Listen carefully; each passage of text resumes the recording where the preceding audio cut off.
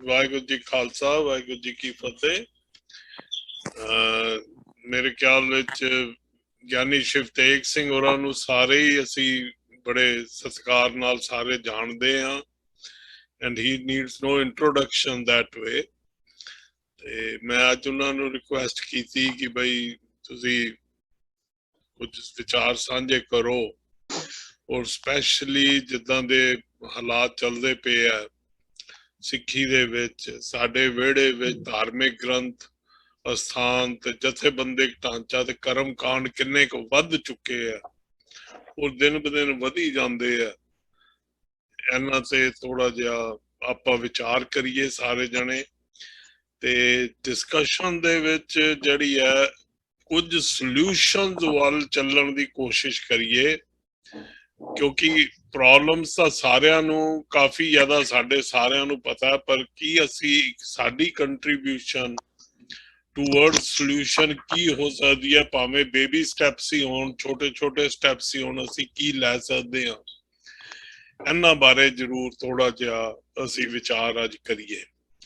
ਸੋ ਭਾਈ ਸ਼ਿਵਤੇਜ ਸਿੰਘ ਜੀ, please floor is yours, ਤੁਸੀਂ ਕਰੋ ਤੇ ਫਿਰ ਅਸੀਂ ਕੁਐਸਚਨ ਆਨਸਰ ਲਈ ਕਰਾਂਗੇ। ਵਾਹਿਗੁਰੂ ਜੀ ਖਾਲਸਾ, ਵਾਹਿਗੁਰੂ ਜੀ ਕੀ ਫਤਿਹ ਜੀ। ਹਾਂਜੀ, ਆਪ ਜੀ ਤੇ ਜਿੰਨੇ ਵੀ ਇਸ ਵੇਲੇ ਆਪਾਂ ਜੁੜ ਬੈਠੇ ਆ ਸਾਰਿਆਂ ਨੂੰ ਬੜੇ ਪਿਆਰ ਸਤਿਕਾਰ ਸਹਿਤ ਫਤਿਹ ਪ੍ਰਵਾਨ ਕਰਨੀ। ਵਾਹਿਗੁਰੂ ਜੀ ਕਾ ਖਾਲਸਾ, ਵਾਹਿਗੁਰੂ ਜੀ ਕੀ ਫਤਿਹ। ਸਿੱਖੀ ਦੇ ਵਿਹੜੇ ਦੀ ਗੱਲ ਆਪਾਂ ਕੀਤੀ ਹੈ। ਇਹਦੇ ਵਿੱਚ ਜੋ ਕੁਛ ਇਸ ਸਮੇਂ ਹਾਲਾਤ ਬਣ ਰਹੇ ਨੇ ਜਾਂ ਆਉਣ ਵਾਲੇ ਸਮੇਂ ਬਾਰੇ ਸਾਨੂੰ ਦੱਸ ਰਹੇ ਨੇ ਇਸ਼ਾਰਾ ਕਿ ਕੀ ਕੁਛ ਹੋਣ ਵਾਲਾ ਹੈ ਜਾਂ ਬੀਤ ਚੁੱਕੇ ਦਾ ਆਪਾਂ ਨੂੰ ਪਤਾ ਹੀ ਹੈ, ਪੜ੍ਹਦੇ ਸੁਣਦੇ, ਅੱਖੀਂ ਦੇਖਦੇ ਹਾਂ। ਧਾਰਮਿਕ ਗ੍ਰੰਥ, ਧਾਰਮਿਕ ਸਥਾਨਾਂ ਦੀ ਗੱਲ, ਜਥੇਬੰਦੀਆਂ ਧਾਰਮਿਕ, ਇਹ ਜਿੰਨਾ ਕੁਛ ਵੀ ਹੈ, ਇਹ ਸਾਰਾ ਕੁਛ ਅਸਲ ਵਿੱਚ ਹੈ ਕੀ, ਇਹ ਚੀਜ਼ ਸਮਝਣੀ ਬਹੁਤ ਜ਼ਰੂਰੀ ਹੈ। ਨਹੀਂ ਤੇ ਜੋ ਮੈਂ ਮਹਿਸੂਸ ਕੀਤਾ ਹੈ ਕਿ ਜਦ ਤੱਕ ਸਿੱਖੀਜ਼ਮ ਰਹੇਗਾ ਤਦ ਤੱਕ ਇਹ ਫਾਈਟ ਇਸੇ ਤਰ੍ਹਾਂ ਚੱਲਦੀ ਹੀ ਰਹਿਣੀ ਹੈ। ਅਸਲ ਵਿੱਚ ਹੈ ਇੱਕ ਛੋਟਾ ਜਿਹਾ ਹੀ ਨੁਕਤਾ।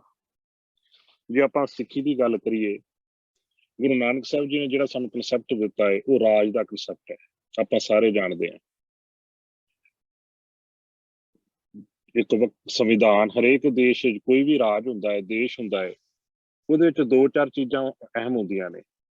ਇੱਕ ਤੇ ਉਸ ਦੇਸ਼ ਦਾ ਸੰਵਿਧਾਨ ਆਪਣਾ ਹੁੰਦਾ ਹੈ। ਇੱਕ ਮਿੰਟ, ਮੈਂ ਮਾਫੀ ਚਾਹਾਂਗਾ।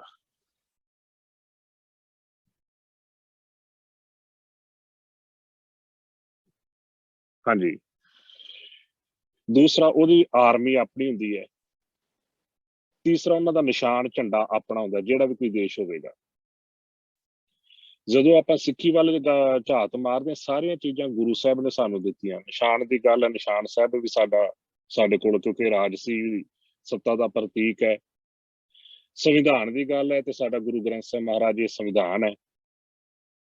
ਆਰਮੀ ਦੀ ਗੱਲ ਹੈ ਤੇ ਇਹਦੇ ਵਿੱਚ ਸਾਡੇ ਵਿੱਚ ਤਰ੍ਹਾਂ ਤਰ੍ਹਾਂ ਦੀ ਨਿਹੰਗ ਸਿੰਘ ਜਥੇਬੰਦੀਆਂ ਜਾਂ ਹੋਰ ਨੇ ਜਿਹੜੀਆਂ ਉਹ ਆਰਮੀ ਦੇ ਰੂਪ ਦੇ ਵਿੱਚ ਨੇ। ਜਦੋਂ ਕਿਸੇ ਦੇਸ਼ ਦੇ ਵਿੱਚ ਆਪਾਂ ਰਹਿੰਦੇ ਹਾਂ ਜਾਂ ਦੇਸ਼ ਦੀ ਗੱਲ ਕਰਦੇ ਹਾਂ, ਅਸਲ 'ਚ ਲੜਾਈ ਹੈ ਕੀ ਸਾਡੀ? ਸੰਵਿਧਾਨ ਸਾਰਿਆਂ ਦਾ ਇੱਕ ਹੀ ਹੁੰਦਾ ਹੈ, ਦੇਸ਼ ਇੱਕ ਹੈ, ਸੰਵਿਧਾਨ ਵੀ ਉਹਦਾ ਇੱਕ ਹੈ, ਪਰ ਉਹਦੇ ਵਿੱਚ ਜਿਹੜੀਆਂ ਵੱਖ-ਵੱਖ ਉਹਨਾਂ ਦੀਆਂ ਕੈਟਾਗਰੀਆਂ ਨੇ, ਉਹਨਾਂ ਦੇ ਸਿਸਟਮ ਅਲੱਗ-ਅਲੱਗ ਹੁੰਦੇ ਆ। ਜਿਵੇਂ ਆਪਾਂ ਇੰਡੀਆ ਦੀ ਗੱਲ ਕਰੀਏ, ਕਿਉਂਕਿ ਉੱਥੋਂ ਸੌਖਾ ਸਮਝ ਲਾਂਗੇ, ਉੱਥੇ ਡਾਕਟਰ ਵੀ ਹੈ, ਵਕੀਲ ਵੀ ਹੈ, ਟੀਚਰ ਵੀ ਹੈ, ਆਮ ਸਿਵਲ ਲੋਕ ਨੇ। ਉੱਥੇ ਉਹਦੇ ਬਰਾਬਰ ਦੂਸਰੇ ਪਾਸੇ ਦੇਖੀਏ ਆਰਮੀ ਵੀ ਹੈ, ਪੁਲਿਸ ਵੀ ਹੈ, ਪਰੰਤੂ ਉਹਨਾਂ ਸਾਰਿਆਂ ਦੇ ਸਿਸਟਮ ਅਲੱਗ-ਅਲੱਗ ਨੇ। ਆਰਮੀ ਦਾ ਸਿਸਟਮ ਅਲੱਗ ਹੈ, ਉਹਨਾਂ ਦੀ ਸਟੱਡੀ ਅਲੱਗ ਹੈ, ਉਹਨਾਂ ਦੀ ਟ੍ਰੇਨਿੰਗ ਅਲੱਗ ਹੈ। ਉਹ ਜਿਹੜੇ ਨੇ ਉਹ ਹੋਰ ਤਰੀਕੇ ਪਾਸੇ ਨੂੰ ਫੋਲੋ ਕਰਦੇ ਨੇ। ਜੇ ਟੀਚਰ ਦੀ ਗੱਲ ਹੈ, ਡਾਕਟਰਾਂ ਦੀ ਗੱਲ ਹੈ, ਵਕੀਲਾਂ ਦੀ ਗੱਲ ਹੈ, ਉਹਨਾਂ ਦੀ ਅਲੱਗ ਸਿਸਟਮ ਹੈ, ਬਿਜ਼ਨਸਮੈਨ ਅਲੱਗ ਸਿਸਟਮ ਹੈ। ਜਿਹੜੀ ਅਸਲੀ ਲੜਾਈ ਚੱਲ ਰਹੀ ਹੈ, ਤੁਸੀਂ ਕਦੇ ਝਾਤ ਮਾਰੋ, ਗੁਰੂ ਗ੍ਰੰਥ ਸਾਹਿਬ ਜੀ ਨੂੰ ਲੈ ਕੇ ਕਿਤੇ ਵੀ ਲੜਾਈ ਨਹੀਂ ਹੈਗੀ। ਜਿਵੇਂ ਦੇਸ਼ ਦੇ ਵਿੱਚ ਸੰਵਿਧਾਨ ਨੂੰ ਲੈ ਕੇ ਲੜਾਈ ਨਹੀਂ ਹੁੰਦੀ। ਹਰ ਗਰੁੱਪ ਕਹਿੰਦਾ ਮੈਂ ਸੰਵਿਧਾਨ ਨੂੰ ਮੰਨਦਾ, ਚਾਹੇ ਨਿਹੰਗ ਸਿੰਘਾਂ ਦੀ ਗੱਲ ਕਰ ਲਓ, ਟਕਸਾਲਾਂ ਦੀ ਗੱਲ ਕਰ ਲਓ, ਡੇਰੇ ਜਿਹੜੇ ਨਾਲ ਜੁੜੇ ਹੋਏ ਨੇ ਕਹਿੰਦੇ ਕਿ ਅਸੀਂ ਸਿੱਖੀ ਦੇ ਵਿੱਚ ਹੀ ਆ, ਉਹਨਾਂ ਦੀ ਵੀ ਗੱਲ ਕਰ ਲਓ, ਸਭਨਾਂ ਨੇ ਪ੍ਰਕਾਸ਼ ਕੀਤੇ। ਸਾਰੇ ਕਹਿੰਦੇ ਜੀ ਅਸੀਂ ਗੁਰੂ ਗ੍ਰੰਥ ਸਾਹਿਬ ਨੂੰ ਮੰਨਦੇ ਹਾਂ। ਚਾਹੇ ਆਪਾਂ ਗੁਰਮਤਿ ਵਿਚਾਰਧਾਰਾ ਵਾਲੇ ਲੋਕਾਂ ਨੂੰ ਦੇਖ ਲਈਏ, ਇਹਦੇ ਤੋਂ ਕੋਈ ਵੀ ਮੁਨਕਰ ਨਹੀਂ, ਇਹਦੇ ਤੋਂ ਕਿਸੇ ਦੀ ਲੜਾਈ ਨਹੀਂ। ਕਦੀ ਟਕਸਾਲੀ ਤੇ ਮਿਸ਼ਨਰੀਆਂ ਦੀ ਲੜਾਈ ਨਹੀਂ ਹੋਈ ਕਿ ਗੁਰੂ ਗ੍ਰੰਥ ਸਾਹਿਬ ਜੀ ਨੂੰ ਲੈ ਕੇ। ਕਦੇ ਵੀ ਕਿਸੇ ਨਿਹੰਗਾਂ ਦੀ ਜਾਂ ਹੋਰਨਾਂ ਦੀ ਲੜਾਈ ਨਹੀਂ ਹੋਈ ਗੁਰੂ ਗ੍ਰੰਥ ਸਾਹਿਬ ਜੀ ਨੂੰ ਲੈ ਕੇ। ਤੇ ਲੜਾਈ ਕਿਹੜੀ ਚੀਜ਼ ਤੇ ਹੋ ਰਹੀ ਹੈ? ਲੜਾਈ ਹੋ ਰਹੀ ਹੈ ਜਿਹੜੇ ਉਹਨਾਂ ਦੇ ਆਪਣੀਆਂ ਜਥੇਬੰਦੀਆਂ ਦੇ ਵੱਖ-ਵੱਖ ਸਿਸਟਮ ਨੇ, ਉਹਨਾਂ ਦੇ ਆਪੋ ਆਪਣੇ ਵੱਖ-ਵੱਖ ਕਹਿ ਲਓ ਪੁਸਤਕਾਂ ਨੇ, ਜਿਹਨੂੰ ਫੋਲੋ ਕਰਦੇ ਨੇ। ਮੰਨਦੇ ਸਾਰੇ ਗੁਰੂ ਗ੍ਰੰਥ ਸਾਹਿਬ ਨੂੰ ਹੈ, ਪਰੰਤੂ ਉਹਦੇ ਨਾਲ ਨਾਲ ਜਿਹੜੇ ਉਹਨਾਂ ਦੇ ਗਰੁੱਪਾਂ ਦੇ ਵਿੱਚ, ਜਥੇਬੰਦੀਆਂ ਦੇ ਵਿੱਚ, ਜਾਂ ਜਿਹੜੇ ਵੀ ਉਹਨਾਂ ਦੇ ਹੈਗੇ, ਉਹਨਾਂ ਦੇ ਜਿਹੜੇ ਆਪਣੇ ਨਿੱਜੀ ਗ੍ਰੰਥ ਨੇ, ਉਹਨਾਂ ਚੀਜ਼ਾਂ ਨੂੰ ਲੈ ਕੇ, ਜਾਂ ਉਹਨਾਂ ਦੇ ਆਪਣੇ ਜਿਹੜੇ ਕਰਮ ਕਾਂਡ ਨੇ, ਉਹਨਾਂ ਨੂੰ ਲੈ ਕੇ ਜਿਹੜੀ ਫਾਈਟ ਚੱਲ ਰਹੀ ਹੈ। ਆਮ ਲਿਬਰਲ ਸੋਚ ਵਾਲਾ ਸਿੱਖ ਜਿਹੜਾ ਹੈ ਉਹ ਕਹਿੰਦਾ ਹੈ ਕਿ ਇਹਨਾਂ ਦੇ ਜੋ ਇਹ ਕੰਮ ਕਰ ਰਹੇ ਨੇ ਰੌਂਗ ਹੈ, ਇਹ ਸਾਡੀ ਸਿੱਖੀ ਵਿੱਚ ਨਹੀਂ ਹੈ। ਹੁਣ ਉਹ ਜਿਹੜੇ ਕਰਮ ਕਰ ਰਹੇ ਨੇ ਉਹ ਉਹਨਾਂ ਦਾ ਇੱਕ ਆਪਣਾ ਸਿਸਟਮ ਹੈ। ਜਿਸ ਤਰ੍ਹਾਂ ਆਰਮੀ ਦੇ ਇੱਕ ਆਪਣਾ ਉਹਨਾਂ ਦਾ, ਬੇਸ਼ੱਕ ਭਾਵੇਂ ਕੋਰਟ ਹੈਗੀ ਹੈ, ਸੈਸ਼ਨ ਕੋਰਟ ਹੈ, ਹਾਈ ਕੋਰਟ ਹੈ, ਸੁਪਰੀਮ ਕੋਰਟ ਹੈ, ਪਰੰਤੂ ਉਹ ਉਹਨਾਂ ਦੇ ਆਪਣੇ ਇੱਕ ਮਾਰਸ਼ਲ ਕੋਰਟ ਵੱਖਰੀ ਹੁੰਦੀ ਹੈ ਜਿੱਥੇ ਫੈਸਲੇ ਕੀਤੇ ਜਾਂਦੇ ਨੇ। ਸਭਨਾਂ ਦਾ ਇਸੇ ਤਰ੍ਹਾਂ ਇੱਕ ਵੱਖਰੇ ਵੱਖਰੇ ਪੈਨਲ ਬਣੇ ਹੁੰਦੇ ਨੇ। ਜੇ ਆਪਾਂ ਉਹਨਾਂ ਦੀ ਗੱਲ ਕਰਦੇ ਹਾਂ, ਜਿਹੜੇ ਪਰੰਪਰਾਵਾਦੀ ਲੋਕ ਨੇ, ਜਿਹੜੇ ਪਰੰਪਰਾਵਾਂ ਨੂੰ ਮੰਨ ਰਹੇ ਨੇ, ਉਹਨਾਂ ਮਨੌਤਾਂ ਦੇ ਮੁਤਾਬਕ ਹੀ ਚੱਲ ਰਹੇ ਨੇ, ਸੰਪਰਦਾਇਕ ਲੋਕ ਨੇ, ਉਹ ਵੀ ਦਾਅਵਾ ਕਰਦੇ ਨੇ ਅਸੀਂ ਸਿੱਖ ਹਾਂ, ਗੁਰੂ ਗ੍ਰੰਥ ਸਾਹਿਬ ਜੀ ਨੂੰ ਅਸੀਂ ਮੰਨਦੇ ਹਾਂ ਆਪਣਾ ਗੁਰੂ। ਉਹ ਕਹਿ ਰਹੇ ਨੇ ਕਿ ਜਿਹੜੇ ਇਹ ਲਿਬਰਲ ਸੋਚ ਵਾਲੇ ਜਿਹੜੇ ਆਮ ਲੋਕ ਨੇ, ਜੋ ਅਸੀਂ ਕਰ ਰਹੇ ਹਾਂ ਇਹ ਅਸਲੀ ਸਿੱਖੀ ਹੈ, ਉਹ ਸਿੱਖੀ ਤੋਂ ਦੂਰ ਜਾ ਰਹੇ ਨੇ। ਲੜਾਈ ਇਹਨਾਂ ਚੀਜ਼ਾਂ ਦੀ ਹੋ ਰਹੀ ਹੈ ਸਾਰੇ ਸਿੱਖੀ ਦਾ ਹਿੱਸਾ, ਇਹਨਾਂ ਵਿੱਚੋਂ ਕੋਈ ਵੀ ਰੌਂਗ ਨਹੀਂ ਹੈ। ਤੁਸੀਂ ਕਦੇ ਦੇਖੋ ਪਹਿਲੇ ਸਮਿਆਂ ਦੇ ਵਿੱਚ ਵੀ ਇਤਿਹਾਸ ਪੜ੍ਹਦੇ ਉਹਦੇ ਜ਼ਿਕਰ ਆਉਂਦਾ, ਜਿਸ ਵੇਲੇ ਮੱਸੇ ਰੰਘੜ ਦਾ ਸਿਰ ਵੱਢਿਆ, ਉਸ ਵੇਲੇ ਵੀ ਦਸਮ ਗ੍ਰੰਥ ਨੂੰ ਲੈ ਕੇ ਇੱਕ ਵਿਵਾਦ ਛਿੜਿਆ ਹੋਇਆ ਸੀ। ਲਿਖਤਾਂ ਸਾਡੇ ਸਾਹਮਣੇ ਆ। ਉਦੋਂ ਫੈਸਲਾ ਕੀਤਾ ਸੀ ਵੀ ਜੇ ਸਿਰ ਵੱਢ ਕੇ ਲੈ ਆਉਣਗੇ ਮੱਸੇ ਰੰਘੜ ਦਾ, ਜਿਵੇਂ ਚੱਲ ਰਿਹਾ ਉਸੇ ਤਰ੍ਹਾਂ ਸਿਸਟਮ ਚੱਲੇਗਾ। ਉਦੋਂ ਵੀ ਦਸਮ ਗ੍ਰੰਥ ਨੂੰ ਲੈ ਕੇ ਵਿਵਾਦ ਸੀ। ਭਾਈ ਕਾਹਨ ਸਿੰਘ ਨਾਭਾ ਜੀ ਨੇ ਇਹਦਾ ਜ਼ਿਕਰ ਬਾਕਾਇਦਾ ਲਿਖਿਆ ਹੈ, ਆਪਾਂ ਪੜ੍ਹ ਸਕਦੇ ਉਹਨਾਂ ਦੀ ਲਿਖਤਾਂ ਵਿੱਚੋਂ। ਇਹਦਾ ਮਤਲਬ ਸਾਰੀਆਂ ਚੀਜ਼ਾਂ ਜਿਹੜੀਆਂ ਵਾ ਸ਼ੁਰੂ ਤੋਂ ਚੱਲੀਆਂ ਆ ਰਹੀਆਂ ਨੇ, ਉਹਨਾਂ ਦੇ ਆਪਣੇ ਸਿਸਟਮ, ਉਹਨਾਂ ਦੇ ਆਪਣੇ ਸੰਵਿਧਾਨ। ਹੁਣ ਜਿਹੜੇ ਸੰਪਰਦਾਇਕ ਲੋਕ ਨੇ ਉਹ ਕਹਿੰਦੇ ਜੀ ਰਾਤ ਨੂੰ ਤੜਕੇ ਅੰਮ੍ਰਿਤ ਵੇਲਾ ਹੁੰਦਾ, ਉਦੋਂ ਉੱਠਣਾ ਹੈ, ਉੱਠ ਕੇ ਇਸ਼ਨਾਨ ਕਰਨਾ ਹੈ, ਆਪਾਂ ਸਰਬਲੋ ਦੇ ਭਾਂਡਿਆਂ 'ਚ ਖਾਣਾ ਹੈ, ਆਪਾਂ ਇਹੋ ਜਿਹੀ ਵਰਦੀ ਪਾਉਣੀ ਹੈ, ਇਹੋ ਜਿਹਾ ਆਹ ਕੰਮ ਕਰਨਾ। ਉਹਨਾਂ ਦੀਆਂ ਪਰੰਪਰਾਵਾਂ ਨੇ। ਜਿਹੜਾ ਆਮ ਸਿੱਖ ਹੈ ਉਹ ਕਾਰੋਬਾਰੀ ਹੈ, ਕਿਰਤ ਵਿਰਤ ਕਰਨ ਵਾਲਾ ਵਾ, ਉਹ ਇਹਨਾਂ ਚੀਜ਼ਾਂ ਨੂੰ ਫੋਲੋ ਨਹੀਂ ਕਰ ਸਕਦਾ। ਉਹ ਜਿਹੜੇ ਪਰੰਪਰਾਵਾਦੀ ਨੂੰ ਫਿਰ ਕਹਿੰਦੇ ਵੇਖੋ ਜੀ ਸਿੱਖੀ ਤੋਂ ਦੂਰ ਹੋ ਗਏ, ਸਿੱਖੀ ਤੇ ਹੈ ਹੀ ਆਹ ਚੀਜ਼। ਜਿਹੜੇ ਲਿਬਰਲ ਹੈ ਉਹ ਕਹਿੰਦੇ ਤੇ ਕਰਮਕਾਂਡ ਨੇ, ਇਹਨਾਂ ਦਾ ਸਿੱਖੀ ਨਾਲ ਸੰਬੰਧ ਹੀ ਕੋਈ ਨਹੀਂ, ਸਿਰਫ ਫਾਈਟ ਇਸ ਚੀਜ਼ ਦੀ ਚੱਲ ਰਹੀ ਹੈ। ਇਹ ਚੀਜ਼ ਸਮਝਣੀ ਬਹੁਤ ਜ਼ਰੂਰੀ ਹੈ। ਦੂਜੀ ਚੀਜ਼, ਬੇਸ਼ੱਕ ਭਾਵੇਂ ਆਰਮੀ ਦਾ ਆਪਣਾ ਸਿਸਟਮ ਹੈ, ਦੂਜਿਆਂ ਦਾ ਆਪਣਾ ਸਿਸਟਮ ਹੈ, ਤੀਸਰਿਆਂ ਦਾ ਆਪਣਾ ਸਿਸਟਮ ਹੈ, ਪਰ ਸੰਵਿਧਾਨ ਦੇ ਬਰਾਬਰ ਕੋਈ ਸ਼ੈ ਨਹੀਂ ਹੁੰਦੀ। ਸੰਵਿਧਾਨ ਜਿਹੜਾ ਹੈ ਉਹ ਜਿਹੜਾ ਵੀ ਕੋਈ ਉੱਥੋਂ ਦਾ ਨਾਗਰਿਕ ਹੈ ਸਭਨਾਂ ਨੂੰ ਮੰਨਣਾ ਹੀ ਪੈਂਦਾ ਹੈ, ਉਹਦੇ ਪੈਰਲਲ ਕੋਈ ਚੀਜ਼ ਨਹੀਂ ਹੋ ਸਕਦੀ। ਪ੍ਰੋਬਲਮ ਸਾਡੇ ਸਿੱਖੀਜ਼ਮ ਵਿੱਚ ਇਹ ਆ ਗਈ ਕਿ ਜਿਹੜੇ ਇਹਨਾਂ ਦੇ ਆਪਣੇ ਨਿੱਜੀ ਗ੍ਰੰਥ ਸੀ, ਨਿੱਜੀ ਪੁਸਤਕਾਂ ਸੀ, ਇਹਨਾਂ ਦੀਆਂ ਰਹੁ ਰੀਤਾਂ ਵਾਲੀਆਂ ਪਰੰਪਰਾਵਾਂ ਨਾਲ ਭਰੀਆਂ ਹੋਈਆਂ ਜਿਹੜੀਆਂ ਸੀ, ਉਹਨਾਂ ਨੂੰ ਗੁਰੂ ਗ੍ਰੰਥ ਸਾਹਿਬ ਜੀ ਦੇ ਪੈਰਲਲ ਲਿਆ ਕੇ ਜਦੋਂ ਖੜਾ ਕਰ ਦਿੱਤਾ ਗਿਆ, ਉੱਥੇ ਆ ਕੇ ਵਿਵਾਦ ਛਿੜ ਗਿਆ। ਹੁਣ ਜਿਹੜਾ ਪਿਛਲੇ ਦਿਨੀ ਵਾਪਰਿਆ ਹੈ, ਜਿਹੜਾ ਸਿੰਘੂ ਬਾਰਡਰ ਤੇ ਕਿ ਸਰਬਲੋਕ ਗ੍ਰੰਥ ਦਾ ਵਿਵਾਦ ਛਿੜਿਆ, ਕਿ ਉਹਦੀ ਉਹਨੇ ਨਿਰਾਦਰੀ ਕੀਤੀ। ਹੋ ਸਕਦਾ ਬਹੁਤਿਆਂ ਨੂੰ ਪਹਿਲਾਂ ਨਹੀਂ ਸੀ ਪਤਾ ਸਰਬਲੋਕ ਗ੍ਰੰਥ ਕੀ ਹੈ। ਮੈਂ ਸਰਬਲੋਕ ਗ੍ਰੰਥ ਪੜ੍ਹਿਆ ਹੈ, ਜਦੋਂ ਨਹੀਂ ਸੀ ਸਾਨੂੰ ਵੀ ਸਮਝ, ਅਸੀਂ ਵੀ ਕਿਤੇ ਨਾ ਕਿਤੇ ਜ਼ਰੂਰ ਗਾਹੇ ਬਗਾਹੇ ਉਹਨਾਂ ਚੀਜ਼ਾਂ ਨੂੰ ਪੜ੍ਹਦੇ ਸਾਂ, ਸਟੱਡੀ ਕਰਦੇ ਸਾਂ। ਸਾਡੇ ਮੁਤਾਬਕ ਵੀ ਇਹ ਸੀ ਵੀ ਇਹ ਸਿੱਖੀ ਦੀ ਬਹੁਤ ਵੱਡੀ ਇੱਕ ਕੋਈ ਖਜ਼ਾਨਾ ਹੈ। ਹੁਣ ਉਹਦੇ ਵਿੱਚ ਜਿਹੜਾ ਆਪਾਂ ਆਮ ਜਿਹੜੇ ਸੁਣਦੇ ਆ, ਪੜ੍ਹਦੇ ਆ, ਬੈਨਰਾਂ ਦੇ ਉੱਪਰ ਲਿਖਿਆ ਹੁੰਦਾ ਹੈ ਜਦੋਂ ਵਿਸਾਖੀ ਦਾ ਟਾਈਮ ਹੁੰਦਾ ਹੈ, ਖਾਲਸਾ ਅਕਾਲ ਪੁਰਖ ਕੀ ਫੌਜ, ਪ੍ਰਗਟਿਓ ਖਾਲਸਾ ਪਰਮਾਤਮ ਕੀ ਮੌਜ, ਜਾਂ ਖਾਲਸਾ ਮੇਰੀ ਜਾਨ ਕੀ ਜਾਨ। ਜਿੰਨੀ ਉਪਮਾ ਸਾਰੀ ਸਰਬਲੋਕ ਗ੍ਰੰਥ ਵਿੱਚ ਲਿਖੀ ਹੋਈ ਹੈ। ਉਹਦਾ ਬੇਸ ਕੀ ਹੈ? ਗ੍ਰੰਥ ਦਾ ਬੇਸ ਇਹ ਹੈ ਕਿ ਉਹ ਮਨੌਤ ਉਹਨਾਂ ਦੀ ਮੰਨਣਾ ਵਾ। ਉਹਦੇ ਵਿੱਚ ਵੀ ਉਹਦਾ ਜ਼ਿਕਰ ਕੀਤਾ ਹੋਇਆ ਹੈ ਕਿ ਜਦੋਂ ਜਿਹੜੇ ਦੇਵਤੇ ਸੀ ਉਹਨਾਂ ਵਿੱਚ ਹੰਕਾਰ ਪੈਦਾ ਹੋ ਗਿਆ, ਉਹਨਾਂ ਦੇ ਹੰਕਾਰ ਨੂੰ ਤੋੜਨ ਵਾਸਤੇ ਫਿਰ ਜਿਹੜਾ ਰੱਬ ਸੀ, ਉਹਨੇ ਫਿਰ ਰਾਖਸ਼ ਪੈਦਾ ਕੀਤੇ, ਰਾਖਸ਼ਾਂ ਦੀ ਤੇ ਉਹਨਾਂ ਦੇਵਤਿਆਂ ਦੀ ਫਾਈਟ ਚੱਲ ਰਹੀ ਹੈ। ਹੁਣ ਉਸ ਫਾਈਟ ਦਾ ਸਾਰਾ ਜ਼ਿਕਰ ਹੈ, ਉਹਦੇ ਵਿੱਚ ਵੀ ਬੀਰਜਨਾਦ ਆਉਂਦਾ ਹੈ, ਬੱਜਰਨਾਥ ਆਉਂਦਾ ਹੈ, ਉਹਨਾਂ ਦੀ ਲੜਾਈ ਚੱਲਦੀ ਹੈ। ਉਹਦੇ ਕਰਦਿਆਂ ਅੱਗੇ ਜਾ ਕੇ ਜਿਹੜਾ ਸੀ ਖਾਲਸੇ ਦੀ ਉਪਮਾ ਉਹਦੇ ਚ ਐਡ ਕਰ ਦਿੱਤੀ। ਹੁਣ ਹੁੰਦਾ ਕੀ ਹੈ, ਤੁਸੀਂ ਕਈ ਵਾਰ ਗੌਰ ਕੀਤਾ ਹੋਵੇਗਾ, ਜਦੋਂ ਕਿਤੇ ਦਸਮ ਗ੍ਰੰਥ ਦੀ ਗੱਲ ਚੱਲਦੀ ਹੈ ਨਾ, ਗੁਰੂ ਗ੍ਰੰਥ ਸਾਹਿਬ ਦੇ ਬਰਾਬਰ ਪੈਰਲਲ ਪ੍ਰਕਾਸ਼ ਨਹੀਂ ਕਰਨਾ, ਉਹਨਾਂ ਕੋਲ ਇੱਕੋ ਹੀ ਹਥਿਆਰ ਹੁੰਦਾ ਹੈ। ਵੇਖੋ ਜੀ, ਇਹ ਤੇ ਫਿਰ ਨੇਤਰੇਮ ਦੀਆਂ ਬਾਣੀਆਂ ਤੇ ਕਿੰਤੂ ਹੋ ਗਈ, ਇਹ ਤੇ ਫਿਰ ਅੰਮ੍ਰਿਤ ਨੂੰ ਵੀ ਰੱਦ ਕਰਨਗੇ, ਅਰਦਾਸ ਕਿੱਥੋਂ ਕਰਨਗੇ ਆਪਣੀ। ਇਹ ਦਸਮ ਗ੍ਰੰਥ ਦੀਆਂ ਬਾਣੀਆਂ ਤੋਂ ਬਗੈਰ ਅੰਮ੍ਰਿਤ ਕਿਵੇਂ ਤਿਆਰ ਕਰ ਲੈਣਗੇ ਖੰਡੇ ਬੱਟ ਜੀ ਪਾਹਲ ਨੂੰ? ਕਿਉਂ? ਕਿਉਂਕਿ ਉਹ ਚੀਜ਼ਾਂ ਉਹਦੇ ਵਿੱਚ ਹੈਗੀਆਂ ਨੇ। ਗੱਲ ਕਰਦੇ ਆ ਕਿ ਗੁਰੂ ਗ੍ਰੰਥ ਸਾਹਿਬ ਦੇ ਪੈਰਲਲ ਪ੍ਰਕਾਸ਼ ਕਿਸੇ ਦਾ ਨਹੀਂ ਕਰਨਾ, ਤੇ ਉਹ ਦੂਜੇ ਪਾਸੇ ਉਹਨੂੰ ਖਿੱਚ ਕੇ ਅੱਗੇ ਲੈ ਆਉਂਦੇ। ਇਸੇ ਤਰ੍ਹਾਂ ਜਦੋਂ ਆਪਾਂ ਸਰਬਲੋਕ ਗ੍ਰੰਥ ਦੀ ਗੱਲ ਕਰਾਂਗੇ, ਉਹਨਾਂ ਕਹਿਣਾ ਵੇਖੋ ਜੀ ਖਾਲਸੇ ਦੀ ਵਡਿਆਈ ਸਾਰੀ ਉਹਦੇ ਵਿੱਚ, ਤੁਸੀਂ ਖਾਲਸੇ ਨੂੰ ਹੀ ਰੱਦ ਕਰੀ ਜਾ ਰਹੇ ਹੋ। ਦਸਮ ਗ੍ਰੰਥ ਵਿੱਚ ਕਿਤੇ ਫਤਿਹ ਦਾ ਕੁਛ ਵੀ ਜ਼ਿਕਰ ਨਹੀਂ ਲਿਖਿਆ ਵੀ। ਉਹਦੇ ਵਿੱਚ ਵਾਹਿਗੁਰੂ ਜੀ ਕਾ ਖਾਲਸਾ, ਵਾਹਿਗੁਰੂ ਜੀ ਕੀ ਫਤਿਹ ਹੈ, ਇਹ ਲਫ਼ਜ਼ ਉਹਦੇ ਵਿੱਚ ਲਿਖਿਆ ਸਰਬਲੋਕ ਗ੍ਰੰਥ ਵਿੱਚ। ਜਦੋਂ ਖਾਲਸੇ ਦੀ ਉਪਮਾ ਕਰਦੇ ਨੇ, ਜਜਨ ਭਜਨ ਮਮ ਖਾਲਸਾ, ਖਾਲਸਾ ਪੂਜ ਬੇਜੋਗ, ਦਾਸ ਗੋਬਿੰਦ ਫਤਿਹ ਖਾਲਸਾ, ਦਰਸ ਪਰਸ ਮਿਟੇ ਸੋਗ, ਇਹ ਜਿੱਥੇ ਲਿਖਿਆ ਨਾ ਸਾਰਾ ਕੁਝ, ਉਹਦੇ ਵਿੱਚ ਇਹ ਜ਼ਿਕਰ ਲਿਖਿਆ ਹੋਇਆ ਵਾਹਿਗੁਰੂ ਜੀ ਕਾ ਖਾਲਸਾ ਤੇ ਵਾਹਿਗੁਰੂ ਜੀ ਕੀ ਫਤਿਹ ਹੈ। ਹੁਣ ਸਵਾਲ ਖੜਾ ਹੋ ਜਾਣਾ, ਇਹ ਤੇ ਜੀ ਫਤਿਹ ਨੂੰ ਵੀ ਰੱਦ ਕਰਨ ਲੱਗ ਪਏ। ਸਾਡਾ ਤੇ ਇਤਿਹਾਸ ਹੈ, ਜਿੱਥੇ ਵੀ ਦੋ ਸਿੰਘ ਮਿਲਦੇ ਨੇ ਆਪਸ ਵਿੱਚ ਫਤਿਹ ਬੁਲਾਉਂਦੇ ਨੇ, ਅਸੀਂ ਤੇ ਸਟੇਜਾਂ ਤੇ ਵੀ ਫਤਿਹ ਬੁਲਾਉਂਦੇ ਹਾਂ, ਤੇ ਸਰਬਲੋਕ ਗ੍ਰੰਥ ਲੋਹ ਦੀ ਦੇਣ ਹੈ, ਸਰਬਲੋਕ ਗ੍ਰੰਥ ਦੀ। ਇਹ ਬਹੁਤ ਸਾਰੀਆਂ ਚੀਜ਼ਾਂ ਜਿਹੜੀਆਂ ਸੀ ਨਾ, ਹੈ ਤੇ ਸੀ ਉਹਨਾਂ ਲਈ ਨਿੱਜੀ, ਉਹਨਾਂ ਦੇ ਗਰੁੱਪ ਲਈ ਕਹਿ ਲਓ, ਉਹਨਾਂ ਦੀ ਜਥੇਬੰਦੀ ਲਈ ਕਹਿ ਲਓ, ਉਹ ਉਹਨੂੰ ਪੜ੍ਹਦੇ ਸਨ, ਪਰੰਤੂ ਉਹਨੂੰ ਇਹਨਾਂ ਨੇ ਜਿਹੜਾ ਸੀ ਗੁਰੂ ਗ੍ਰੰਥ ਸਾਹਿਬ ਦੇ ਬਰਾਬਰ ਲਿਆ ਕੇ ਕਿ ਇਹ ਸਿੱਖੀ ਦਾ ਸੰਵਿਧਾਨ ਹੈ ਅਸਲੀ, ਉਹ ਚੀਜ਼ ਜਿਹੜੀ ਜਦੋਂ ਪ੍ਰਚਾਰਨੇ ਸ਼ੁਰੂ ਕਰ ਦਿੱਤੀ, ਉੱਥੋਂ ਫਾਈਟ ਸ਼ੁਰੂ ਹੋ ਗਈ, ਲੜਾਈ ਸ਼ੁਰੂ ਹੋ ਗਈ। ਦੂਜੀ ਚੀਜ਼ ਮੈਂ ਮਹਿਸੂਸ ਕੀਤੀ ਹੈ, ਇੱਕ ਡਾਕਟਰ ਕਰਤਾਰ ਸਿੰਘ ਸੋਲਨ, ਮੈਂ ਪਹਿਲਾਂ ਵੀ ਕਈ ਵਾਰ ਇਸ ਘਟਨਾ ਦਾ ਜ਼ਿਕਰ ਕੀਤਾ ਹੈ, ਉਹਨਾਂ ਦੀ ਜਿਹੜੀ ਲਿਖਤ ਹੈ ਗੁਰਮਤਿ ਦੇ ਮੁੱਢਲੇ ਅਸੂਲ, ਉਹਦੇ ਵਿੱਚ ਉਹਨਾਂ ਨੇ ਭੂਮਿਕਾ ਚ ਲਿਖਿਆ। ਉਹ ਲਿਖਦੇ ਕਹਿੰਦੇ ਉਹਨਾਂ ਦਾ ਕੋਈ ਰਿਸ਼ਤੇਦਾਰ ਸੀ, ਹਜੂਰ ਸਾਹਿਬ ਰਹਿੰਦੇ ਸੀ, ਤੇ ਉੱਥੇ ਉਹਦੀ ਡੈਥ ਹੋ ਗਈ। ਆਪਣੇ ਸੁਭਾਵਕ ਹੈ, ਜਦੋਂ ਕਿਸੇ ਦੀ ਡੈਥ ਹੁੰਦੀ ਹੈ ਤੇ ਅਖੰਡ ਪਾਠ ਸਾਹਿਬ ਜਾਂ ਸਹਿਜ ਪਾਠ ਹੁੰਦਾ, ਉਹਦੀ ਸਮਾਪਤੀ ਤੇ ਸਾਰੇ ਰਿਸ਼ਤੇਦਾਰ ਸਾਕ ਸੰਬੰਧੀ ਇਕੱਠੇ ਹੁੰਦੇ ਆ। ਡਾਕਟਰ ਕਰਤਾਰ ਸਿੰਘ ਸੋਲਨ ਲਿਖਦੇ ਕਹਿੰਦੇ ਮੈਂ ਵੀ ਗਿਆ, ਕੀਰਤਨ ਹੋਇਆ, ਕੀਰਤਨ ਤੋਂ ਬਾਅਦ ਜਿਹੜੇ ਉੱਥੋਂ ਦੇ ਹਜੂਰ ਸਾਹਿਬ ਦੇ ਪ੍ਰਚਾਰਕ ਸੀ, ਉਹਨਾਂ ਨੇ ਆਪਣੀ ਕਥਾ ਵਾਰਤਾ ਕੀਤੀ, ਤੇ ਕਥਾ ਵਾਰਤਾ ਦੀ ਸਮਾਪਤੀ ਤੋਂ ਬਾਅਦ ਕਹਿਣ ਲੱਗੇ ਕਿ ਜਿਹੜੇ ਪਰਿਵਾਰ ਵਾਲੇ ਜੀ ਨੇ, ਉਹ ਕਾਪੀ ਦੇ ਪੈਨ ਲੈ ਕੇ ਉਹ ਨੋਟ ਕਰ ਲੈਣ, ਜੋ ਗੁਰੂ ਗੋਬਿੰਦ ਸਿੰਘ ਜੀ ਦੇ ਅੰਤਲੇ ਸ਼ਬਦ ਸੀ ਪ੍ਰਾਣੀ ਦੇ ਚੜ੍ਹਾਈ ਕਰਨ ਤੋਂ ਬਾਅਦ ਦੇ, ਉਹ ਮੈਂ ਤੁਹਾਨੂੰ ਲਿਖਾ ਦਿਆਂ। ਹੁਣ ਡਾਕਟਰ ਕਰਤਾਰ ਸਿੰਘ ਸੋਲਨ ਜਿਹੜੇ ਨੇ, ਇਹ ਰਾਈਟਰ ਸੀ, ਇਹਨਾਂ ਦੇ ਕੋਲ ਵੀ ਛੋਟੀ ਜਿਹੀ ਇੱਕ ਕਾਪੀ ਸੀ ਜਿਹਦੇ ਤੇ ਫੋਨ ਨੰਬਰ ਵਗੈਰਾ ਆਪਾਂ ਲਿਖਦੇ ਆ।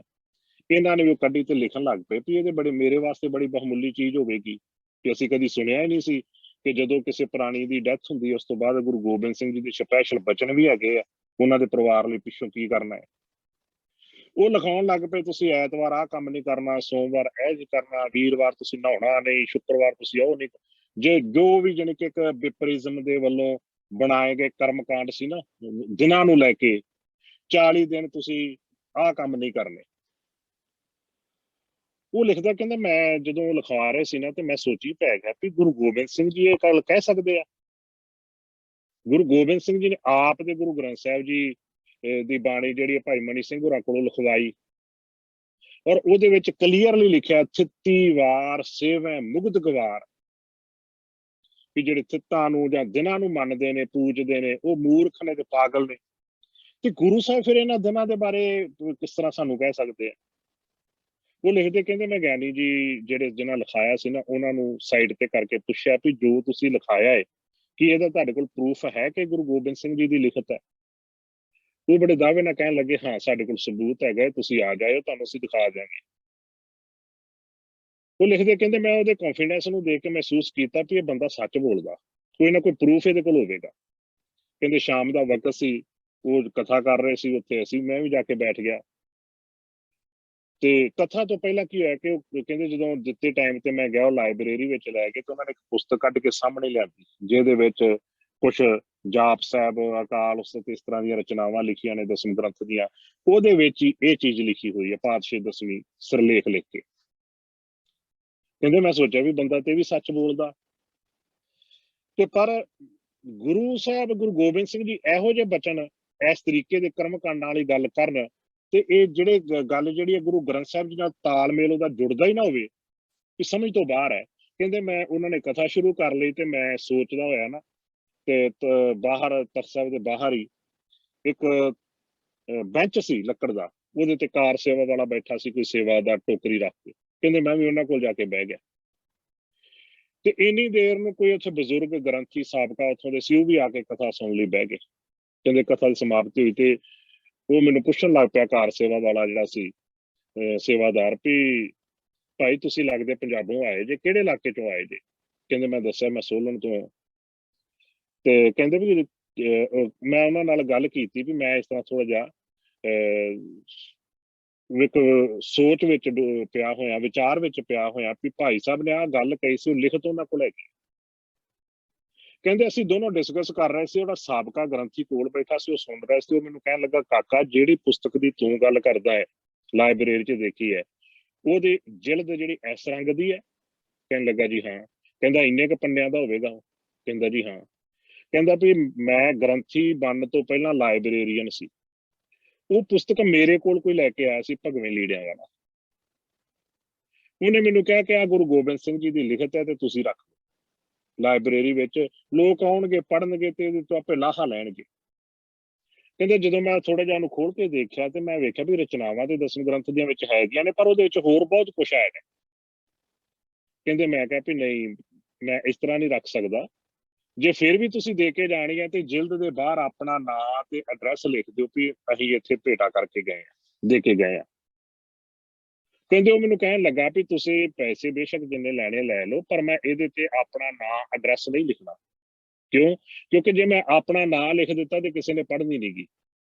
ਇਸ ਤਰ੍ਹਾਂ ਤੁਸੀਂ ਕਹੋਗੇ ਗੁਰੂ ਗੋਬਿੰਦ ਸਿੰਘ ਜੀ ਦੀ ਰਚਨਾ ਹੈ ਤੇ ਸਭਨਾਂ ਨੇ ਅੱਖਾਂ ਬੰਦ ਕਰਕੇ ਮੰਨਣ ਲੱਗ ਪੈਣਾ, ਪੜ੍ਹਨ ਲੱਗ ਪੈਣਾ, ਉਹਨੂੰ ਫੋਲੋ ਕਰਨਾ ਹੈ। ਉਹ ਕਹਿੰਦਾ ਕਾਕਾ ਮੈਂ ਤਾਂ ਨਹੀਂ ਉਹ ਰੱਖੀ, ਪਤਾ ਨਹੀਂ ਜਦੋਂ ਮੈਂ ਗ੍ਰੰਥੀ ਬਣ ਗਿਆ, ਦੂਜਾ ਲਾਇਬ੍ਰੇਰੀਅਨ ਆਇਆ, ਕੀ ਕਾਰਨ ਬਣਿਆ, ਕਮੇਟੀ ਵਾਲਿਆਂ ਰਖਾਈ ਜਾਂ ਉਹਨੇ ਆਪ ਰੱਖ ਦਿੱਤੀ, ਕਿ ਉਹ ਪੁਸਤਕ ਅਸਲ ਵਿੱਚ ਉਹਦੀ ਹਕੀਕਤ ਆਏ। ਇਸ ਤਰ੍ਹਾਂ ਬਹੁਤ ਸਾਰੀਆਂ ਰਚਨਾਵਾਂ ਜਿਹੜੀਆਂ ਨੇ ਉਹ ਸਿੱਖੀ ਦੇ ਵਿਹੜੇ ਦੇ ਵਿੱਚ ਆਈਆਂ, ਜਿਨ੍ਹਾਂ ਦੇ ਨਾਂ ਜਿਹੜੇ ਸੀ ਗੁਰੂ ਗੋਬਿੰਦ ਸਿੰਘ ਜੀ ਦੇ ਨਾਲ ਜੋੜੇ ਗਏ। ਦਸਮ ਗ੍ਰੰਥ ਦਾ ਤੇ ਆਪਾਂ ਸਾਰਿਆਂ ਨੂੰ ਪਤਾ ਸੀ, ਕਿਉਂਕਿ ਉਹਦਾ ਵਿਵਾਦ ਬੜਾ ਉੱਚਾ ਛਿੜ ਗਿਆ। ਤਕਰੀਬਨ ਅੱਜ ਮੇਰੇ ਖਿਆਲ ਨਾਲ ਹਰੇਕ ਬੱਚੇ ਨੂੰ ਪਤਾ ਹੈ ਦਸਮ ਗ੍ਰੰਥ ਤੇ ਗੁਰੂ ਗ੍ਰੰਥ ਸਾਹਿਬ ਜੀ ਬਾਰੇ। ਸਰਬਲੋਕ ਗ੍ਰੰਥ ਦਾ ਨਹੀਂ ਸੀ ਕਿਸੇ ਨੂੰ ਪਤਾ। ਜਿਹੜੀਆਂ ਸਿੱਖ ਵਿਰੋਧੀ ਏਜੰਸੀਆਂ ਨੇ, ਇਹਨਾਂ ਦੀ ਇੱਕ ਚਾਲ ਬੜੀ ਤਕੜੀ ਹੈ, ਮੈਂ ਬਹੁਤ ਟਾਈਮ ਤੋਂ ਇਹਨਾਂ ਨੂੰ ਵਾਚ ਕਰਦਾ। ਜਿਹੜਾ ਦਸਮ ਗ੍ਰੰਥ ਦਾ ਮੁੱਦਾ ਸੀ ਪਹਿਲਾਂ ਕਦੇ ਨਹੀਂ ਸੀ ਹੈਗਾ। ਤਕਰੀਬਨ 2008 ਦੇ ਵਿੱਚ ਸੀ ਗੁਰੂ ਗ੍ਰੰਥ ਸਾਹਿਬ ਜੀ ਦੀ ਸ਼ਤਾਬਦੀ ਗੁਰਤਾ ਗੱਦੀ ਦੀ, ਤੇ 2000 ਸ਼ਾਇਦ 6 ਦੀ ਘਟਨਾ ਹੈ। 2006 ਦੇ ਵਿੱਚ 2 ਸਾਲਾਂ ਵਾਸਤੇ ਇਸੇ ਸ਼ਤਾਬਦੀ ਨੂੰ ਮੁੱਖ ਰੱਖ ਕੇ ਪ੍ਰੋਗਰਾਮ ਲਿਖੇ ਗਏ ਸੀ, ਤੇ ਪਹਿਲਾ ਪ੍ਰੋਗਰਾਮ ਦਿੱਲੀ ਗੁਰਦੁਆਰਾ ਪ੍ਰਬੰਧਕ ਕਮੇਟੀ, ਜਦੋਂ ਪਰਮਜੀਤ ਸਿੰਘ ਸਰਨਾ ਪ੍ਰਧਾਨ ਸੀ, ਇਹਨਾਂ ਨੇ ਹਜੂਰ ਸਾਹਿਬ ਰੱਖਿਆ ਸੀ ਕਿ ਉੱਥੋਂ ਸ਼ੁਰੂਆਤ ਕਰਨੀ ਹੈ। ਉੱਥੇ ਪ੍ਰੋਫੈਸਰ ਦਰਸ਼ਨ ਸਿੰਘ ਜੀ ਗਏ ਸੀ, ਉਹਨਾਂ ਕੀਰਤਨ ਕੀਤਾ। ਕੀਰਤਨ ਦੇ ਵਿੱਚ ਉਹਨਾਂ ਨੇ ਇਹ YouTube ਦੇ ਉੱਪਰ ਵੀ ਉਹਨਾਂ ਦੀ ਉਸ ਟਾਈਮ ਦਾ ਕੀਰਤਨ ਜਿਹੜਾ ਹੈਗਾ, ਉਹਦੇ ਵਿੱਚ ਉਹਨਾਂ ਨੇ ਜ਼ਿਕਰ ਕੀਤਾ ਕਿ ਇਹ ਉਹ ਮੁਬਾਰਕ ਸਥਾਨ ਹੈ ਜਿੱਥੇ ਗੁਰੂ ਗੋਬਿੰਦ ਸਿੰਘ ਪਾਤਸ਼ਾਹ ਜੀ ਨੇ ਬੜੇ ਫਖਰ ਨਾਲ ਐਲਾਨੀਆਂ ਬਾਂਹ ਖੜੀ ਕਰਕੇ ਕਿਹਾ ਸੀ, ਸਭ ਸਿੱਖਣ ਕੋ ਹੁਕਮ ਹੈ, ਗੁਰੂ ਮਾਨਿਓ ਗ੍ਰੰਥ। ਤੇ ਅੱਜ ਜਦੋਂ ਮੈਂ ਮੱਥਾ ਟੇਕਣ ਲੱਗਾ ਕੇ, ਤੇ ਮੈਂ ਸੋਚੀ ਪੈ ਗਿਆ ਵੀ ਜਿਸ ਗ੍ਰੰਥ ਨੂੰ ਗੁਰੂ ਮੰਨਣ ਲਈ ਮੇਰਾ ਗੁਰੂ ਕਹਿ ਕੇ ਗਿਆ ਹੈ, ਉਹ ਗ੍ਰੰਥ ਇਹਨਾਂ ਗ੍ਰੰਥਾਂ ਵਿੱਚੋਂ ਕਿਹੜਾ ਹੈ, ਤਾਂ ਕਿ ਮੈਂ ਉਹਦੇ ਅੱਗੇ ਮੱਥਾ ਟੇਕਾਂ। ਤੇ ਇੰਨੇ ਗ੍ਰੰਥਾਂ ਦੀ ਉੱਥੇ ਭਰਮਾਰ ਲਾਈ ਹੋਈ ਹੈ। ਉੱਥੇ ਵਿਵਾਦ ਸ਼ੁਰੂ ਹੋ ਗਿਆ। ਉਹ ਵਿਵਾਦ ਇੰਨਾ ਜ਼ਿਆਦਾ ਭਖ ਗਿਆ ਕਿ ਕਰੀਬਨ ਦੁਨੀਆ ਦੇ ਹਰ ਕੋਨੇ ਵਿੱਚ ਜਿੱਥੇ ਸਿੱਖ ਵਸਦੇ ਸਭ ਨੂੰ ਉਹਦਾ ਪਤਾ ਹੈ। ਹੁਣ ਲੜਾਈ ਕੀ ਸੀ? ਲੜਾਈ ਸੀ ਗੁਰੂ ਗ੍ਰੰਥ ਸਾਹਿਬ, ਉਹਦੇ ਬਰਾਬਰ ਦਸਮ ਗ੍ਰੰਥ ਦੀ। ਪ੍ਰੋਫੈਸਰ ਦਰਸ਼ਨ ਸਿੰਘ ਨੇ ਸ਼ੁਰੂ ਕੀਤੀ। ਏਜੰਸੀਆਂ ਦੀ ਚਾਲ ਦੇਖੋ ਕੈਸੀ, ਉਹਨਾਂ ਨੇ ਗੁਰੂ ਗ੍ਰੰਥ ਸਾਹਿਬ ਜੀ ਨੂੰ ਸਾਈਡ ਤੇ ਕਰ ਦਿੱਤਾ, ਲੜਾਈ ਬਣਾ ਦਿੱਤੀ ਦਸਮ ਗ੍ਰੰਥ ਬਨਾਮ ਪ੍ਰੋਫੈਸਰ ਦਰਸ਼ਨ ਸਿੰਘ। ਕਾਫੀ ਲੜਾਈ ਭਖੀ। ਉਹਨਾਂ ਨੇ ਦਸਮ ਗ੍ਰੰਥ ਨੂੰ ਪਾਸੇ ਕਰਕੇ ਫਿਰ ਲੜਾਈ ਜਿਹੜੀ ਸੀ ਉਹ ਪਾ ਦਿੱਤੀ ਪ੍ਰੋਫੈਸਰ ਦਰਸ਼ਨ ਸਿੰਘ ਬਨਾਮ ਅਕਾਲ ਤਖਤ। ਹੁਣ ਉੱਥੋਂ ਜਿਹੜਾ ਸੀ ਰੌਲਾ ਪੈ ਗਿਆ ਕਿ ਅਕਾਲ ਤਖਤ ਤੇ ਉਹਨਾਂ ਨੂੰ ਬੁਲਾਇਆ ਜਾਂਦਾ। ਲੜਾਈ ਫਿਰ ਇਸ ਤਰੀਕੇ ਨਾਲ ਬਣਾ ਦਿੱਤੀ ਕਿ ਜਿਹੜੀ ਲੜਾਈ ਉਹ ਬਣ ਗਈ ਕਿ ਅਕਾਲ ਤਖਤ ਬਨਾਮ ਸਕੱਤਰੇਤ, ਕਿਉਂਕਿ ਪ੍ਰੋਫੈਸਰ ਦਰਸ਼ਨ ਸਿੰਘ ਨੇ ਕਿਹਾ ਮੈਂ ਸਕੱਤਰੇਤ ਵਿੱਚ ਜਾ ਕੇ ਮਿਲਣਾ ਨਹੀਂ, ਲੜਾਈ ਪੈ ਗਈ ਵੀ ਅਕਾਲ ਤਖਤ ਤੇ ਸਕੱਤਰੇਤ। ਪ੍ਰੋਫੈਸਰ ਦਰਸ਼ਨ ਸਿੰਘ ਨੂੰ ਉਹਨਾਂ ਨੇ ਆਪਣੇ ਪੰਥ ਵਿੱਚੋਂ ਛੇਕ ਦਿੱਤਾ, ਉਹਨਾਂ ਦੇ ਆਪਣੇ ਪੰਥ ਵਿੱਚੋਂ, ਸਿੱਖੀ ਵਿੱਚੋਂ ਤੇ ਕੋਈ ਕਿਸੇ ਨੂੰ ਨਹੀਂ ਛੇਕ ਸਕਦਾ, ਉਹਨਾਂ ਨੇ ਆਪਣੇ ਪੰਥ ਚੋਂ ਕੱਢ ਦਿੱਤਾ। ਉਸ ਤੋਂ ਬਾਅਦ ਜਿਹੜਾ ਪ੍ਰੋਫੈਸਰ ਦਰਸ਼ਨ ਸਿੰਘ ਜੀ ਦੀ ਲਹਿਰ ਸੀ, ਇਹ ਲਹਿਰ ਬੜੀ ਜ਼ਬਰਦਸਤ ਬਣ ਗਈ। ਇਹਦੇ ਵਿੱਚ ਜਿਹੜੇ ਸੀ ਉਹਨਾਂ ਦੇ ਨਾਲ ਬਰਾਬਰ ਚੱਲਣ ਵਾਲੇ ਸਹਿਯੋਗੀ, ਜਿਸ ਤਰ੍ਹਾਂ ਪ੍ਰੋਫੈਸਰ ਸਰਬਜੀਤ ਸਿੰਘ ਧੁੰਦਾ ਜੀ ਹੋਰੀ, ਉਹਨਾਂ ਤੇ ਆ ਗਿਆ ਸਮਾਂ, ਉਹਨਾਂ ਨੇ ਘੇਰ ਲਿਆ ਕਿਸੇ ਤਰੀਕੇ ਨਾਲ। ਹੁਣ ਉਹ ਚਲੇ ਗਏ ਉੱਥੇ ਜਿੱਥੇ ਪ੍ਰੋਫੈਸਰ ਦਰਸ਼ਨ ਸਿੰਘ ਜੀ ਨਹੀਂ ਗਏ ਸੀ, ਲੜਾਈ ਬਣਾ ਦਿੱਤੀ ਪ੍ਰੋਫੈਸਰ ਦਰਸ਼ਨ ਸਿੰਘ ਬਨਾਮ ਸਰਬਜੀਤ ਸਿੰਘ ਧੁੰਦਾ। ਕਿੱਥੋਂ ਲੜਾਈ ਸ਼ੁਰੂ ਹੋਈ, ਕਿਹੜੇ ਪਾਸੇ ਨੂੰ ਕਰਕੇ ਤੇ ਕਿਹੜੇ ਪਾਸੇ ਉਹਨਾਂ ਨੇ ਲਿਆ ਕੇ ਫਿਨਿਸ਼ ਕਰ ਦਿੱਤੀ ਸਾਰੀ ਲਹਿਰ। ਹੁਣ ਵੀ ਉਹ ਦਸਮ ਗ੍ਰੰਥ ਦੀ ਲੜਾਈ ਕਿਤੇ ਨਾ ਕਿਤੇ ਚੱਲ ਰਹੀ ਹੈ ਗਾਹੇ ਬਗਾਹੇ ਗੁਰੂ ਗ੍ਰੰਥ ਸਾਹਿਬ ਜੀ ਦੇ ਨਾਲ, ਪਰੰਤੂ ਉਸ ਲੜਾਈ ਨੂੰ ਉਧਰੋਂ ਹਟਾ ਕੇ ਹੁਣ ਸਰਬਲੋ ਗ੍ਰੰਥ ਵਾਲੇ ਪਾਸੇ ਜਿਹੜਾ ਸੀ ਫਿਰ ਲੈ ਆ, ਇੱਕ ਗ੍ਰੰਥ ਹੋਰ ਵਿਹੜੇ ਚ ਸੁੱਟ ਦਿੱਤਾ, ਤਾਂ ਕਿ ਇਹ ਲੜਾਈ ਹੁਣ ਜਿਹੜਾ ਸਰਬਲੋ ਗ੍ਰੰਥ ਹੈ, ਮੈਂ ਜਿਨ੍ਹਾਂ ਨੇ ਕਾਰ ਸੇਵਾ ਕਰਾਈ ਸੀ 1984 ਵਿੱਚ ਬਾਬੇ ਸੰਤਾ ਸਿੰਘ ਨੇ, ਮੈਂ ਉਹਨਾਂ ਕੋਲੋਂ ਪੜ੍ਹਿਆ ਵਾ। ਮੈਂ ਪਹਿਲਾਂ ਵੀ ਜ਼ਿਕਰ ਕੀਤਾ, ਜਦੋਂ ਸਾਨੂੰ ਨਹੀਂ ਸੀ, ਮੈਨੂੰ ਨਹੀਂ ਸੀ ਗੁਰਮਤ ਦੀ ਸੋਝੀ, ਉਦੋਂ ਕਿਉਂਕਿ ਜਿਹੜਾ ਬੰਦਾ ਜਿਸ ਰੰਗ ਵਿੱਚ ਹੁੰਦਾ ਵਾ ਉਹ ਉਸੇ ਨੂੰ ਸੱਚ ਸਮਝੀ ਬੈਠਾ ਹੁੰਦਾ ਵੀ ਇਹੀ ਸੱਚ ਹੈ। ਪਰ ਜਦੋਂ ਕਾਲਜ ਵਿੱਚ ਗਏ, ਅੱਖਾਂ ਖੁੱਲੀਆਂ, ਗੁਰਬਾਣੀ ਦੀ ਸਮਝ ਆਈ ਵੀ ਨਹੀਂ, ਅਸਲ ਵਿੱਚ ਜੋ ਕੁਝ ਹੁਣ ਤੱਕ ਮੈਂ ਮੰਨਦਾ ਆ ਰਿਹਾ ਸੀ ਜਾਂ ਕਰਦਾ ਆ ਰਿਹਾ ਸੀ, ਉਹ ਸਾਰਾ ਕੁਝ ਗੁਰਮਤ ਦੇ ਉਲਟਿਆ, ਉਹ ਚੀਜ਼ਾਂ ਸਾਰੀਆਂ ਛੱਡ ਦਿੱਤੀਆਂ ਹੋਵੇ। ਹੁਣ ਸਰਬਲੋ ਗ੍ਰੰਥ ਦੀ ਕਥਾ ਜਿਹੜੀ ਹੈ, ਇਹ ਉਹ ਬਾਬਾ ਸੰਤਾ ਸਿੰਘ ਕਰਦਾ ਹੁੰਦਾ ਸੀ, ਇਹ ਉਹਨੇ ਛਪਾਇਆ ਉਦੋਂ, ਕਿਉਂਕਿ ਅਸੀਂ ਉਹਨਾਂ ਕੋਲ ਪੜ੍ਹਦੇ ਸਾਂ, ਮੈਨੂੰ ਨਹੀਂ ਸੀ ਪਤਾ। ਜਿਹੜੇ ਸਰਬਲੋ ਗ੍ਰੰਥ ਦੇ ਪਦ ਅਰਥ ਲਿਖੇ, ਕਿਤੇ ਤੁਹਾਨੂੰ ਪੁਸਤਕਾਂ ਮਿਲ ਜਾਣ, 2 ਭਾਗਾਂ ਵਿੱਚ ਹੈ, ਉਹਦੇ ਪਦ ਅਰਥ ਮੈਂ ਲਿਖੇ ਹੋਏ ਨੇ, ਕਿਉਂਕਿ ਮੈਨੂੰ ਨਹੀਂ ਸੀ ਉਦੋਂ ਪਤਾ ਇਹਨਾਂ ਚੀਜ਼ਾਂ ਦਾ। ਜਿਵੇਂ ਮੈਨੂੰ ਕਹਿੰਦੇ ਸੀ ਉਸ ਤਰੀਕੇ ਨਾਲ ਅਸੀਂ ਸਾਰੇ ਕਰਦੇ ਸਾਂ।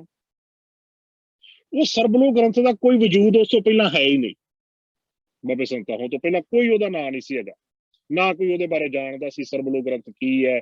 ਇਹ ਸਾਰੇ ਜਾਣਦੇ ਸਰਬਲੋ ਦਾ ਕੜਾ, ਸਰਬਲੋ ਦਾ ਬਾਟਾ, ਸਰਬਲੋ ਦੇ ਬਰਤਨ, ਇਹ ਤੇ ਆਪਾਂ ਸਾਰੇ ਸੁਣਦੇ ਹੀ ਸਾਂ। ਸਰਬਲੋ ਗ੍ਰੰਥ ਵੀ ਕੋਈ ਹੈ, ਇਹ ਕਿਸੇ ਨੂੰ ਨਹੀਂ ਸੀ ਪਤਾ, ਇਹ ਉਹਨਾਂ ਨੇ ਸਾਹਮਣੇ ਲਿਆਂਦਾ। ਔਰ ਸਰਬਲੋ ਗ੍ਰੰਥ ਜਦੋਂ ਤੁਸੀਂ ਕਿਤੇ ਵੇਖੋਗੇ, ਤੁਹਾਨੂੰ ਕਿਤੇ ਗਾਹੇ ਬਗਾਹੇ ਮਿਲੇ, ਪੜੋਗੇ, ਉਹਦੇ ਵਿੱਚ ਬਹੁਤ ਸਾਰੇ ਐਸੇ ਪੰਨੇ ਨੇ ਜਿੱਥੇ ਜਿਵੇਂ ਦੋਹਰਾ ਲਿਖਿਆ ਹੈ, ਅੱਗੇ ਲਿਖਿਆ ਕੁਛ ਦੀਆਂ ਲਕੀਰਾਂ ਮਾਰੀਆਂ ਹੋਈਆਂ ਨੇ, ਚੌਪੀ ਲਿਖੀ ਅੱਗੇ ਲਕੀਰਾਂ ਮਾਰੀਆਂ ਹੋਈਆਂ ਨੇ। ਮੈਂ ਪੁੱਛਿਆ ਉਹਨਾਂ ਨੂੰ ਉਦੋਂ ਵੀ ਇਹ ਲਕੀਰਾਂ ਕਾਹਦੇ ਲਈ, ਕਹਿੰਦੇ ਜੀ ਇਹ ਸ਼ਬਦ ਜਿਹੜੇ ਅਜੇ ਲੱਭਣੇ ਆ, ਇਹ ਸਾਡੀ ਖੋਜ ਵਿੱਚੋਂ ਸਾਨੂੰ ਲੱਭੇ ਨਹੀਂ ਗਏ, ਇੱਥੇ ਹੋਰ ਸ਼ਬਦ ਵੀ ਅਜੇ ਐਡ ਹੋਣੇ ਆ, ਇਸ ਲਈ ਖਾਲੀ ਥਾਂ ਛੱਡੇ ਆ। ਇਹਦਾ ਮਤਲਬ ਹੈ ਕਿ ਇਸ ਗ੍ਰੰਥ ਦੇ ਵਿੱਚ ਅਜੇ ਹੋਰ ਬਹੁਤ ਕੁਝ ਐਡ ਹੋਣਾ।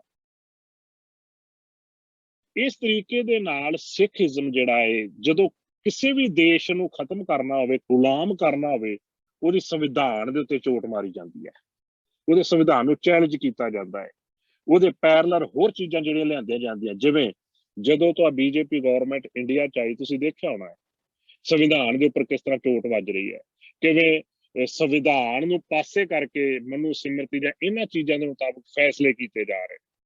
ਆ ਜਿਹੜੇ ਕਾਲੇ ਕਾਨੂੰਨਾਂ ਦਾ ਜ਼ਿਕਰ ਆਉਂਦਾ ਕਿਸਾਨੀ ਨਾਲ ਜੁੜੇ ਹੋਏ, ਸੰਵਿਧਾਨ ਦੇ ਮੁਤਾਬਕ ਇਹ ਫੈਡਰਲ ਗਵਰਨਮੈਂਟ ਦਾ ਇਸ਼ੂ ਹੀ ਨਹੀਂ ਹੈ, ਪਰ ਉਹ ਸੰਵਿਧਾਨ ਨੂੰ ਪਾਸੇ ਕਰਕੇ ਜਾਂ ਉਹਨੂੰ ਤੋੜ ਕੇ ਫੈਡਰਲ ਗਵਰਨਮੈਂਟ ਜਿਹੜੀ ਹੈ ਉਹ ਇਹਨੂੰ ਆਪਣੇ ਵਿੱਚ ਲੈ ਰਹੀ, ਜਦੋਂ ਕਿ ਇਹ ਜਿਹੜਾ ਐਗਰੀਕਲਚਰ ਸਿਸਟਮ ਹੈ, ਇਹ ਜਿਹੜੀ ਸਟੇਟ ਗਵਰਨਮੈਂਟ ਹੁੰਦੀ ਹੈ ਉਹਦੇ ਅੰਡਰ ਆਉਂਦਾ ਹੈ। ਸੇਮ ਹੀ ਚੀਜ਼ ਸਿੱਖੀਜ਼ਮ ਦੀ ਚੱਲ ਰਹੀ ਹੈ। ਗੁਰੂ ਗ੍ਰੰਥ ਸਾਹਿਬ ਇੱਕ ਦੀ ਗੱਲ ਕਰਦਾ ਹੈ, ਉਹ ਅਵਤਾਰਵਾਦ ਨੂੰ ਰੱਦ ਕਰਦਾ ਹੈ, ਇੱਕ ਓੰਕਾਰ ਤੋਂ ਆਰੰਭਤਾ ਕਰਦਾ ਹੈ। ਦਸਮ ਗ੍ਰੰਥ ਜਿਹੜਾ ਹੈ, ਉਹਦੀ ਜਿੰਨੀ ਵੀ ਗੱਲ, ਉੱਥੇ 24 ਅਵਤਾਰਾਂ ਦਾ ਜ਼ਿਕਰ ਹੈ, ਉਹਨਾਂ ਦੀ ਵਿਆਖਿਆ ਲਿਖੀ, ਕਥਾ ਲਿਖੀ ਹੋਈ ਹੈ। ਸਰਬਲੋ ਗ੍ਰੰਥ ਦੀ ਸ਼ੁਰੂਆਤ ਹੀ ਇੱਥੋਂ ਹੁੰਦੀ ਹੈ, ਪਹਿਲਾ ਹੀ ਉਹਦਾ ਸ਼ਲੋਕ ਹੈ, ਆਦਿ ਭਵਾਨੀ ਈਸਰੀ ਮਾਇਆ ਜਾ ਕੋ ਨਾਮ, ਇਨ ਬਿਦ ਸਰੈ ਨ ਏਕ ਛਿਨ ਪੂਰਨ ਹੋਤ ਨ ਕਾਮ। ਉਹ ਲక్ష్ਮੀ ਦੀ ਪੂਜਾ ਤੋਂ ਸ਼ੁਰੂ ਹੁੰਦਾ ਹੈ, ਦੇਵੀ ਦੀ। ਜਦੋਂ ਕਿ ਗੁਰੂ ਗ੍ਰੰਥ ਸਾਹਿਬ ਜੀ ਇਹਨਾਂ ਚੀਜ਼ਾਂ ਨੂੰ ਰੱਦ ਕਰਦੇ ਨੇ, ਇਹਦਾ ਮਤਲਬ ਸੰਵਿਧਾਨ ਦੇ ਉੱਪਰ ਚੋਟ ਇੱਕ ਹਿਸਾਬ ਦੀ ਜਿਹੜੀ ਹੈ ਮਾਰੀ ਗਈ ਹੈ।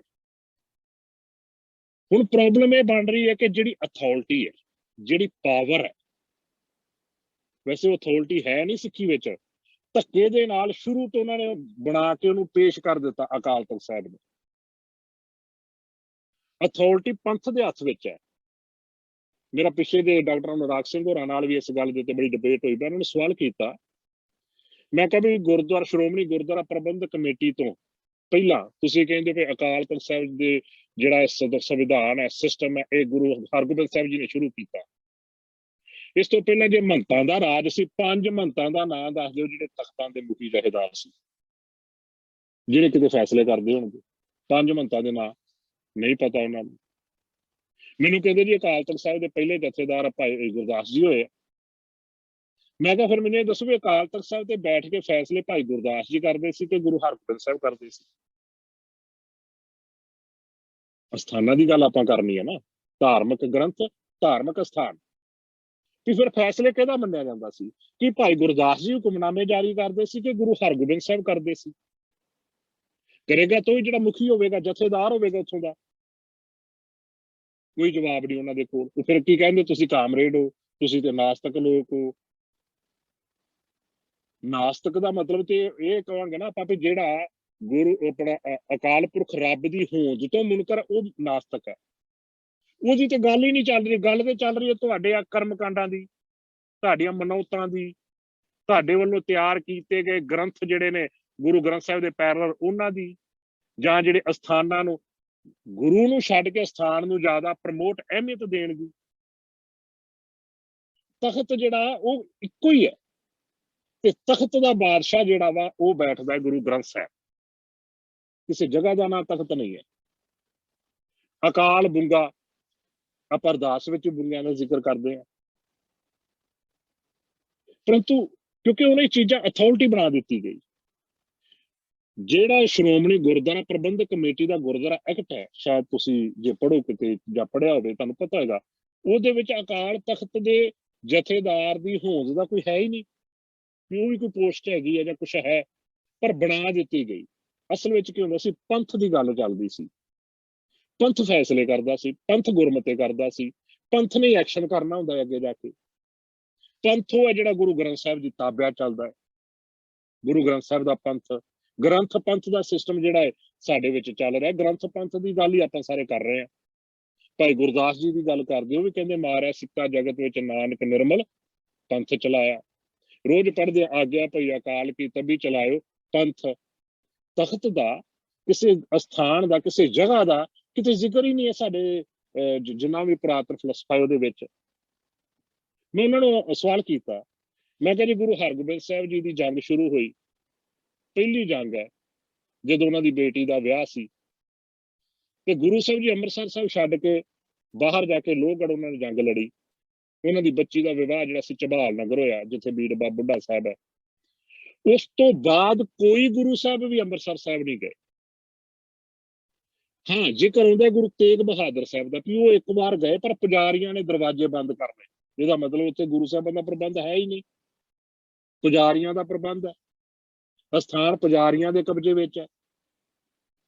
ਤੇ ਜਿਹੜੇ ਗੁਰਸਿੱਖ ਸੀ ਉਹਨਾਂ ਸਮਿਆਂ ਦੇ, ਗੁਰੂ ਹਰਗੋਬਿੰਦ ਸਾਹਿਬ ਜੀ ਤੋਂ ਲੈ ਕੇ ਗੁਰੂ ਗੋਬਿੰਦ ਸਿੰਘ ਪਾਤਸ਼ਾਹ ਜੀ ਤੱਕ, ਉਹ ਕਿੱਥੇ ਜਾਂਦੇ ਸੀ? ਉਹ ਕਿਹਨੂੰ ਅਥਾਰਟੀ ਮੰਨਦੇ ਸੀ? ਉਹ ਕਿਹਦੀ ਗੱਲ ਮੰਨਦੇ ਸੀ? ਉਹ ਕਿਹਦੇ ਹੁਕਮਨਾਮੇ ਨੂੰ ਮੰਨਦੇ ਸੀ? ਉਹ ਕਿਹਦੇ ਕੋਲੋਂ ਅਗਵਾਈ ਲੈਂਦੇ ਸੀ? ਗੁਰੂ ਗੋਬਿੰਦ ਸਿੰਘ ਜੀ ਤੇ ਇਸ ਏਰੀਏ ਦੇ ਵਿੱਚ ਹੀ ਨਹੀਂ ਆਏ, ਮਾਝੇ ਦੇ ਏਰੀਏ ਵਿੱਚ। ਉਹ ਸਾਰੇ ਸਿੱਖ ਉੱਥੇ ਜਾਂਦੇ ਸੀ ਜਿੱਥੇ ਗੁਰੂ ਆ। ਜੇ ਗੁਰੂ ਸਾਹਿਬ ਕੀਰਤਪੁਰ ਨੇ, ਉਹ ਕੀਰਤਪੁਰ ਜਾਂਦੇ ਨੇ। ਜੇ ਗੁਰੂ ਸਾਹਿਬ ਅਨੰਦਪੁਰ ਸਾਹਿਬ, ਉਹ ਅਨੰਦਪੁਰ ਸਾਹਿਬ ਜਾਂਦੇ ਨੇ। ਜੇ ਗੁਰੂ ਸਾਹਿਬ ਦਿੱਲੀ ਗਏ ਨੇ, ਉਹ ਦਿੱਲੀ ਨੂੰ ਜਾਂਦੇ ਨੇ। ਕਿਉਂਕਿ ਗੁਰੂ ਦਾ ਤੇ ਸਿੱਖ ਦਾ ਆਪਸ ਵਿੱਚ ਰਿਸ਼ਤਾ ਹੈ, ਜਗ੍ਹਾ ਦਾ ਰਿਸ਼ਤਾ ਨਹੀਂ ਹੈ। ਸਿੱਖ ਦੇ ਜੀਵਨ ਵਿੱਚ ਜਿੰਨੀ ਅਹਿਮੀਅਤ ਹੈ ਉਹ ਗੁਰੂ ਦੀ ਹੈ, ਸਿੱਖ ਗੁਰੂ ਦਾ ਹੈ। ਆਪਾਂ ਦੇ ਗੁਰਬਾਣੀ ਚ ਪੜ੍ਹਦੇ, ਗੁਰ ਸਤਿਗੁਰ ਕਾ ਜੋ ਸਿੱਖ ਆਖਾਏ। ਕਿੰਨਾ ਵਧੀਆ ਪ੍ਰੂਫ ਹੈ ਗੁਰੂ ਗ੍ਰੰਥ ਸਾਹਿਬ ਜੀ ਦੇ ਅੰਦਰ ਕਿ ਸਿੱਖ ਕਿਹਦਾ ਕਮਾਉਣਾ ਹੈ? ਗੁਰੂ ਸਤਿਗੁਰੂ ਦਾ। ਗੁਰੂ ਦੇ ਨਾਲ ਹੀ ਸੰਬੰਧ ਹੈ ਸਭ ਦਾ। ਪਰ ਸਾਡੇ ਵਿੱਚ ਇਹੋ ਜਿਹੀਆਂ ਗੱਲਾਂ ਪ੍ਰਚਲਿਤ ਕਰ ਦਿੱਤੀਆਂ, ਇੰਨੀਆਂ ਜ਼ਿਆਦਾ ਪ੍ਰਚਲਿਤ ਕਰ ਦਿੱਤੀਆਂ, ਉਹ ਚੀਜ਼ਾਂ ਨੂੰ ਅਸੀਂ ਜਿਹੜਾ ਹੌਲੀ ਹੌਲੀ ਸਾਡੇ ਸਮਾਜ ਨੇ ਐਕਸੈਪਟ ਕਰ ਲਿਆ ਤੇ ਮੰਨ ਲਿਆ ਇਹੀ ਸਾਰਾ ਕੁਝ।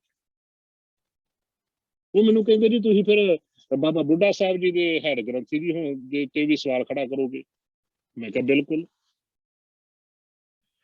ਬਾਬਾ ਬੁੱਢਾ ਸਾਹਿਬ ਦਰਬਾਰ ਸਾਹਿਬ ਜਾਂ ਹਰਮੰਦਰ ਸਾਹਿਬ ਦੇ ਹੈਡ ਗ੍ਰੰਥੀ ਨਹੀਂ ਗੇ, ਉਹ ਗ੍ਰੰਥ ਦੇ ਗ੍ਰੰਥੀ ਨੇ, ਗੁਰੂ ਗ੍ਰੰਥ ਸਾਹਿਬ ਜੀ ਦੇ ਗ੍ਰੰਥੀ ਨੇ। ਪਰ ਗੁਰੂ ਗ੍ਰੰਥ ਸਾਹਿਬ ਦੇ ਗ੍ਰੰਥੀ, ਪਹਿਲੇ ਗ੍ਰੰਥੀ ਬਾਬਾ ਬੁੱਢਾ ਸਾਹਿਬ ਕਿਸੇ ਨੇ ਨਹੀਂ ਪ੍ਰਚਾਰਿਆ। ਜਿਹੜਾ ਵੀ ਪ੍ਰਚਾਰਦਾ, ਹਰਮੰਦਰ ਸਾਹਿਬ ਦੇ ਪਹਿਲੇ ਹੈਡ ਗ੍ਰੰਥੀ ਬਾਬਾ ਬੁੱਢਾ ਸਾਹਿਬ, ਜਦੋਂ ਕਿ ਹਰਮੰਦਰ ਸਾਹਿਬ ਨਹੀਂ, ਅਸਲ ਵਿੱਚ ਦਰਬਾਰ ਸਾਹਿਬ ਹੈ। ਚਲੋ ਆਪਾਂ ਉਸ ਮਸਲੇ ਨੂੰ ਫਿਰ ਕਿਤੇ ਵਿਚਾਰਾਂਗੇ ਕਿ ਹਰਮੰਦਰ ਸਾਹਿਬ ਕਿਉਂ ਕਿਹਾ ਜਾਂਦਾ ਹੈ, ਦਰਬਾਰ ਸਾਹਿਬ ਦਾ ਅਸਲ ਵਿੱਚ ਕੀ ਸਿਧਾਂਤ ਹੈ, ਕਿਉਂਕਿ ਗੁਰੂ ਦਾ ਦਰਬਾਰ ਹੀ ਹੈ। ਅਤ ਉੱਚਾ ਤਾਕਾ ਦਰਬਾਰ। ਹਰਮੰਦਰ ਦੀ ਗੱਲ ਹੈ ਤੇ ਹਰਮੰਦਰ ਇਹ ਸਰੀਰ ਹੈ ਜਿਸ ਸੰਸਾਰ ਨੂੰ ਕਿਹਾ ਗਿਆ। ਖੈਰ, ਗੁਰੂ ਦਰਬਾਰ ਸਜਾਉਂਦਾ ਹੈ, ਗੁਰੂ ਦੇ ਸਜੇ ਹੋਏ ਦਰਬਾਰ ਵਿੱਚ ਗੁਰਸਿੱਖ ਸੰਗਤਾਂ ਆਉਂਦੀਆਂ ਨੇ। ਇਹ ਕਨਸੈਪਟ ਜਿਹੜਾ ਦਰਬਾਰ ਦਾ ਹੈ। ਖੈਰ, ਹੁਣ ਬਾਬਾ ਬੁੱਢਾ ਸਾਹਿਬ ਦਰਬਾਰ ਸਾਹਿਬ ਦੇ ਪਹਿਲੇ ਹੈਡ ਗ੍ਰੰਥੀ ਜਾਂ ਹਰਮੰਦਰ ਸਾਹਿਬ ਦੇ ਪਹਿਲੇ ਹੈਡ ਗ੍ਰੰਥੀ ਕਿਉਂ? ਕਿਉਂਕਿ ਉਸ ਜਗ੍ਹਾ ਨੂੰ ਅੱਗੇ ਰੱਖਣਾ। ਗੁਰੂ ਗ੍ਰੰਥ ਸਾਹਿਬ ਜੀ ਦੇ ਪਹਿਲੇ ਉਹ ਸੇਵਾਦਾਰ ਨੇ, ਪਹਿਲੇ ਗ੍ਰੰਥੀ ਸਿੰਘ ਨੇ, ਉਹ ਚੀਜ਼ ਨਹੀਂ। ਉਹ ਹਰਮੰਦਰ ਸਾਹਿਬ ਜਾਂ ਦਰਬਾਰ ਸਾਹਿਬ ਦੇ ਪਹਿਲੇ ਹੈਡ ਗ੍ਰੰਥੀ ਨੇ। ਵੇਖੋ ਕਿੰਨੀ ਵੱਡੀ ਗੱਲ ਇਹਦੇ ਪਿੱਛੇ ਸਾਜ਼ਿਸ਼ ਹੈ ਕਿ ਸ਼ਬਦ ਨੂੰ, ਗ੍ਰੰਥ ਨੂੰ, ਗੁਰਬਾਣੀ ਨੂੰ ਪਾਸੇ ਕਰ ਦਿਓ, ਜਗ੍ਹਾ ਦੇ ਨਾਲ ਉਹਨਾਂ ਨੂੰ ਜੋੜ ਦਿਓ, ਉਹਨਾਂ ਦਾ ਨਾਂ ਜਗ੍ਹਾ ਦੇ ਨਾਲ ਜੁੜ ਜਾਏ। ਇਹ ਧਾਰਮਿਕ ਸਥਾਨ ਇਸ ਤਰੀਕੇ ਦੇ ਨਾਲ ਜਿਹੜੇ ਸੀ ਸਾਡੇ ਉੱਪਰ ਜਿਹੜੇ ਸੀ ਹਾਵੀ ਕਰ ਦਿੱਤੇ। ਠੀਕ ਹੈ, ਧਾਰਮਿਕ ਸਥਾਨ ਨੇ, ਉਹਨਾਂ ਦੀ ਹਿਸਟਰੀ ਹੈ, ਉਹਨਾਂ ਦਾ ਇਤਿਹਾਸ ਹੈ। ਫਤਿਹਗੜ੍ਹ ਸਾਹਿਬ ਜਾਂਦੇ, ਉੱਥੋਂ ਦਾ ਇਤਿਹਾਸ ਹੈ। ਇੱਕ ਚਮਕੌਰ ਸਾਹਿਬ ਜਾਂਦੇ, ਇਤਿਹਾਸ ਹੈ। ਅਨੰਦਪੁਰ ਸਾਹਿਬ ਜਾਂਦੇ, ਇਤਿਹਾਸ ਹੈ। ਉਸ ਇਤਿਹਾਸ ਨੂੰ ਜਿਉਂਦਿਆਂ ਰੱਖਣਾ ਠੀਕ ਹੈ, ਪਰ ਬੇਸ਼ੱਕ ਭਾਵੇਂ ਕਿੰਨਾ ਵੀ ਵੱਡਾ ਇਤਿਹਾਸ ਦਾ ਕੋਈ ਹੋਵੇ, ਗੁਰੂ ਦੇ ਪੈਰਲਲ, ਗੁਰੂ ਦੀ ਬਰਾਬਰਤਾ ਜਾਂ ਗੁਰੂ ਦੀ ਥਾਂ ਨਹੀਂ ਲੈ ਸਕਦਾ। ਗੁਰੂ ਗ੍ਰੰਥ ਸਾਹਿਬ ਜੀ ਦੀ ਬਾਣੀ ਦੇ ਖਿਲਾਫ ਕੋਈ ਬੋਲ ਜਾਵੇ, ਕਿਸੇ ਦਾ ਹਿਰਦਾ ਨਹੀਂ ਤੜਫਦਾ। ਜੇ ਕਿਸੇ ਪ੍ਰਚਾਰਕ ਨੇ ਕਹਿ ਦਿੱਤਾ ਜੀ ਸਰੋਵਰ ਦਾ ਪਾਣੀ ਲੈ ਕੇ ਆਉਂਦੇ ਜੇ, ਉੱਥੋਂ ਬਾਣੀ ਵੀ ਲੈ ਕੇ ਆਇਆ ਕਰੋ, ਤੁਸੀਂ ਜੀ ਸਰੋਵਰ ਦਾ ਪਾਣੀ ਕਹਿ ਦਿੱਤਾ, ਉਹ ਤੇ ਅੰਮ੍ਰਿਤ ਹੈ, ਤੁਸੀਂ ਪਾਣੀ ਕਿਵੇਂ ਕਹਿ ਦਿੱਤਾ? ਉਹਦੇ ਤੇ ਤੜਫਦਾ ਹੈ ਮਨ, ਉਹਦੇ ਤੇ ਭਾਵਨਾਵਾਂ ਤੜਫਦੀਆਂ ਨੇ। ਇਹਦਾ ਮਤਲਬ ਬਾਣੀ ਦੀ ਅਹਿਮੀਅਤ ਨਹੀਂ ਹੈ, ਪਾਣੀ ਦੀ ਅਹਿਮੀਅਤ ਹੋ ਗਈ। ਤੁਸੀਂ ਹਰਮੰਦਰ ਸਾਹਿਬ ਕਿਉਂ ਨਹੀਂ ਕਿਹਾ? ਦਰਬਾਰ ਸਾਹਿਬ ਕਿਉਂ ਕਹਿ ਦਿੱਤਾ? ਤੁਸੀਂ ਬਿਲਡਰ ਕਿਉਂ ਕਹਿ ਦਿੱਤਾ? ਇਹਦਾ ਮਤਲਬ ਹੈ ਗੁਰੂ ਗ੍ਰੰਥ ਸਾਹਿਬ ਜੀ ਦੀ ਗੱਲ ਨਹੀਂ ਕੀ, ਉਹਨਾਂ ਚੀਜ਼ਾਂ ਨੂੰ ਲੈ ਕੇ ਭਾਵਨਾਵਾਂ ਤੜਫ ਰਹੀਆਂ। ਜਿਵੇਂ ਧਾਰਮਿਕ ਗ੍ਰੰਥ ਜਿਹੜੇ ਸੀ, ਗੁਰੂ ਗ੍ਰੰਥ ਸਾਹਿਬ ਜੀ ਦੀ ਸੁਪਰੀਮਤਾ ਨੂੰ ਚੈਲੰਜ ਕਰਨ ਵਾਸਤੇ, ਉਸ ਸੰਵਿਧਾਨ ਨੂੰ ਪਾਸੇ ਕਰਕੇ ਇੱਕ ਨਵਾਂ ਸੰਵਿਧਾਨ ਇਹਨਾਂ ਗ੍ਰੰਥਾਂ ਦੇ ਜਰੀਏ ਸਾਡੇ ਥੋਪਣ ਵਾਸਤੇ ਇਹ ਚੀਜ਼ਾਂ ਦੀ ਭਰਮਾਰ ਸਾਡੇ ਵਿਹੜੇ ਵਿੱਚ ਆਈ। ਇਸੇ ਤਰ੍ਹਾਂ ਧਾਰਮਿਕ ਅਸਥਾਨਾਂ ਦੀ ਭਰਮਾਰ ਵੀ ਸਾਡੇ ਵਿਹੜੇ ਵਿੱਚ ਆ ਗਈ। ਉਹ ਇੰਨਾ ਜ਼ਿਆਦਾ ਅਹਿਮ ਹੋ ਗਏ ਸਥਾਨ। ਤੁਸੀਂ ਗੁਰੂ ਗ੍ਰੰਥ ਸਾਹਿਬ ਦੀ ਬਾਣੀ ਪੜ੍ਹੋ, ਉਹਦੇ ਅੱਗੇ ਅਰਦਾਸ ਕਰੋ, ਕੋਈ ਤੁਹਾਡੇ ਅੰਦਰ ਉਹ ਨਹੀਂ ਗੀ ਉੱਠੇਗੀ ਭਰੋਸੇ ਵਾਲੀ ਗੱਲ। ਹਾਂ, ਤੁਸੀਂ ਇੱਥੇ ਬੈਠਿਆਂ ਨੇ ਪੈਸੇ ਭੇਜ ਕੇ ਅਰਦਾਸ ਦਰਬਾਰ ਸਾਹਿਬ ਜਾਂ ਕਿਸੇ ਹੋਰ ਸਥਾਨ ਤੇ ਕਰਾ ਦਿੱਤੀ, ਤੁਹਾਨੂੰ ਤਸੱਲੀ ਹੋ ਜਾਂਦੀ ਕਿ ਹਾਂ ਸਾਡੀ ਉੱਥੇ ਹੁਣ ਸੁਣੀ ਜਾਊਗੀ। ਜਗ੍ਹਾ ਕਿੰਨੀ ਹਾਵੀ ਹੋ ਗਈ ਸਿੱਖੀ ਦੇ ਵਿਹੜੇ ਵਿੱਚ। ਉਹਨਾਂ ਜਗ੍ਹਾਵਾਂ ਦੇ ਨਾਲ ਨਾਲ ਹੀ ਫਿਰ ਜਿੰਨੇ ਇਹ ਡੇਰੇ ਸੀ, ਇਹਨਾਂ ਨੇ ਉਹਨਾਂ ਦੇ ਪੈਰਲਰ ਆਪਣੀਆਂ ਜਗ੍ਹਾਵਾਂ ਜਿਹੜੀਆਂ ਸੀ ਉਹ ਤਿਆਰ ਕਰ, ਸਥਾਨ ਤਿਆਰ ਕਰ ਲਏ, ਆਪਣੀਆਂ ਜਥੇਬੰਦੀਆਂ ਬਣਾ ਲਈਆਂ ਫਿਰ, ਕਿਉਂਕਿ ਉਹਨਾਂ ਨੂੰ ਸੰਭਾਲਣ ਵਾਸਤੇ, ਉਹਨਾਂ ਨੂੰ ਜਿਹੜਾ ਸੇਵਾ ਸੰਭਾਲ ਵਾਸਤੇ ਜਿਹੜੇ ਸਥਾਨ ਬਣੇ ਨੇ, ਕੋਈ ਨਾ ਕੋਈ ਗਰੁੱਪ ਤੇ ਚਾਹੀਦਾ ਹੀ ਹੈ।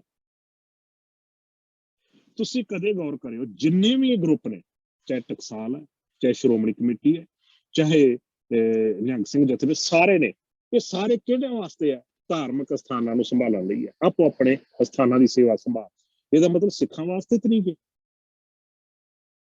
ਸ਼੍ਰੋਮਣੀ ਕਮੇਟੀ ਪ੍ਰਬੰਧ ਕਿਹਦਾ ਸੰਭਾਲ ਰਹੀ ਹੈ? ਗੁਰਦੁਆਰਿਆਂ ਦਾ। ਸਿੱਖਾਂ ਦੀ ਤਾਂ ਗੱਲ ਹੀ ਹੈ ਨਹੀਂ ਉੱਥੇ। ਸਿੱਖਾਂ ਨੂੰ ਕੀ ਚੀਜ਼ ਚਾਹੀਦੀ ਹੈ? ਸਿੱਖਾਂ ਨੂੰ ਕਿਹੜੀ ਚੀਜ਼ ਦੀ ਲੋੜ ਹੈ? ਸਿੱਖਾਂ ਦੇ ਵਿੱਚ ਕਿਸ ਆਪਣਾ ਕਿਹੜੀਆਂ ਕੁਰੀਤੀਆਂ ਨੇ ਜਾਂ ਕੀ ਕੁਛ ਕਰਨਾ ਹੈ ਆਪਾਂ, ਉਧਰ ਤੇ ਹੈ ਹੀ ਨਹੀਂ ਕਿਸੇ ਦਾ ਪ੍ਰਬੰਧ। ਗੁਰਦੁਆਰਿਆਂ ਦਾ, ਟਕਸਾਲ ਦਾ ਪ੍ਰਬੰਧ ਆਪਣੇ ਗੁਰਦੁਆਰਿਆਂ ਦਾ, ਜਿਹੜੇ ਡੇਰੇ ਨੇ ਉਹਨਾਂ ਦੀ, ਨਿਹੰਗਾਂ ਦਾ ਪ੍ਰਬੰਧ ਆਪਣੀਆਂ ਛਾਉਣੀਆਂ ਦਾ। ਫਿਰ ਸਿੱਖਾਂ ਦੇ ਨਾਲ ਤੇ ਸੰਬੰਧ ਨਾ ਰਹਿ ਗਿਆ। ਇਹ ਚੀਜ਼ ਜਥੇਬੰਦੀਆਂ ਬਣਾ ਕੇ ਸਾਡੇ ਤੇ ਥੋਪੀਆਂ ਗਈਆਂ। ਗੁਰੂ ਸਾਹਿਬ ਨੇ ਪੰਥ ਸਜਾਇਆ ਸੀ, ਚਲਾਇਆ ਸੀ, ਨਾ ਕਿ ਕੋਈ ਜਥੇਬੰਦ। ਆਪਾਂ ਪੜ੍ਹਦੇ ਹਾਂ ਆਗਿਆ ਭਈ ਅਕਾਲ ਕੀ ਤਬੀ ਚਲਾਇਓ ਪੰਥ, ਜਥੇਬੰਦੀ ਦਾ ਜ਼ਿਕਰ ਥੋੜੀ ਹੈ, ਕਿਸੇ ਟਕਸਾਲ ਦਾ, ਕਿਸੇ ਹੋਰ ਚੀਜ਼ ਦਾ ਜ਼ਿਕਰ ਥੋੜੀ ਹੈ। ਗੁਰੂ ਗੋਬਿੰਦ ਸਿੰਘ ਜੀ ਦਾ ਸੰਬੰਧ ਕੇਵਲ ਤੇ ਕੇਵਲ ਗੁਰੂ ਗ੍ਰੰਥ ਸਾਹਿਬ ਜੀ ਨਾਲ। ਉਹਨਾਂ ਨੇ ਗੁਰੂ ਗ੍ਰੰਥ ਸਾਹਿਬ ਜੀ ਨੂੰ ਚਲਾਇਆ ਹੈ, ਮੱਥਾ ਟੇਕ ਕੇ ਕਿਹਾ ਸੀ ਅੱਜ ਤੋਂ ਸਾਰਾ ਕੁਝ ਇਹੀ ਹੈ ਤੁਹਾਡੇ ਲਈ, ਇਹ ਸਾਡੀ ਥਾਂ ਤੇ ਹੈ, ਇਹ ਸਾਡੇ ਵੱਲੋਂ ਵਰਸਾਇਆ ਹੋਇਆ ਕਹਿ ਲਓ, ਜਾਂ ਸਾਡੇ ਵੱਲੋਂ ਚਲਾਇਆ ਹੋਇਆ ਕਹਿ ਲਓ। ਤੇ ਜਿਹੜੇ ਕਹਿੰਦੇ ਜੀ ਆਹ ਜਥੇਬੰਦੀ ਗੁਰੂ ਗੋਬਿੰਦ ਸਿੰਘ ਜੀ ਨੇ ਚਲਾਈ ਹੈ, ਤੋਰੀ ਹੈ, ਇਹਦਾ ਮਤਲਬ ਗੁਰੂ ਗ੍ਰੰਥ ਸਾਹਿਬ ਦੇ ਪੈਰਲਰ ਉਸ ਜਥੇਬੰਦੀ ਨੂੰ ਅੱਗੇ ਲੈ ਕੇ ਆ। ਉਹਨਾਂ ਦੇ ਸਥਾਨਾਂ ਤੇ ਜਾਓਗੇ, ਬਾਹਰ ਕਿਤੇ ਗੁਰੂ ਗ੍ਰੰਥ ਸਾਹਿਬ ਜੀ ਬਾਰੇ ਨਹੀਂ ਲਿਖਿਆ ਹੋਵੇਗਾ, ਉਹਨਾਂ ਦੀ ਜਥੇਬੰਦੀ ਦਾ ਵੱਡੇ ਵੱਡੇ ਬੈਨਰ ਲੱਗੇ ਹੋਣਗੇ, ਫਲੈਕਸ ਬੋਰਡ ਲੱਗੇ ਹੋਣਗੇ। ਔਰ ਉਹਨਾਂ ਸਾਰੀਆਂ ਜਥੇਬੰਦੀਆਂ ਦੇ ਆਪਣੇ ਆਪਣੇ ਸਿਸਟਮ, ਆਪਣੀ ਆਪਣੀਆਂ ਮਰਿਆਦਾਵਾਂ, ਆਪਣਾ ਆਪਣਾ ਸਾਰਾ ਕੁਝ ਉਹਨਾਂ ਬਣਾਇਆ ਹੋਇਆ ਹੈ। ਫਿਰ ਉਹ ਜਥੇਬੰਦੀ ਵੇਖੋ ਕਿੰਨੇ ਕਮਾਲ ਦੀ ਗੱਲ ਕਰਦੀ ਹੈ, ਜਿਸ ਗੁਰੂ ਨੇ ਵਰਸਾਈ ਕਹਿੰਦੇ ਨੇ ਉਸ ਗੁਰੂ ਤੋਂ ਸਿੱਧਾ ਆਪਣੇ ਜਥੇਬੰਦੀ ਨੂੰ ਆਉਂਦੇ ਆ। ਐਗਜ਼ਾਮਪਲ ਮੈਂ ਦੋ ਤੁਹਾਡੇ ਨਾਲ ਸਾਂਝੀਆਂ ਕਰ ਲਵਾਂ। ਨਾਨਕਸਰਿਕ ਸੰਪਰਦਾਇ, ਉਹ ਗੁਰੂ ਨਾਨਕ ਸਾਹਿਬ ਜੀ ਤੋਂ ਬਸ ਸਿੱਧੀ ਆਪਣੇ ਸੰਪਰਦਾ ਵਾਲੇ ਪਾਸੇ ਗੱਲ ਲੈ ਕੇ ਆਉਂਦੇ। ਮੈਂ ਨਹੀਂ ਦੇਖਿਆ ਗੁਰੂ ਅਰਜਨ ਸਾਹਿਬ ਦੀ ਸ਼ਹੀਦੀ ਦਿਹਾੜਾ ਉਹਨਾਂ ਨੂੰ ਮਨਾਉਂਦੇ, ਮੈਂ ਨਹੀਂ ਦੇਖਿਆ ਛੋਟੇ ਸਾਹਿਬਜ਼ਾਦੇ ਜਾਂ ਵੱਡੇ ਸਾਹਿਬਜ਼ਾਦਿਆਂ ਦੇ ਦਿਨ ਵੀ ਕਦੇ ਮਨਾਉਂਦੇ ਨੇ। ਉਹ ਗੁਰੂ ਨਾਨਕ ਸਾਹਿਬ ਦਾ ਪ੍ਰਕਾਸ਼ ਪੁਰਬ ਮਨਾਉਂਦੇ ਨੇ, ਉਸ ਤੋਂ ਬਾਅਦ ਸਿੱਧਾ ਆਪਣੇ ਬਾਬਿਆਂ ਦੀਆਂ ਬਰਸੀਆਂ ਤੇ ਜਨਮ ਦਿਨ ਮਨਾਉਣੇ ਸ਼ੁਰੂ ਕਰਦੇ ਨੇ। ਬਾਕੀ ਗੁਰੂ ਸਾਹਿਬਾਨਾਂ ਨਾਲ ਉਹਨਾਂ ਦਾ ਕੋਈ ਵਾਸਤਾ ਨਹੀਂ। ਜੇ ਟਕਸਾਲ ਦੀ ਗੱਲ ਕਰ ਲਓ, ਇਹ ਕਹਿੰਦੇ ਗੁਰੂ ਗੋਬਿੰਦ ਸਿੰਘ ਜੀ ਤੋਂ ਅਸੀਂ ਸ਼ੁਰੂ ਹੋਏ ਹਾਂ। ਤੁਸੀਂ ਕਦੇ ਵੇਖੋ ਇਹਨਾਂ ਦੀਆਂ ਜਿੰਨੀਆਂ ਲਿਖਤਾਂ, ਜਿੰਨਾ ਪ੍ਰਚਾਰ, ਸਾਰਾ ਇਕੱਲੇ ਗੁਰੂ ਗੋਬਿੰਦ ਸਿੰਘ ਜੀ ਤੋਂ ਨਾਲ ਹੈ, ਉਸ ਤੋਂ ਬਾਅਦ ਸਿੱਧਾ ਆਪਣੀ ਜਥੇਬੰਦੀ ਵੱਲ ਹੈ। ਜੇ ਨਿਹੰਗਾਂ ਸਿੰਘਾਂ ਦੀ ਗੱਲ ਕਰ ਲਓਗੇ, ਜੇ ਬਿਧੀ ਚੰਦ ਵਾਲਾ ਗਰੁੱਪ ਹੈ, ਉਹ ਸਿੱਧਾ ਭਾਈ ਬਿਧੀ ਚੰਦ ਗੁਰੂ ਹਰਗੋਬਿੰਦ ਸਾਹਿਬ, ਉਹ ਤੋਂ ਬਿਧੀ ਚੰਦ ਤੋਂ ਆਪਣੀ ਸੰਪਰਦਾ। ਬਾਕੀ ਕੇ ਕੋਈ ਉਹਨਾਂ ਨੂੰ ਮਤਲਬ ਨਹੀਂ ਗੁਰੂ ਸਾਹਿਬ ਕਿੱਥੇ ਕਿਵੇਂ ਹੈ।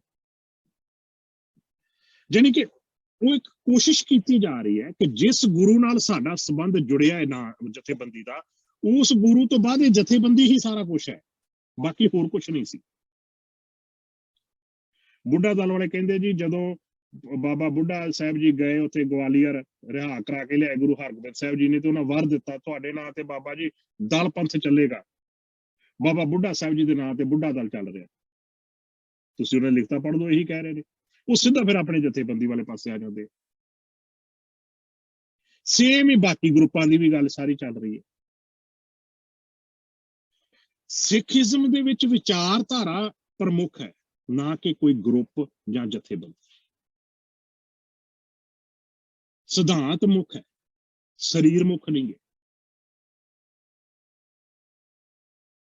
ਪ੍ਰੋਬਲਮ ਇਹ ਬਣ ਗਈ ਕਿ ਉਹ ਜਥੇਬੰਦੀਆਂ ਜਿਹੜੀਆਂ ਨੇ ਉਹ ਇੰਨੀਆਂ ਜ਼ਿਆਦਾ, ਹੁਣ ਤੁਸੀਂ ਜੇ ਟਕਸਾਲ ਦੀ ਗੱਲ ਕਰੋ ਕਹਿਣਗੇ ਜੀ ਲੈ ਇਹਦਾ ਮਤਲਬ ਤੁਸੀਂ ਬਾਬਾ ਦੀਪ ਸਿੰਘ ਤੇ ਕਿੰਤੂ ਪਰੰਤੂ ਕਰ ਰਹੇ ਹੋ। ਬੁੱਢੇ ਦਲ ਦੀ ਗੱਲ ਕਰੋਗੇ ਉਹ ਕਹਿਣਗੇ ਬਾਬਾ ਬੁੱਢਾ ਸਾਹਿਬ ਤੇ ਕਿੰਤੂ ਪਰੰਤੂ ਕਰ ਰਹੇ ਹੋ। ਜੇ ਉਹ ਸੁਰ ਸਿੰਘ ਵਾਲੇ ਬਿਧੀ ਚੰਦ ਵਾਲਿਆਂ ਦਾ ਗਰੁੱਪ, ਉਹਨਾਂ ਦੀ ਗੱਲ ਕਰੋ ਕਹਿਣਗੇ ਬਾਬਾ ਬਿਧੀ ਚੰਦ ਤੇ ਤੁਸੀਂ ਕਿੰਤੂ ਪਰੰਤੂ ਕਰ ਰਹੇ ਹੋ ਜਥੇਬੰਦੀਆਂ ਬਣਾ ਕੇ। ਇਹ ਬਹੁਤ ਵੱਡੀ ਇੱਕ ਖਤਰਨਾਕ ਸਾਜ਼ਿਸ਼ ਹੈ। ਔਰ ਇਹ ਸਾਰੀਆਂ ਦੇ ਸਾਰੀਆਂ ਪਰੰਪਰਾਵਾਦੀ ਜਥੇਬੰਦੀਆਂ ਨੇ, ਪਰੰਪਰਾਵਾਂ ਨੂੰ ਮੰਨਣ ਵਾਲੀਆਂ। ਆਪਣੀ ਪਰੰਪਰਾ ਨਹੀਂ ਝੂਠੀ ਹੋਣੀ ਚਾਹੀਦੀ। ਗੁਰੂ ਗ੍ਰੰਥ ਸਾਹਿਬ ਦੀ ਵਿਚਾਰਧਾਰਾ ਬੇਸ਼ੱਕ ਪਾਸੇ ਜਾਂਦੀ ਚੱਲ ਜੇ, ਪਰ ਸਾਡੇ ਪਰੰਪਰਾ, ਸਾਡੀ ਮਨੌਤ, ਜੋ ਸਾਡੇ ਵੱਡੇ ਵਡੇਰੇ ਕਰਦੇ ਆ ਰਹੇ ਨੇ। ਮੈਨੂੰ ਇੱਕ ਨਾ ਬੜਾ ਸੁਲਝਿਆ ਹੋਇਆ ਵਿਅਕਤੀ ਹੈ, ਟਕਸਾਲ ਨਾਲ ਸੰਬੰਧਿਤ ਹੈ, ਚੰਗਾ ਨਾਮਵਰ ਬੰਦਾ ਹੈ, ਉਹ ਬੁਲਾਰਾ ਹੈ।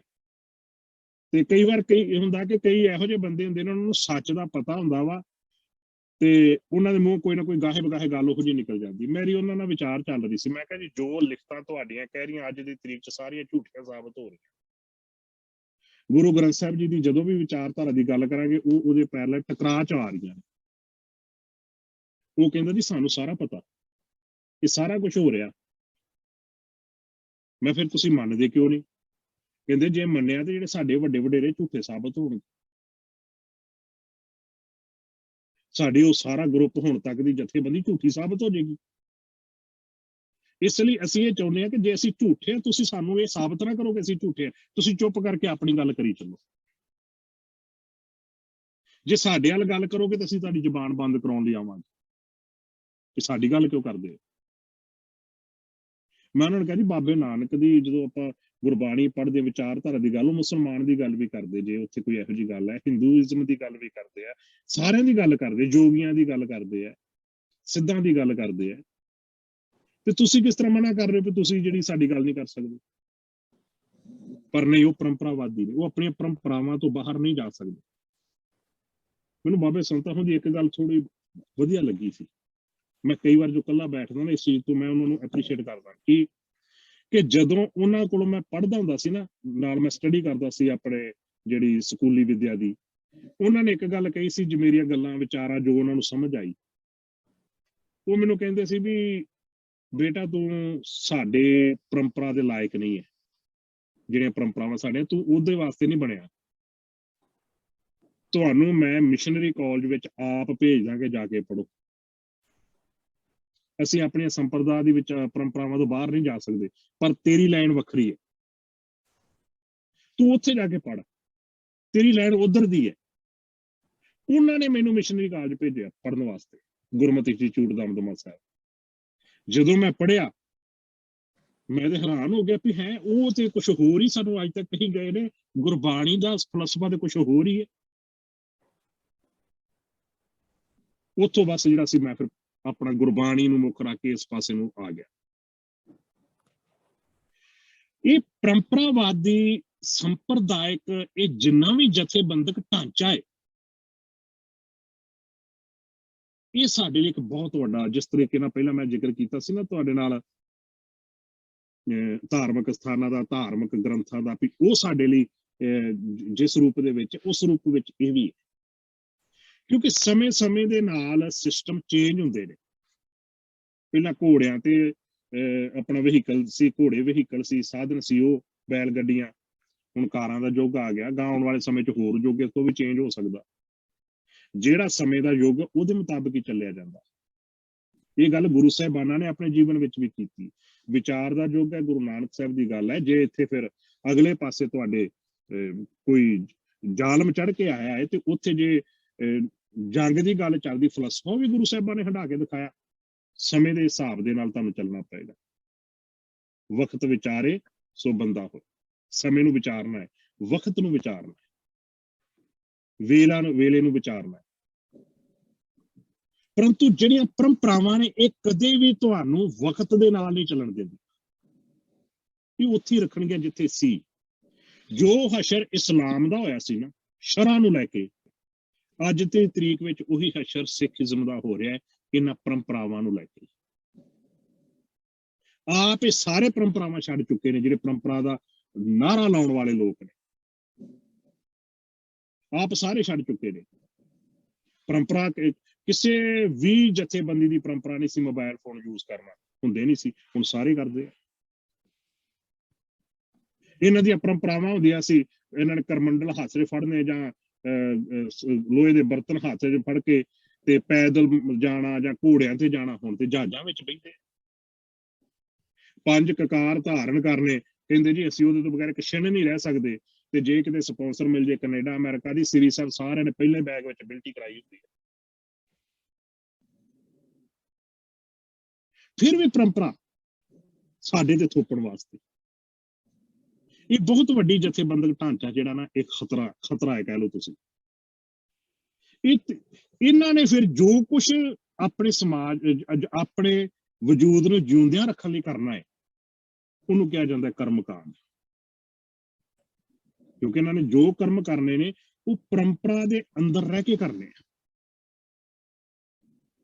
ਸਿੱਖੀਜ਼ਮ ਦੇ ਵਿੱਚ ਕਰਮ ਜਿਹੜਾ ਪ੍ਰਧਾਨ ਹੈ, ਕਰਮ ਭੂਮ ਮੈਂ ਬੋਹ ਨਾਮ, ਕਰਮਾ ਸੰਦੜਾ ਖੇਤ, ਕਰਮੀ ਆਪੋ ਆਪਣੀ।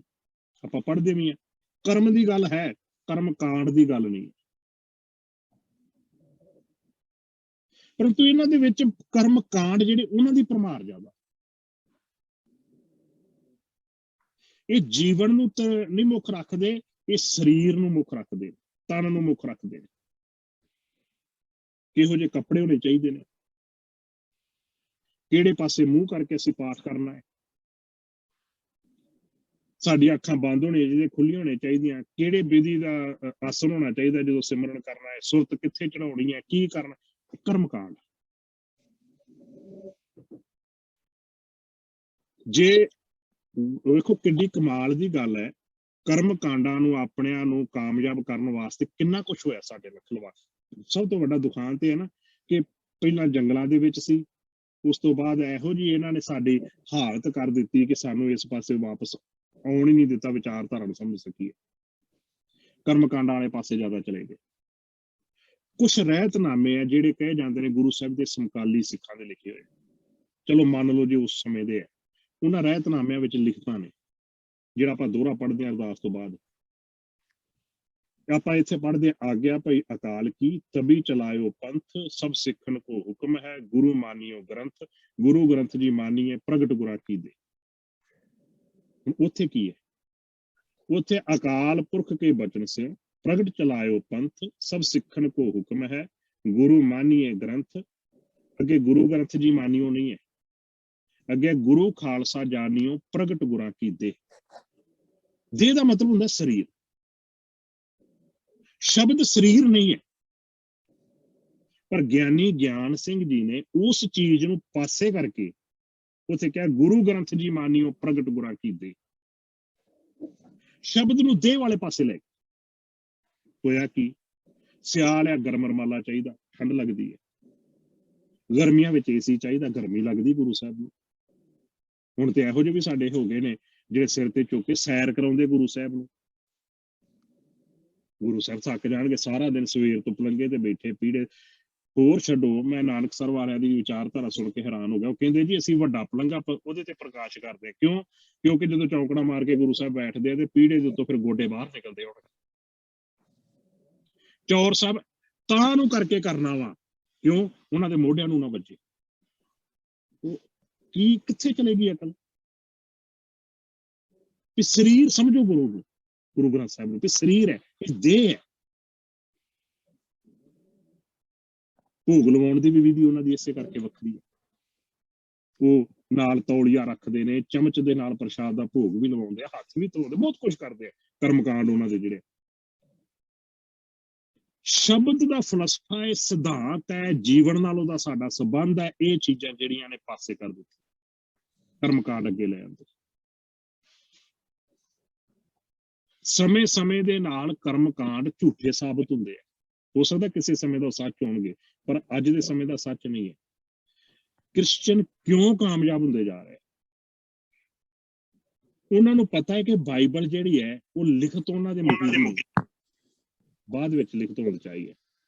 ਉਹਨਾਂ ਨੇ ਸਮੇਂ ਦੇ ਨਾਲ ਉਹਦੇ ਵਿੱਚ ਉਸੇ ਹਿਸਾਬ ਨਾਲ ਹੀ ਸੁਧਾਰ ਕਰਨੇ ਸ਼ੁਰੂ ਕਰ ਦਿੱਤੇ। ਜਿਹੜੀ ਚੀਜ਼ ਰੱਦ ਹੁੰਦੀ ਹੈ ਉਹਨੂੰ ਵਿੱਚੋਂ ਪਾਸੇ ਕਰੀ ਜਾਂਦੇ ਆ। ਨਹੀਂ ਤੇ ਇਹ ਉਹੀ ਵਿਚਾਰਧਾਰਾ ਵਾਲੇ ਲੋਕ ਹੈ ਜਿਹੜੇ ਜੇ ਕਿਤੇ ਕਿਸੇ ਨੇ ਕਿਹਾ ਜੀ ਧਰਤੀ ਗੋਲ ਹੈ ਤੇ ਉਹਦਾ ਸਿਰ ਕਲਮ ਕਰਨ ਨੂੰ ਤੁਰ ਪਏ ਸੀ। ਪਰ ਤੁਸੀਂ ਇਹ ਮਰਿਆਦਾਵਾਂ ਸਾਡੀਆਂ, ਕਰਮਕਾਂਡ ਸਾਡੇ, ਪਰੰਪਰਾਵਾਂ ਸਾਡੀਆਂ ਝੂਠੀਆਂ ਸਾਬਤ ਹੋ ਰਹੀਆਂ ਨੇ। ਅੱਜ ਦੀ ਤਰੀਕ ਦੇ ਵਿੱਚ ਇਹ ਕਰਮਕਾਂਡ ਝੂਠੇ ਸਾਬਤ ਹੋ ਰਹੇ ਆ। ਜੇ ਕਹੋ ਕਿ ਗੁਰੂ ਗ੍ਰੰਥ ਸਾਹਿਬ ਜੀ ਦੀ ਵਿਚਾਰਧਾਰਾ ਮੁਤਾਬਕ ਇਹਨਾਂ ਨੂੰ ਸੁਧਾਰ ਲਿਆ ਜਾਵੇ, ਇਹ ਡਾਂਗਾਂ ਲੈ ਕੇ ਸਾਡੇ ਪਿੱਛੇ ਆ ਜਾਣ। ਸਾਡੇ ਮਹਾਂਪੁਰਖ ਤੇ ਚੜ੍ਹਦੇ ਪਾਸੇ ਸੂਰਜ ਵੱਲ ਮੂੰਹ ਕਰਕੇ ਬਾਣੀ ਪੜ੍ਹਦੇ ਹੁੰਦੇ ਸੀ, ਤੁਸੀਂ ਅੱਜ ਉਹਨੂੰ ਰੱਦ ਕਰਨ ਲੱਗੇ। ਉਤਰਾ ਸਾਖੀ ਸੁਣੋਗੇ, ਗੁਰੂ ਨਾਨਕ ਸਾਹਿਬ ਜੀ ਮੱਕੇ ਗਏ ਤੇ ਉਹਨਾਂ ਮੱਕਾ ਘੁਮਾ ਦਿੱਤਾ, ਕਿਹਾ ਜਿਹੜੇ ਪਾਸੇ ਰੱਬ ਨਹੀਂ ਹੈਗਾ ਉਧਰ ਕਰ ਦਿਓ ਪੈ। ਆਪ ਤੁਸੀਂ ਮੰਨਦੇ ਨਹੀਂ। ਸਾਖੀਆਂ ਸਾਨੂੰ ਉਹਨਾਂ ਦੀਆਂ ਸੁਣਾ ਰਹੇ ਜਿਹੜੇ ਭਰਮ ਤੋੜੇ, ਆਪ ਉਹਨਾਂ ਹੀ ਭਰਮਾਂ ਵਿੱਚ ਪਏ ਹੋਏ ਹੋ ਕਿ ਕਿਹੜੇ ਪਾਸੇ ਮੂੰਹ ਹੋਣਾ ਚਾਹੀਦਾ। ਇਹ ਚੀਜ਼ਾਂ ਬਹੁਤ ਨੇ ਸਾਡੇ ਸਮਾਜ ਦੇ ਵਿੱਚ, ਸਾਡੇ ਸਿੱਖੀ ਦੇ ਵਿਹੜੇ ਵਿੱਚ ਆ ਕੇ। ਹੁਣ ਸੋਲੂਸ਼ਨ ਦੀ ਗੱਲ ਕੀਤੀ ਸੀ ਡਾਕਟਰ ਸਾਹਿਬ ਨੇ, ਕਿਸ ਤਰ੍ਹਾਂ ਇਹਨਾਂ ਚੋਂ ਹੁਣ ਆਪਾਂ ਬਾਹਰ ਨਿਕਲੀਏ। ਇਹ ਹੁਣ ਆਪਾਂ ਡਿਸਕਸ ਕਰਨੀ ਆਪਸ ਵਿੱਚ, ਆਪਣੇ ਸਵਾਲ ਜਵਾਬਾਂ ਚ ਸੋਲੂਸ਼ਨ ਹੀ ਆਪਾਂ ਲੱਭਣੇ ਆ, ਕਿਉਂਕਿ ਸਾਰਿਆਂ ਨੂੰ ਸਵਾਲਾਂ ਦਾ ਤੇ ਪਤਾ ਹੈ, ਕਰਮਕਾਂਡਾਂ ਦਾ ਤੇ ਪਤਾ ਹੀ ਹੈ, ਜੋ ਕੁਝ ਹੋ ਰਿਹਾ ਉਹ ਤੇ ਪਤਾ ਹੈ। ਸਭ ਤੋਂ ਵੱਡਾ ਸੋਲੂਸ਼ਨ ਇਹਦਾ ਇੱਕ ਹੀ ਹੈ, ਗੁਰ ਜੈਸਾ ਨਾਹੀ ਕੋ ਦੇ। ਗੁਰੂ ਗ੍ਰੰਥ ਸਾਹਿਬ ਜੀ ਦੇ ਬਰਾਬਰ ਹੋਰ ਕੋਈ ਦੂਜਾ ਨਹੀਂ। ਜੋ ਵੀ ਦੂਜਾ ਹੈ ਉਹਨੂੰ ਰੱਦ ਕਰ ਦਿਓ। ਆਧਾਰ ਕੇਵਲ ਤੇ ਕੇਵਲ ਗੁਰੂ ਗ੍ਰੰਥ ਸਾਹਿਬ ਦੀ ਬਾਣੀ ਕੋਲ, ਉਹ ਸੱਚ ਹੈ, ਉਹਦੇ ਪੈਰਲਲ ਉਹਦੇ ਬਰਾਬਰ ਕਿਸੇ ਹੋਰ ਨੂੰ ਅਸੀਂ ਸੱਚ ਨਹੀਂ ਮੰਨਦੇ। ਫਿਰ ਤੇ ਅਸੀਂ ਆਪਣੇ ਜਿਹੜੇ ਕਰਮ ਕਰਦੇ ਆ, ਜੋ ਅਸੀਂ ਕਾਰ ਵਿਹਾਰ ਕਰਦੇ ਆ, ਘਰੇਲੂ ਕਾਰ ਵਿਹਾਰ, ਚਾਹੇ ਪਰਿਵਾਰਕ ਕਾਰ ਵਿਹਾਰ, ਜੇ ਤੇ ਅਸੀਂ ਉਸ ਮੁਤਾਬਕ ਗੁਰੂ ਗ੍ਰੰਥ ਸਾਹਿਬ ਦੀ ਵਿਚਾਰਧਾਰਾ ਮੁਤਾਬਕ ਕਰਨਾ ਸ਼ੁਰੂ ਕਰ ਦਿੱਤਾ, ਇਹ ਸੋਲੂਸ਼ਨ ਹੈ। ਠੀਕ ਹੈ, ਅੱਜ ਇੱਕ ਸਰੀਰ ਹੈ, ਇੱਕ ਪਰਿਵਾਰ ਹੈ, ਕੱਲ ਨੂੰ 2 ਪਰਿਵਾਰ ਹੋ ਜਾਣਗੇ, ਫਿਰ 10 ਪਰਿਵਾਰ ਹੋ ਜਾਣਗੇ, ਹੌਲੀ ਹੌਲੀ ਇੱਕ ਕਾਫਲਾ ਬਣ ਜਾਵੇਗਾ। ਟਾਈਮ ਲੱਗੇਗਾ, ਵਕਤ ਲੱਗੇਗਾ।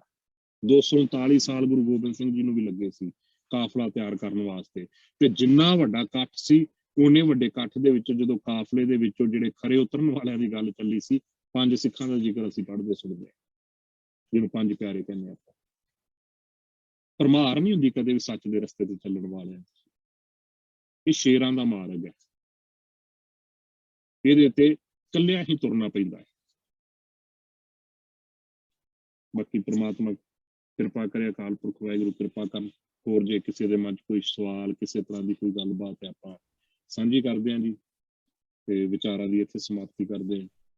ਭੁੱਲਾਂ ਚੁੱਕਾਂ ਦੀ ਮਾਫੀ ਦੇਣੀ ਜੀ। ਵਾਹਿਗੁਰੂ ਜੀ ਕਾ ਖਾਲਸਾ, ਵਾਹਿਗੁਰੂ ਜੀ ਕੀ ਫਤਿਹ। ਥੈਂਕ ਯੂ ਸ਼ਿਵਤੇਜ ਸਿੰਘ ਜੀ, ਬੜੀ ਚੰਗੀ ਤਰ੍ਹਾਂ ਨਾਲ ਤੁਸੀਂ ਇਹ ਤਿੰਨੇ ਪੱਖ ਜਿਹੜੇ ਆ, ਧਾਰਮਿਕ ਗ੍ਰੰਥ, ਅਸਥਾਨਾਂ ਦੀ, ਜਥੇਬੰਦਿਕ ਢਾਂਚੇ ਦੀ, ਤੇ ਕਰਮ ਕਾਂਡ ਕਿੱਦਾਂ ਰਿਲੇਟ ਹੋ ਗਏ ਆਪਸ ਵਿੱਚ, ਔਰ ਅਸੀਂ ਬੇਸਿਕਲੀ ਬਾਣੀ ਨੂੰ ਛੱਡ ਕੇ ਕਿੱਧਰ ਨੂੰ ਟੁਰ ਗਏ, ਕਿੱਧਰ ਨੂੰ ਚੱਲ ਪਏ। I think you put it in a very good perspective that way.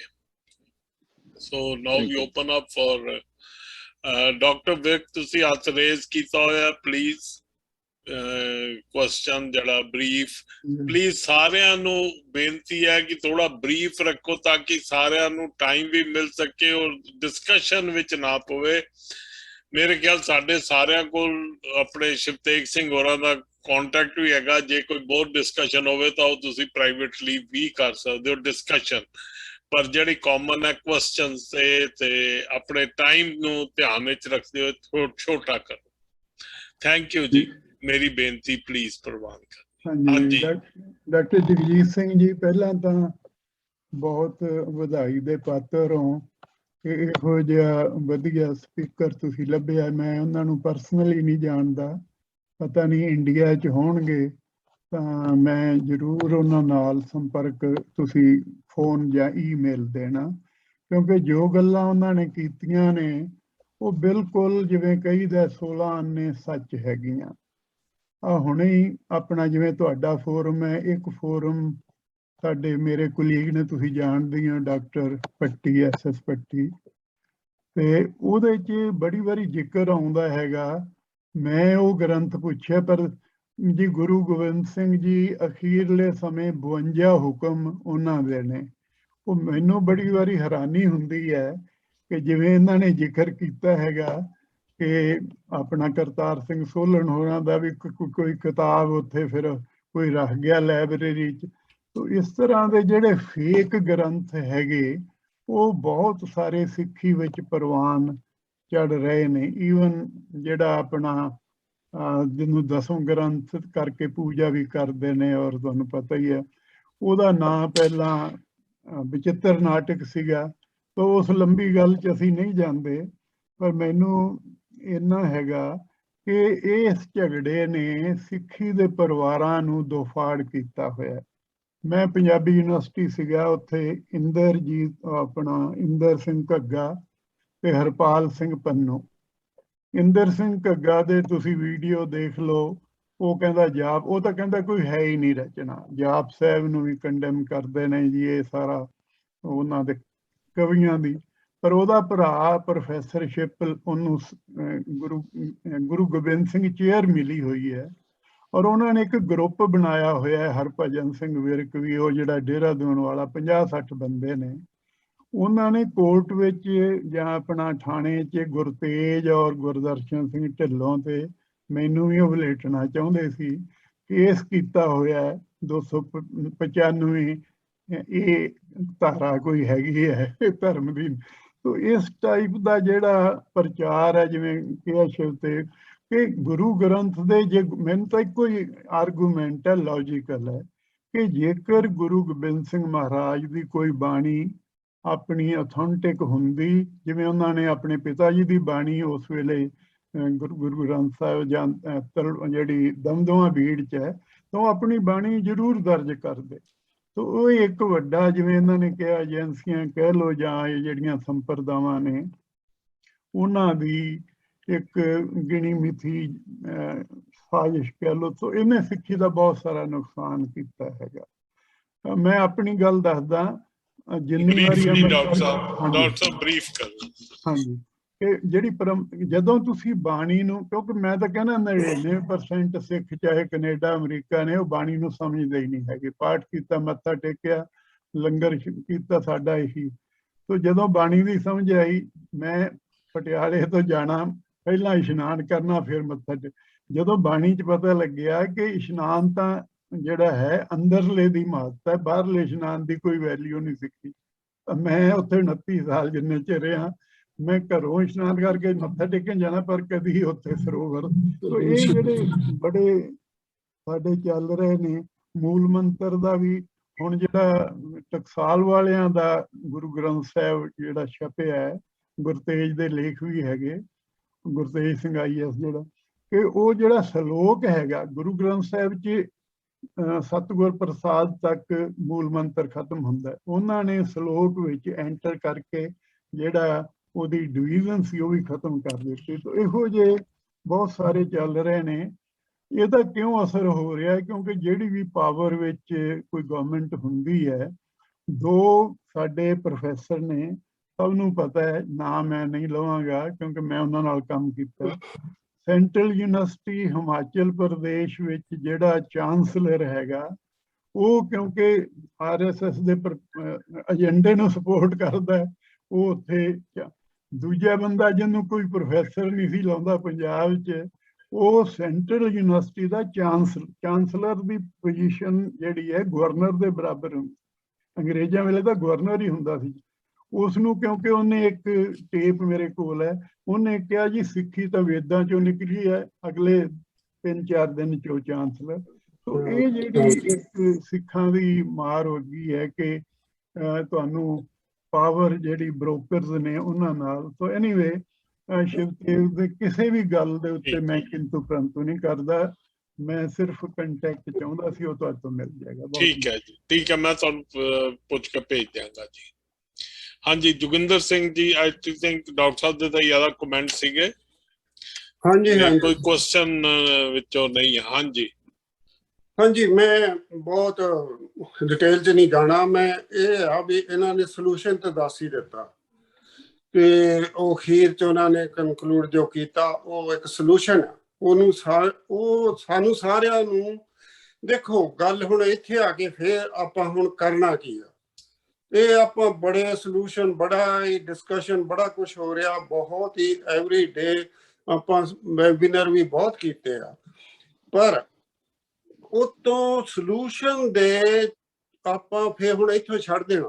ਹੁਣ ਇੱਥੇ ਅੱਜ ਤੋਂ ਜਾਂ ਤਾਂ ਆਪਾਂ ਹੁਣ ਚੱਲੀਏ ਵੀ ਇਹ ਸੋਲੂਸ਼ਨ ਆ, ਇਹਦੇ ਉੱਤੇ ਚੱਲਣਾ। ਹੁਣ ਭਾਈ ਸਾਹਿਬ ਨਾਲ, ਸ਼ਿਵਦੇਵ ਸਿੰਘ ਨਾਲ ਮੇਰੀ ਗੱਲ ਪਹਿਲਾਂ ਵੀ ਹੋ ਚੁੱਕੀ ਇੱਕ ਵਾਰੀ। ਮੈਂ ਇਹਨਾਂ ਨਾਲ ਇਸ ਗੱਲ ਤੇ ਵਿਚਾਰ ਅਸੀਂ ਸੁਸਾਇਟੀ 'ਚ ਵੀ ਹੋਈ ਆ, ਤੇ ਹੁਣ ਵੀ ਮੈਂ ਇਹਨਾਂ ਨੂੰ ਬੇਨਤੀ ਕਰਾਂਗਾ ਕਿ ਇਹਨਾਂ ਕੋਲ ਬਹੁਤ ਕੁਛ, ਬੜਾ ਗਿਆਨ ਆ, ਬੜਾ ਭੰਡਾਰ ਆ, ਔਰ ਬੜੀ ਇਹਨਾਂ ਦੀ ਪਕੜ ਆ, ਔਰ ਇਹਨਾਂ ਨੂੰ ਸੁਣਨ ਨੂੰ ਵੀ। ਦੇਖੋ ਕੁਛ ਗੱਲਾਂ ਹੁੰਦੀਆਂ ਹਰ ਇੱਕ ਬੰਦੇ ਕੋਲ ਉਹ ਨਹੀਂ ਹੈ, ਟੈਲੈਂਟ ਆ ਇਹਨਾਂ ਕੋਲ, ਉਹ ਆ ਵੀ ਜਿਹੜਾ ਇਹ ਵਰਕ ਕਰ ਸਕਦਾ। ਹੁਣ ਮੈਂ ਤੁਹਾਨੂੰ ਇਹਦੀ ਇੱਕ ਐਗਜ਼ਾਮਪਲ ਦਿੰਦਾ ਕਿ ਮੈਂ ਆਪਣਾ ਭਾਈ ਰਾਮ ਸਿੰਘ ਬਾਰੇ ਤੁਸੀਂ ਜਾਣਦੇ ਡਾਕਟਰ ਸਾਹਿਬ, ਹਾਂਜੀ, ਉਹਨਾਂ ਨੇ ਚਲੋ ਜਿੱਦਾਂ ਵੀ ਹੈ ਉਹਨਾਂ ਨੇ ਕੰਮ ਸ਼ੁਰੂ ਕੀਤਾ। ਉਹ ਕਾਫੀ ਗੁਰੂ ਗ੍ਰੰਥ ਸਾਹਿਬ ਤੋਂ ਜੋ ਉਹਨਾਂ ਨੇ ਉਹਦੀ ਲੜੀਵਾਰ ਕਥਾ ਵੀ ਸ਼ੁਰੂ ਕੀਤੀ ਆ, ਇੱਕ ਅੱਧੇ ਘੰਟੇ ਦੀ ਵੀਡੀਓ ਰੋਜ਼ ਅਪਲੋਡ ਕਰਦੇ ਆ, ਔਰ ਬਹੁਤ ਪਰਿਵਾਰ ਜੁੜ ਚੁੱਕੇ ਆ। ਔਰ ਦੂਜਾ ਉਹਨਾਂ ਦਾ ਜਿਹੜਾ ਸਭ ਤੋਂ ਵੱਡਾ ਦੂਜਾ ਕੰਮ ਕਰ ਰਿਹਾ, ਉਹ ਤੁਹਾਨੂੰ ਪਤਾ, ਸਟੂਡੈਂਟ ਬੱਚਿਆਂ ਨੂੰ ਖਾਸ ਕਰਕੇ ਉਹਨਾਂ ਸਿਲੇਬਸ ਤਿਆਰ ਕੀਤਾ। ਉਹ ਸਾਰਾ ਕੁਝ ਉਹਨਾਂ ਨੇ ਕਾਫੀ, ਇੱਕ ਦਿਨ ਤੁਸੀਂ ਲਿਆਓ ਡਿਟੇਲ 'ਚ ਦੱਸ ਦੇਣਗੇ। ਤੇ ਉਹਦੇ ਦੇਖੋ ਆਪਾਂ ਨੂੰ ਏਦਾਂ ਕੋਈ ਇੱਥੇ ਵੀ ਚੱਲਣਾ ਪੈਣਾ, ਕਰਨਾ ਪੈਣਾ। ਉਹਦੇ ਲਈ ਮੇਰੀ 6 ਮਹੀਨੇ ਪਹਿਲਾਂ ਸ਼ਿਵਤੇਜ ਸਿੰਘ ਉਹਨਾਂ ਨਾਲ ਗੱਲ ਹੋਈ ਸੀ। ਇਹਨਾਂ ਕਿਹਾ ਸੀ ਆਪਾਂ ਫਿਰ ਇਹਦੇ ਤੇ ਵਿਚਾਰ ਕਰਾਂਗੇ। ਪਹਿਲਾਂ ਹੀ ਕਾਫੀ ਬਿਜ਼ੀ ਸੀ ਪਰਿਵਾਰਕ ਤੌਰ ਤੇ। ਹੁਣ ਮੈਂ ਚਾਹਾਂਗਾ ਕਿ ਇਹਨਾਂ ਦਾ ਕੀ ਵਿਚਾਰ ਆ, ਆਪਾਂ ਇੱਧਰ ਨੂੰ ਤੁਰਨਾ ਸ਼ੁਰੂ ਕਰੀਏ ਤਾਂ ਹੀ ਗੱਲ ਅੱਗੇ ਤੁਰਨੀ ਆ। ਆਪਾਂ ਨੂੰ ਦੇਖੋ ਇੱਕ ਗੱਲ ਬੜੀ ਇੰਪੋਰਟੈਂਟ ਇਹਨਾਂ ਨੇ ਕੀਤੀ ਆ, ਉਹ ਇਹ ਆ ਕਿ ਗੁਰੂ ਗ੍ਰੰਥ ਸਾਹਿਬ ਦੀ ਕੋਈ ਵੀ ਕੰਟਰੋਵਰਸੀ ਨਹੀਂ ਆ ਕਿਸੇ ਜਥੇਬੰਦੀ ਨੂੰ, ਕਿਸੇ ਨੂੰ ਵੀ, ਔਰ ਕਿਸੇ ਇਨਸਾਨ ਨੂੰ ਵੀ ਨਹੀਂ। ਜਦੋਂ ਗੁਰੂ ਗ੍ਰੰਥ ਸਾਹਿਬ ਦੀ ਗੱਲ ਹੁੰਦੀ ਤਾਂ ਗੁਰੂ ਗ੍ਰੰਥ ਸਾਹਿਬ ਦੇ ਕੋਈ ਵੀ ਕਿੰਤੂ ਪਰੰਤੂ ਨਹੀਂ ਆ। ਤੇ ਇਹ ਇੱਕ ਬੜੀ ਸਾਡੇ ਕੋਲ ਫਿਰ ਵੀ ਪ੍ਰਮਾਤਮਾ ਨੂੰ ਬੜੀ ਵੱਡੀ ਗੱਲ ਆ। ਤੇ ਹੁਣ ਤੁਰਨ ਲਈ ਮੈਂ ਕਹੂੰਗਾ ਸ਼ਿਵਤੇਜ ਸਿੰਘ ਹੋਣੀ ਕੀ ਆਪਾਂ ਕੀ ਕਰਨਾ ਉਹਦੇ ਲਈ ਆਪਾਂ ਗੱਲ ਕਰੀਏ ਔਰ ਕੀਤਾ ਜਾਵੇ। ਮੈਂ ਇਹਦੇ ਲਈ ਅਸੀਂ ਨਾਲ ਸਹਿਯੋਗ ਦਿਆਂਗੇ। ਹਾਂਜੀ ਸ਼ਿਵਤੇਜ ਸਿੰਘ ਜੀ। ਹਾਂਜੀ, ਆਪਣਾ ਇਹਨਾਂ ਨੇ ਨਾ ਮੇਰੇ ਖਿਆਲ 6 ਮਹੀਨੇ ਹੋ ਗਏ, ਪਹਿਲਾਂ ਵੀ 2-3 ਵਾਰ ਸਾਡੀ ਗੱਲ ਹੋਈ ਇਹਨਾਂ ਨਾਲ। ਮੈਂ ਵੀ ਇਸ ਚੀਜ਼ ਦਾ ਇਸ਼ੂ ਕਿਹਾ, ਮੈਂ ਇਹਨਾਂ ਨੂੰ ਕਿਹਾ ਵੀ ਸੀ ਵੀ ਹਾਂ ਇਹਦੇ ਤੇ ਜ਼ਰੂਰ ਮੈਂ ਕੋਸ਼ਿਸ਼ ਕਰਾਂਗਾ। ਮੈਂ ਇੱਕ ਟੀਮ ਦੇ ਹਿਸਾਬ ਨਾਲ ਲੱਭ ਰਿਹਾ ਵਾਂ ਵੀ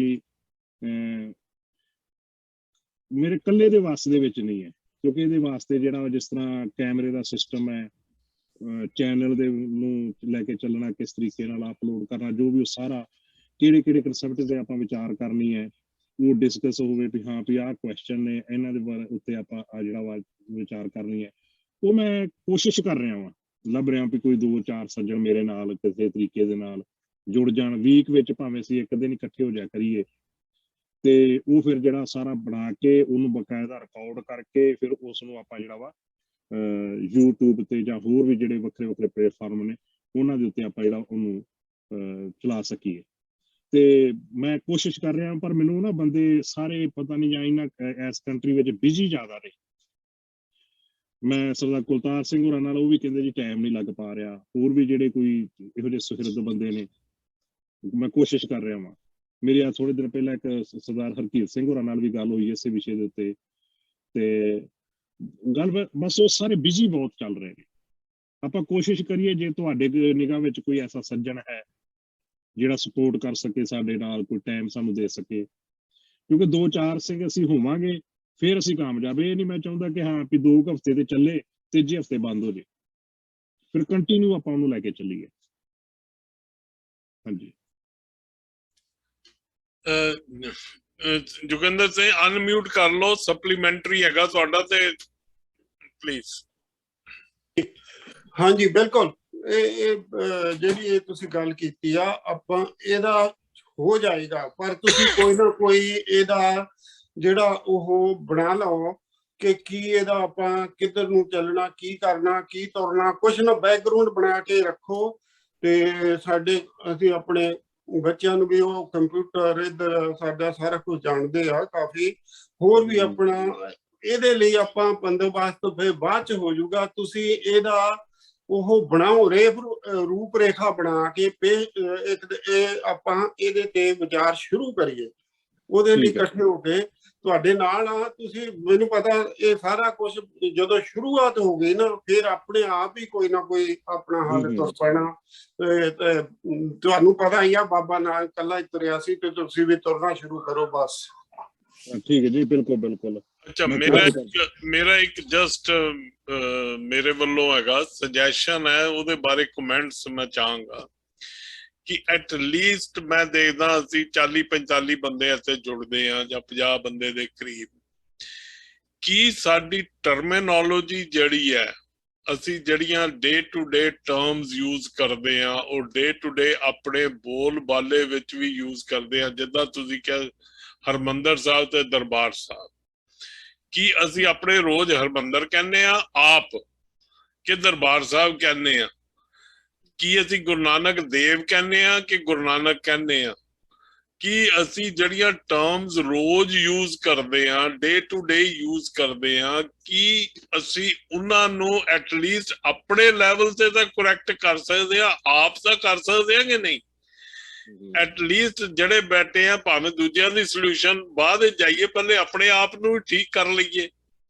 ਐਟਲੀਸਟ ਇਹ ਪਾਰਟ ਤਾਂ ਅਸੀਂ ਸਾਰੇ ਜਣੇ ਡੇ ਟੂ ਡੇ ਦੇ ਵਿੱਚ ਆਪਣੇ ਜਿੰਨੇ ਵੀ ਬੈਠੇ ਆ ਤੇ ਸਾਰੇ ਇੰਨੇ ਵਧੀਆ ਸੱਜਣ ਹੈਗੇ ਆ ਕਿ ਐਵਰੀਬਡੀ ਇਜ਼ ਆਪਣੇ ਚ ਇੰਸਟੀਟਿਊਸ਼ਨ ਹੈਗੇ ਕੱਲੇ ਕੱਲੇ, ਜੇ ਉਹ ਵੀ ਯੂਜ਼ ਕਰਨ, ਆਪਣੇ ਪਰਿਵਾਰਾਂ ਵਿੱਚ ਵੀ ਯੂਜ਼ ਕਰਨ, ਤੇ ਜਿੱਦਾਂ ਫੋਟੋਆਂ ਦਾ ਕੰਮ ਹੈਗਾ ਜਾਂ ਕੁਛ ਹੈਗਾ, ਕੀ ਅਸੀਂ ਆਪ ਕਿਉਂ ਨਹੀਂ, ਹਰ ਇੱਕ ਬੰਦਾ ਧਰਮਸਾਲ ਕਿਉਂ ਨਹੀਂ ਬਣਦਾ? ਸੋ ਜੇ ਉਹੀ ਬਣਨੇ ਸ਼ੁਰੂ ਹੋ ਜਾਣ ਪਰੰਪਰਾ ਵਿੱਚ, ਉਹ ਛੱਡਣਾ ਸ਼ੁਰੂ ਕਰ ਦੇਣ ਜਾਂ ਉਹਨਾਂ ਨੂੰ ਕਰਨ, ਜਾਂ ਸਾਡੇ ਚੋਂ ਤਾਂ ਕੋਈ ਐਸਾ ਨਹੀਂ ਕਿ ਜਿਹੜਾ ਜਾ ਕੇ ਦਰਬਾਰ ਸਾਹਿਬ ਇੱਥੋਂ ਪੈਸੇ ਦੇ ਕੇ ਪਾਠ ਕਰਾ ਰਿਹਾ। ਕੀ ਸਾਡੇ ਰਿਸ਼ਤੇਦਾਰਾਂ ਚ ਤਾਂ ਕੋਈ ਨਹੀਂ? ਜੇ ਅਸੀਂ ਉਹਨਾਂ ਨੂੰ ਵੀ ਇੰਟਰੈਕਟ ਕਰ ਸਕਦੇ ਹਾਂ ਕਿ ਨਹੀਂ ਕਰ ਸਕਦੇ? ਇਹਦੇ ਬਾਰੇ ਤੁਸੀਂ ਕਮੈਂਟਸ ਪਲੀਜ਼। ਮੇਰੀ ਇਹ ਪਰਸਨਲ ਤੌਰ ਤੇ ਫੀਲਿੰਗ ਹੈ ਕਿ ਅਸੀਂ ਹਰ ਇੱਕ ਆਪਣੇ ਪਰਿਵਾਰਾਂ ਵਿੱਚ ਹੀ ਪਹਿਲੇ ਸ਼ੁਰੂ ਕਰੀਏ, ਆਪ ਪਹਿਲੇ ਆਪ, ਫਿਰ ਆਪਣੇ ਨਾਲ ਆਲੇ ਦੁਆਲੇ। ਇਹਦੇ ਬਾਰੇ ਕੀ ਕਮੈਂਟਸ ਹੈ ਤੁਹਾਡੇ? ਬਿਲਕੁਲ ਹਾਂਜੀ ਡਾਕਟਰ ਸਾਹਿਬ। ਇੱਕ ਮਿੰਟ ਜਸਵੀਰ ਸਿੰਘ ਜੀ ਰੁਕੋ ਜ਼ਰਾ। ਅੱਛਾ ਜੀ। ਹਾਂਜੀ, ਗੁਰਬਾਣੀ ਦੇ ਵਿੱਚ ਇੱਕ ਬੜਾ ਖੂਬਸੂਰਤ ਸਿਧਾਂਤ ਵੀ ਹੈ, ਆਪ ਸਵਾਰ ਹੈ ਮੈਂ ਮਿਲੇ। ਪਹਿਲਾਂ ਤੇ ਆਪਣੇ ਆਪ ਤੋਂ ਹੀ ਸ਼ੁਰੂਆਤ ਸਾਨੂੰ ਕਰਨੀ ਪਏਗੀ। ਜਦੋਂ ਅਸੀਂ ਚੇਂਜ ਹੋਵਾਂਗੇ ਫਿਰ ਹੀ ਦੂਜੇ ਪਾਸੇ ਜਿਹੜਾ ਵਾ ਅਸੀਂ ਕੋਈ ਗੱਲ ਕਰ ਸਕਾਂਗੇ।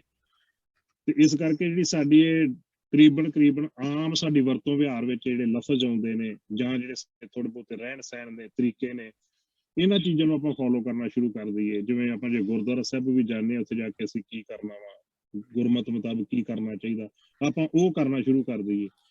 ਕੋਈ ਨਾ ਕੋਈ ਸਾਨੂੰ ਦੇਖ ਰਿਹਾ, ਆਵਾਜ਼ ਕਰ ਰਿਹਾ ਵਾ, ਉਹ ਸਵਾਲ ਕਰੇਗਾ ਸਾਡੇ ਉੱਤੇ। ਮੈਂ ਕਈ ਵਾਰ ਸੋਚਦਾ ਵੀ ਗੁਰੂ ਨਾਨਕ ਸਾਹਿਬ ਦਾ ਵੇਖੋ ਇੱਕ ਤਰੀਕਾ ਸੀ, ਜਿਹੜੀ ਉਹ ਹਰਿਦੁਆਰ ਵਾਲੀ ਘਟਨਾ ਕਹਿੰਦੇ, ਪਾਣੀ ਲਹਿੰਦੇ ਪਾਸੇ ਸੁੱਟਣਾ, ਵੀ ਲੋਕ ਵੇਖਣਗੇ ਤੇ ਵੱਖਰਾ ਜਿਹਾ ਕੰਮ ਦੇਖਣਗੇ ਤੇ ਸਵਾਲ ਤੇ ਕਰਨਗੇ।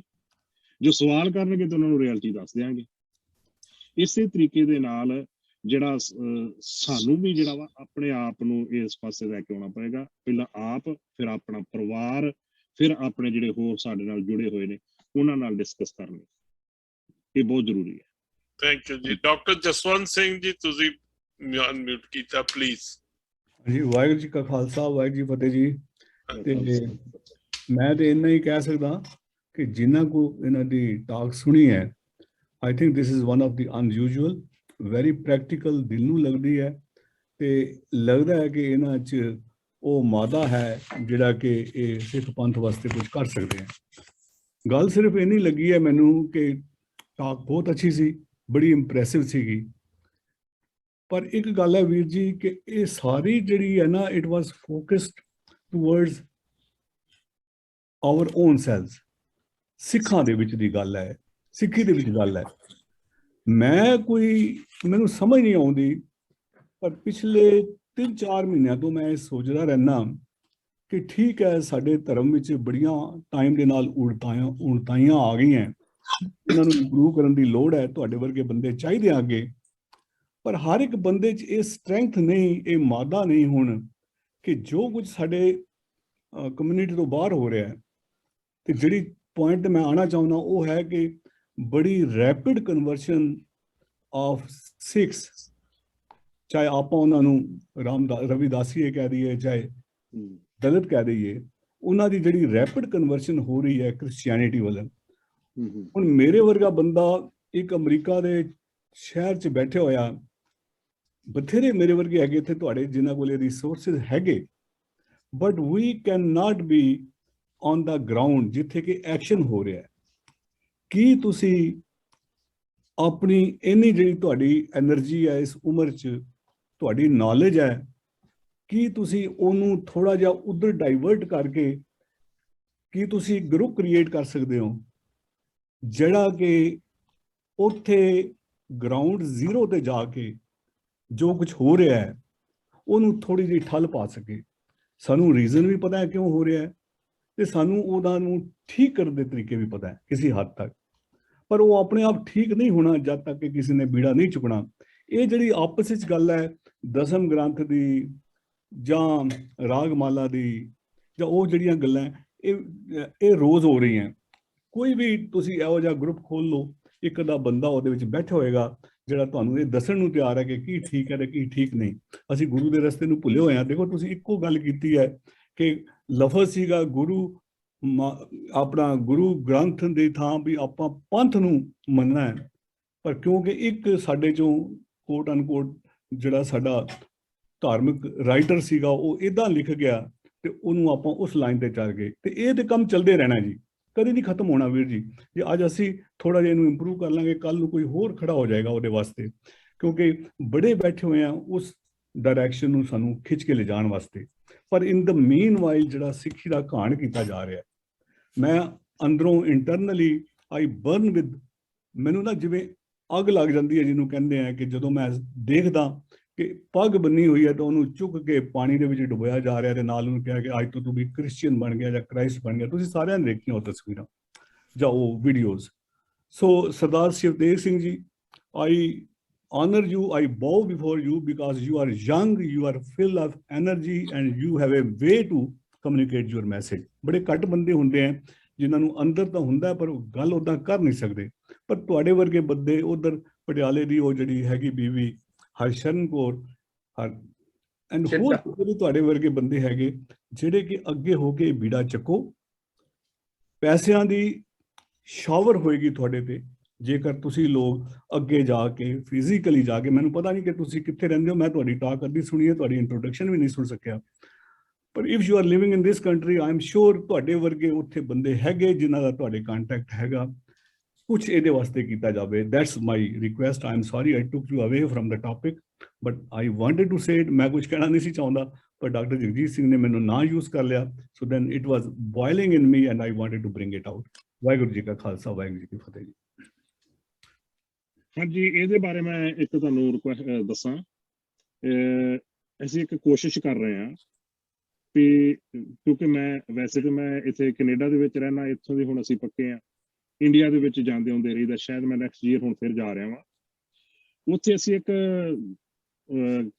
ਜਿਹੜੇ ਪ੍ਰਚਾਰਕ ਨੇ ਜਿਨ੍ਹਾਂ ਦੀ ਕਹਿ ਲਓ ਵੀ ਹਰ ਤਰ੍ਹਾਂ ਦੀ ਭਾਸ਼ਾ ਦੇ ਪਕੜ ਵੀ ਹੈ, ਉਹ ਤਿਆਰ ਕਰ ਰਹੇ ਅਸੀਂ।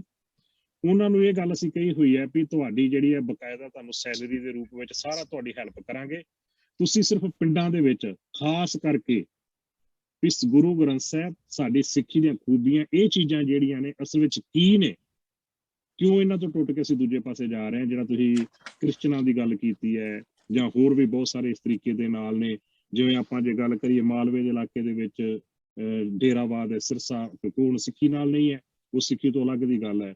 ਹੋਰ ਵੀ ਇਸ ਤਰ੍ਹਾਂ ਦੇ ਬਹੁਤ ਸਾਰੇ ਨੇ। ਅਸੀਂ ਕੋਸ਼ਿਸ਼ ਕਰ ਰਹੇ ਹਾਂ ਜੀ, ਤਕਰੀਬਨ ਮੇਰੇ ਖਿਆਲ ਨਾਲ 3 ਕਿ 4 ਸਿੰਘ ਸਾਨੂੰ ਮਿਲ ਵੀ ਗਏ ਨੇ ਜਿਹੜੇ ਇਸ ਚੀਜ਼ ਦੇ ਉੱਤੇ ਹੁਣ ਕਰ ਰਹੇ ਨੇ। ਕੁਛ ਅਸੀਂ ਬੀਬੀਆਂ ਤਿਆਰ ਕਰ ਰਹੇ ਹਾਂ, ਬੱਚੀਆਂ ਜਿਨ੍ਹਾਂ ਦੀ ਪਕੜ ਬਹੁਤ ਹੈ। ਇਹਨਾਂ ਵਿੱਚੋਂ ਇੱਕ ਨਾਮਵਾਰ ਨੇ, ਮੈਂ ਬੇਨਤੀ ਕਰਾਂਗਾ ਕਿਸੇ ਟਾਈਮ ਤੇ ਡਾਕਟਰ ਸਾਹਿਬ ਨੂੰ, ਉਸ ਬੱਚੀ ਨੂੰ ਵੀ ਤੁਹਾਡੇ ਰੂਬਰੂ ਕਰਾਵਾਂਗੇ, ਬੀਬੀ ਗਗਨਦੀਪ ਕੌਰ ਖਾਲਸਾ। ਸ਼ਾਇਦ ਤੁਸੀਂ ਨੈਟ ਦੇ ਉੱਤੇ ਕਦੇ ਉਹਨਾਂ ਨੂੰ ਸੁਣਿਆ ਹੋਵੇ, ਤੇ ਬੜੀ ਸੋਹਣੀ ਪਕੜ ਹੈ, ਕਿਉਂਕਿ ਉਹ ਜਦੋਂ ਬੱਚੀਆਂ ਗੱਲ ਕਰਦੀਆਂ ਤੇ ਜਿਹੜੀ ਲੇਡੀਜ਼ ਨੇ ਉੱਥੋਂ ਦੀਆਂ, ਉਹਨਾਂ ਉੱਤੇ ਬੜਾ ਅਸਰ ਪੈਂਦਾ ਹੈ। ਤੁਹਾਨੂੰ ਯਾਦ ਹੋਵੇਗਾ ਇੱਕ ਭੈਣ ਜੀ ਸੀ ਹਰਪ੍ਰੀਤ ਕੌਰ ਖਾਲਸਾ, ਸ਼੍ਰੋਮਣੀ ਕਮੇਟੀ ਦੇ ਵੈਸੇ ਉਹ ਪ੍ਰਚਾਰਕ ਸੀ, ਉਹ ਦਿੱਲੀ ਸੀ ਗੁਰਦੁਆਰਾ ਬੰਗਲਾ ਸਾਹਿਬ ਤੋਂ, ਸਾਡੇ ਕੋਲ ਉੱਥੇ ਆਏ ਤੇ ਮੈਨੂੰ ਕਹਿਣ ਲੱਗੇ ਵੀਰ ਜੀ ਮੇਰਾ ਵੀ ਜੀ ਕਰਦਾ ਟੀਵੀ ਤੇ ਕਥਾ ਕਰਨ ਨੂੰ। ਮੈਂ ਉਦੋਂ ਪ੍ਰਧਾਨ ਸੀ ਸਰਨਾ ਜੀ, ਮੈਂ ਉਹਨਾਂ ਨੂੰ ਕਿਹਾ ਵੀ ਇੱਕ ਇਤਿਹਾਸ ਹੋਵੇਗਾ ਕਿ ਇੱਕ ਲੇਡੀਜ਼ ਨੂੰ ਤੁਸੀਂ ਸਟੇਜ ਤੇ ਬਿਠਾ ਕੇ ਸੰਗਤ ਦੇ ਵਿੱਚ ਕਥਾ, ਕਿਉਂਕਿ ਬੀਬੀਆਂ ਨੂੰ ਤੇ ਉਹ ਲਾਗੇ ਨਹੀਂ ਲੱਗਣ ਦਿੰਦੇ ਨਾ ਕੀਰਤਨ ਕਰਨ ਵਾਸਤੇ ਦਰਬਾਰ ਸਾਹਿਬ ਦੇ ਵਿੱਚ ਤੇ ਨਾ ਕਥਾ ਵਾਸਤੇ। ਉਸ ਬੱਚੀ ਨੇ ਕੁਦਰਤੀ ਸਬੱਬ ਐਸਾ ਬਣਿਆ ਕਿ ਉਦੋਂ ਰੱਖੜੀ ਦਾ ਸੀ ਸਮਾਂ, ਉਹਨੇ ਹੋਕਾ ਦਿੱਤਾ ਉਸ ਬੱਚੀ ਨੇ ਕਿ ਆਪਾਂ ਰੱਖੜੀ ਨਹੀਂ, ਆਪਾਂ ਭਰਮ ਤੋੜ ਦਿਵਸ ਮਨਾਉਣਾ। ਉਹਦਾ ਇੰਨਾ ਅਸਰ ਹੋਇਆ ਤੁਹਾਨੂੰ ਮੈਂ ਦੱਸ ਨਹੀਂ ਸਕਦਾ। ਜਿਹੜੇ ਪਿੰਡ ਵਿੱਚ ਜਾਣਾ, ਜਿਹੜੇ ਵੀ ਉੱਥੇ ਬੀਬੀਆਂ ਨੇ, ਬੱਚਿਆਂ ਨੇ ਮਿਲਣਾ, ਸਾਰਿਆਂ ਨੇ ਉਹਦਾ ਜ਼ਿਕਰ ਕਰਨਾ, ਅਸੀਂ ਜੀ ਐਤਕੀ ਰੱਖੜੀ ਨਹੀਂ ਬੰਨੀ, ਅਸੀਂ ਭਰਮ ਤੋੜ ਦਿਵਸ ਮਨਾਇਆ। ਇਸ ਕਰਕੇ ਮੈਂ ਉਹਨਾਂ ਨੂੰ ਵੀ, ਭੈਣ ਜੀ ਹੋਰਾਂ ਨੂੰ, ਗਗਨਦੀਪ ਹੋਰਾਂ ਨੂੰ ਵੀ ਰਿਕੁਐਸਟ ਕੀਤੀ ਹੈ, ਉਹ ਵੀ ਇਸ ਚੀਜ਼ ਵਾਲੇ ਪਾਸੇ ਆ ਰਹੇ ਨੇ ਵੀ ਹਾਂ ਵੀ ਅਸੀਂ ਵੀ ਇਸ ਵਿੱਚ ਆਪਣਾ ਯੋਗਦਾਨ ਟਾਈਮ ਪਾਵਾਂਗੇ, ਕਿਉਂਕਿ ਉੱਥੋਂ ਦੇ ਵਸਨੀਕ ਨੇ।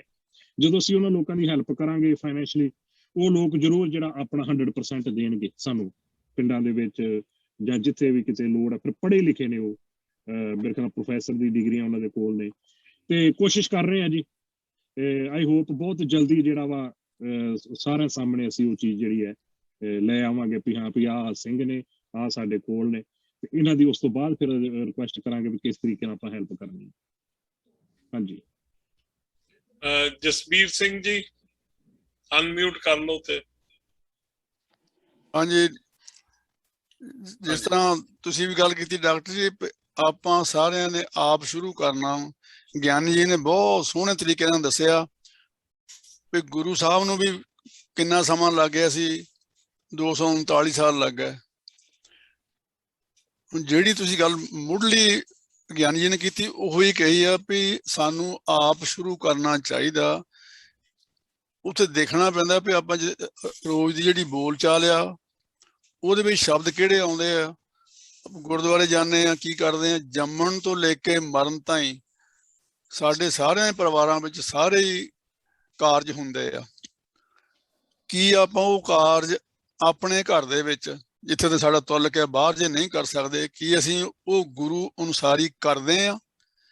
ਜੇ ਨਹੀਂ ਕਰਦੇ ਤਾਂ ਜਦੋਂ ਗਿਆਨ ਜੀ ਨੇ ਕਿਹਾ ਵੀ ਪੁਰਾਣੀਆਂ ਪਰੰਪਰਾਵਾਂ ਬਣੀਆਂ ਹੋਣੀਆਂ, ਕਈ ਵਾਰੀ ਬਣਦੀਆਂ ਸਹੀ ਹੁੰਦੀਆਂ ਮੌਕੇ ਮੁਤਾਬਕ, ਉਹ ਮੁਗਰਵਾਣੀ ਕਰਮਕਾਂਡ ਬਣ ਜਾਂਦੀਆਂ। ਹੁਣ ਮੋਟੀਆਂ ਗੱਲਾਂ ਜਿੱਦਾਂ ਅਖੰਡ ਪਾਠ ਆ, ਇਹ ਪ੍ਰਚਲਿਤ ਕਰ ਦਿੱਤਾ ਗਿਆ। ਜਿੱਦਾਂ ਆਪਾਂ ਸਾਰੇ ਜਾਣਦੇ ਵੀ ਅਖੰਡ ਪਾਠ ਗੁਰੂ ਅਨੁਸਾਰੀ ਹੋ ਨਹੀਂ ਸਕਦਾ, ਕਿਉਂਕਿ ਸ਼ਬਦ ਦੇ ਵਿੱਚ ਰਾਵ ਦੀ ਪੰਕਤੀ ਦੱਸਦੀ ਹੈ ਭਾਈ ਰੁਕ ਜਾਓ ਇੱਥੇ, ਉਹ ਸਿੱਧਾ ਹੀ ਸੰਕੇਤ ਆ। ਹੋਰ ਸਾਨੂੰ ਕਿੱਥੇ ਕਿਸੇ ਕੋਲ ਪੁੱਛਣ ਦੀ ਲੋੜ ਕੋਈ ਨਹੀਂ।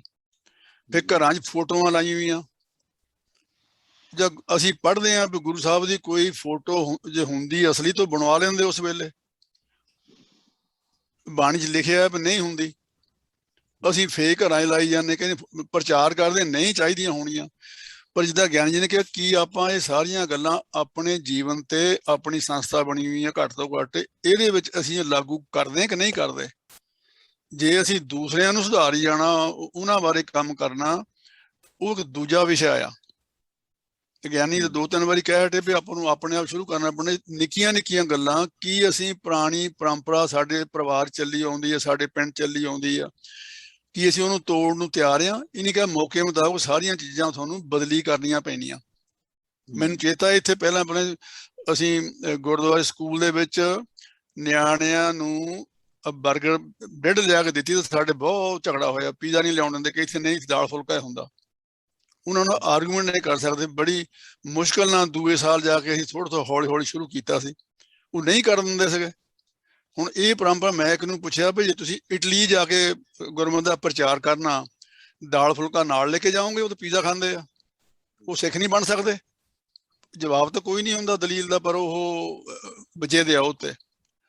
ਇਹ ਮੈਂ ਤਾਂ ਕਹਿੰਦਾ ਵੀ ਜੋ ਗਿਆਨੀ ਜੀ ਨੇ ਕਿਹਾ ਬਹੁਤ ਸੋਹਣੀ ਗੱਲ ਆ, ਬਹੁਤ ਵਧੀਆ ਗੱਲ ਆ। ਸਾਨੂੰ ਕੱਲੇ ਬੰਦੇ ਨੂੰ, ਸਾਰਿਆਂ ਨੂੰ, ਜਿੰਨੇ ਅਸੀਂ ਸਵੇਰਦੇ ਹੈਗੇ ਸਾਰੇ ਆਪਾਂ ਜਾਣਦੇ ਆ, ਆਪ ਸ਼ੁਰੂ ਕਰੀਏ।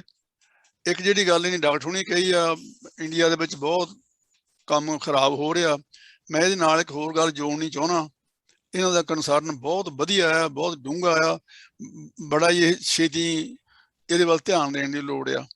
ਇਹਦੇ ਨਾਲ ਆਪਾਂ ਨੂੰ ਪਤਾ ਹੈ ਇਹਨਾਂ ਮੁਲਕਾਂ ਵਿੱਚ, ਕੈਨੇਡਾ ਵਿੱਚ, ਅਮਰੀਕਾ, ਮੈਨੂੰ ਕੈਨੇਡਾ ਬਾਰੇ ਪਤਾ, ਅਮਰੀਕਾ ਦਾ ਪਤਾ ਨਹੀਂ, ਇੱਥੇ ਆਪਣੇ ਬਹੁਤ ਬੀਬੀਆਂ ਜ਼ਿਆਦਾ ਬੱਚੇ ਯਹੋਵਾ ਵਿਟਨਸ ਬਣ ਰਹੇ ਆ।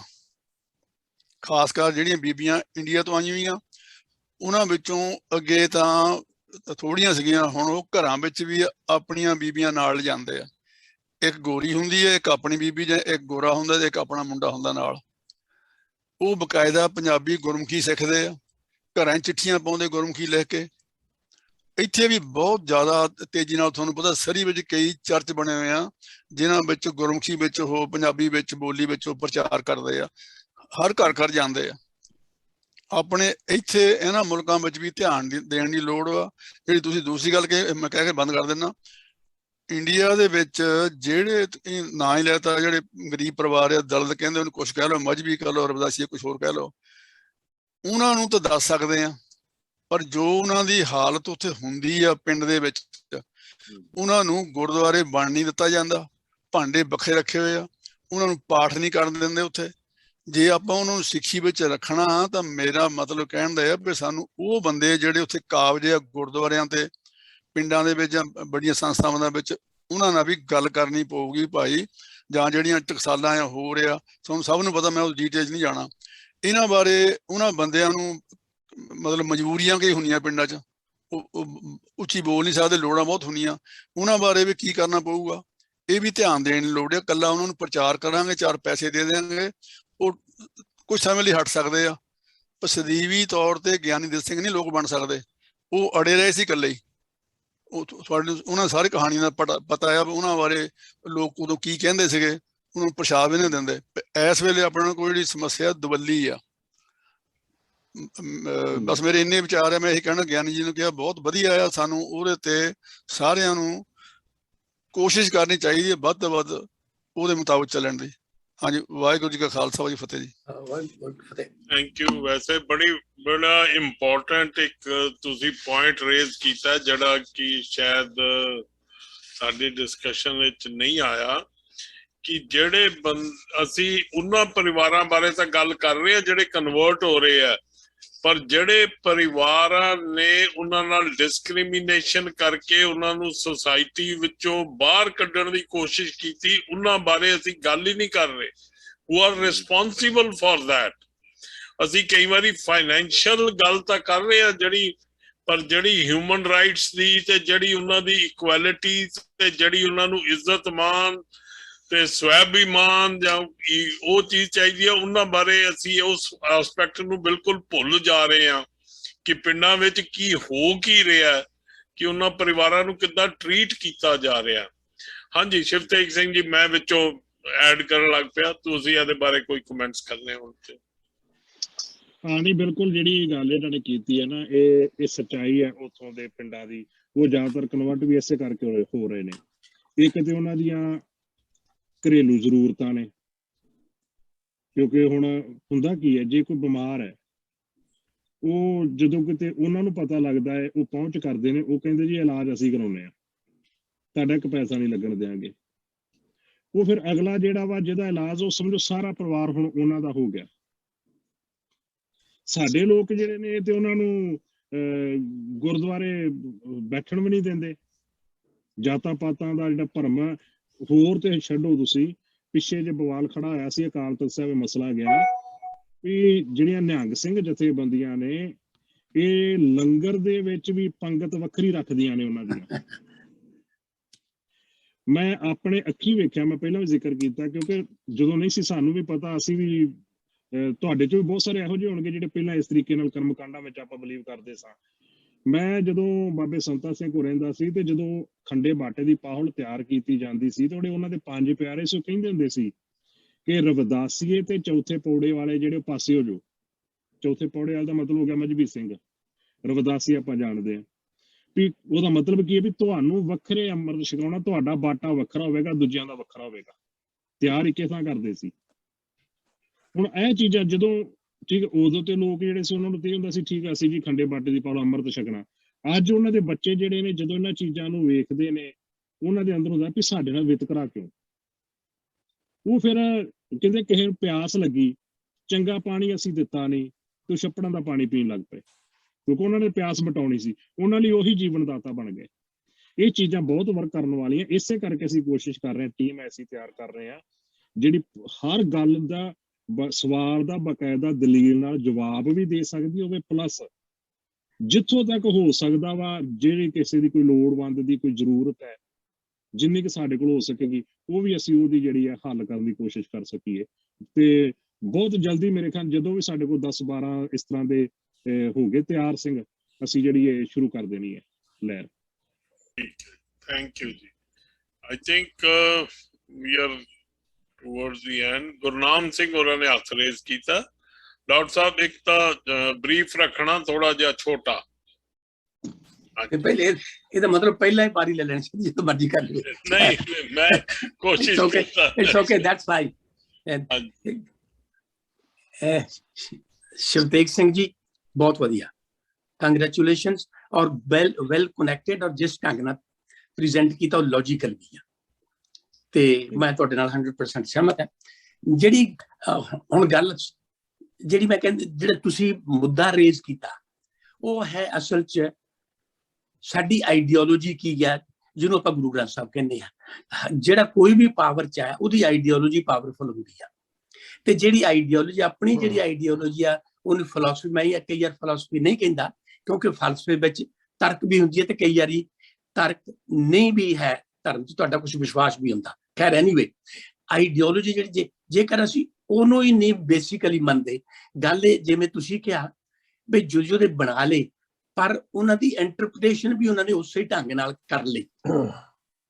ਦੂਜੀ ਗੱਲ ਮੈਂ ਵਿੱਚੇ ਤੁਹਾਡੇ ਨਾਲ ਸਹਿਮਤ ਹੋ ਵੀ ਬਈ ਮੈਨੂੰ ਇਉਂ ਵੀ ਲੱਗਦਾ ਬਈ ਜਿਹੜਾ, ਮੈਂ ਇਹ ਨਹੀਂ ਕਹਿੰਦਾ ਸਾਰੇ ਕਰਨ, ਪਰ ਬਹੁਤਿਆਂ ਨੂੰ ਇਹ ਪਤਾ ਵੀ ਨਹੀਂ ਹੈ ਵੀ ਅਸਲ 'ਚ ਜਿਹੜਾ ਉਹਨੂੰ ਰਿਲੀਜੀਅਸ ਲਿਟਰੇਚਰ ਕਹਿ ਲਓ ਵੀ ਉਹ ਕੀ ਆ, ਉਹਦੇ ਵਿੱਚ ਕੀ ਹੈ ਤੇ ਅੰਤਰ ਕੀ ਆ, ਇਹ ਵੀ ਸਾਨੂੰ ਦੱਸਣ ਦੀ ਲੋੜ ਹੈ। ਜਿਵੇਂ ਹੁਣ ਬਹੁਤਿਆਂ ਨੂੰ ਤਾਂ ਸਰਬਲੋਹ ਦਾ ਪਤਾ ਹੀ ਨਹੀਂ ਹੈ। ਸਰਬਲੋਹ ਦੇ ਗ੍ਰੰਥ ਦੋਏ ਬਾਕਾਇਦਾ ਅੰਗਰੇਜ਼ੀ 'ਚ ਮਿਲਦੇ ਆ, ਮੇਰੇ ਕੋਲ ਹੈਗੇ ਆ। ਮੈਂ ਇਹ ਨਹੀਂ ਕਹਿੰਦਾ ਪੜ੍ਹਨੇ ਚਾਹੀਦੇ ਕਿ ਨਹੀਂ, ਪਰ ਮੈਂ ਇੱਕ ਜ਼ਰੂਰ ਇਸ ਗੱਲ ਦਾ ਹਾਮੀ ਆ, ਜਿਹੜੇ ਪੜ੍ਹੇ ਹੋਏ ਆ, ਜਿਨ੍ਹਾਂ ਨੇ ਗਾਂ ਕੋਈ ਗੱਲ ਕਰਨੀ, ਉਹਨੂੰ ਪਤਾ ਚਾਹੀਦਾ ਸਰਬਲੋਹ 'ਚ ਲਿਖਿਆ ਕੀ ਆ।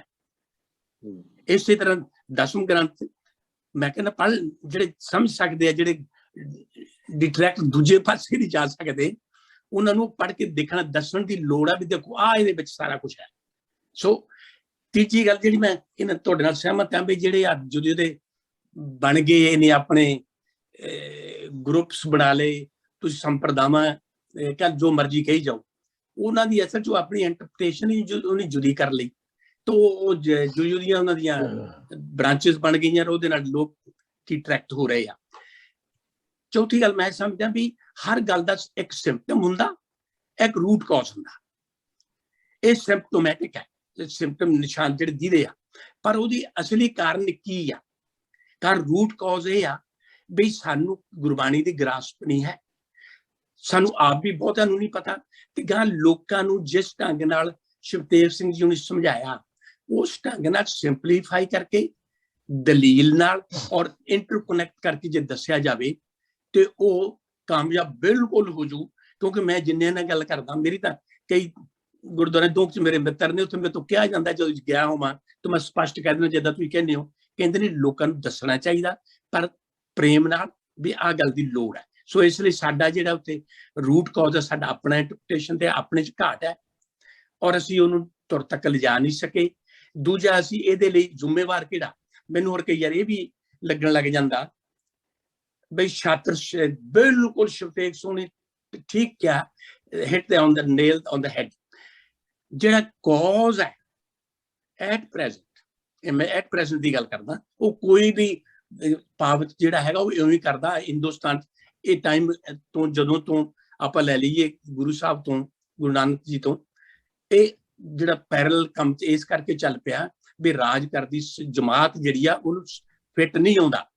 ਅੱਜ ਸਭ ਤੋਂ ਵੱਧ ਰੂਟ ਕਾਜ਼ ਮੈਂ ਸਮਝਦਾ ਅੱਜ ਦੀ ਸਰਕਾਰ ਹੈ, ਮੈਂ ਉਹ ਭਲੀ ਕਹਿਣਾ, ਕਿਉਂਕਿ ਜਿੱਥੇ ਹੁਣ ਬਹੁਤਾ ਬੜਾ ਫੈਲਾਇਆ ਜਾ ਰਿਹਾ, ਮੈਂ ਉਹਨਾਂ ਨਾਲ ਸਹਿਮਤ ਹਾਂ ਵੀ ਇਹ ਨਹੀਂ ਵੀ ਈਸਾਈ ਬਣਾਏ ਨਹੀਂ ਜਾ ਰਹੇ, ਮੈਨੂੰ ਪਤਾ ਕਰ ਰਹੇ ਆ, ਪਰ 12,000 ਏਕਲਵਿਆ ਜਿਹੜਾ ਸਕੂਲ ਹੈ ਪੰਜਾਬ 'ਚ, ਉਹ ਕੀ ਕਰ ਰਿਹਾ? ਉਹਦੇ ਵੱਲ ਕਦੇ ਧਿਆਨ ਦਿੱਤਾ? ਉਹ ਤੋਂ ਸਾਨੂੰ ਇਗਨੋਰ ਕਰ ਰਹੇ ਆ। ਦੂਜੇ ਪਾਸੇ ਸਾਈਡ ਟਰੈਕ ਕਰਨ ਦੀ ਕੋਸ਼ਿਸ਼ ਕਰਦੇ ਆ ਬਈ ਈਸਾਈਆਂ ਵੱਲ ਹੋ ਜਾਓ, ਸਾਡੇ ਵੱਲ ਧਿਆਨ ਨਾ ਜਾਵੇ। ਸਾਨੂੰ ਉਧਰ ਵੀ ਧਿਆਨ ਦੇਣ ਦੀ ਲੋੜ ਹੈ। ਇੱਥੇ ਉਹਨਾਂ ਦੀਆਂ ਬ੍ਰਾਂਚਿਸ ਕੀ ਕਰ ਰਹੀਆਂ, ਜਿਹੜੇ ਉਹ ਇੱਥੇ ਸ਼ਾਖਾ ਲਾਉਂਦੇ ਆ, ਉਹਨਾਂ 'ਚ ਕਿਸੇ ਜਿਹੜੇ ਸੁਣਾਉਂਦੇ ਆ, ਬਰਤਾਂਤ ਸੁਣਾਉਂਦੇ ਆ, ਉਹ ਕਦੇ ਸੁਣੋ ਤੁਸੀਂ ਹੈਰਾਨ ਰਹਿ ਜਾਓਗੇ ਸਿੱਖਾਂ ਬਾਰੇ ਵੀ।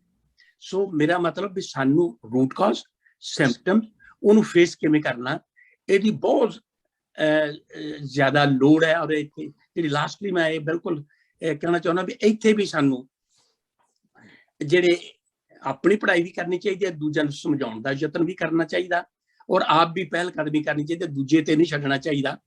ਔਰ ਕਈ ਵਾਰੀ ਸਾਡੇ ਵਿੱਚ ਇਹੋ ਜਿਹੇ ਐਂਟਰੀਆਂ ਆ ਜਾਂਦੀਆਂ ਲੋਕਾਂ ਦੀਆਂ ਜਿਹੜੇ ਤੁਹਾਡੇ ਨਾਲ ਮਿਲ ਕੇ ਗੁੰਮਰਾਹ ਕਰ ਰਹੇ ਆ। ਕਿਉਂਕਿ ਮੈਂ ਦੱਸ ਸਕਦਾ ਵੀ ਚਲੋ ਮੈਂ ਹੁਣ ਆਪਣੇ ਜਿਹੜੀ ਰੀਸੈਂਟ ਕੰਮ ਚੱਲ ਰਿਹਾ ਵੀ ਜੇ ਸ਼੍ਰੋਮਣੀ ਕਮੇਟੀ ਦੀ ਇੱਕ ਟੀਮ ਆਈ ਹੋਈ ਆ, ਉਹ ਕਹਿੰਦੇ ਜੀ ਬੀੜਾਂ ਬਾਹਰ ਛਾਪਣੀਆਂ ਕਿ ਨਹੀਂ ਛਾਪਣੀਆਂ, ਉਹ ਤਾਂ ਮੁੱਦਾ ਇੱਕ ਛੋਟਾ ਆ, ਉਹਦੇ ਨਾਲ 3-4 ਹੋਰ ਬੜੇ ਆਪਾਂ ਜੁਦਾ ਡਿਸਕਸ ਕਰਾਂਗੇ।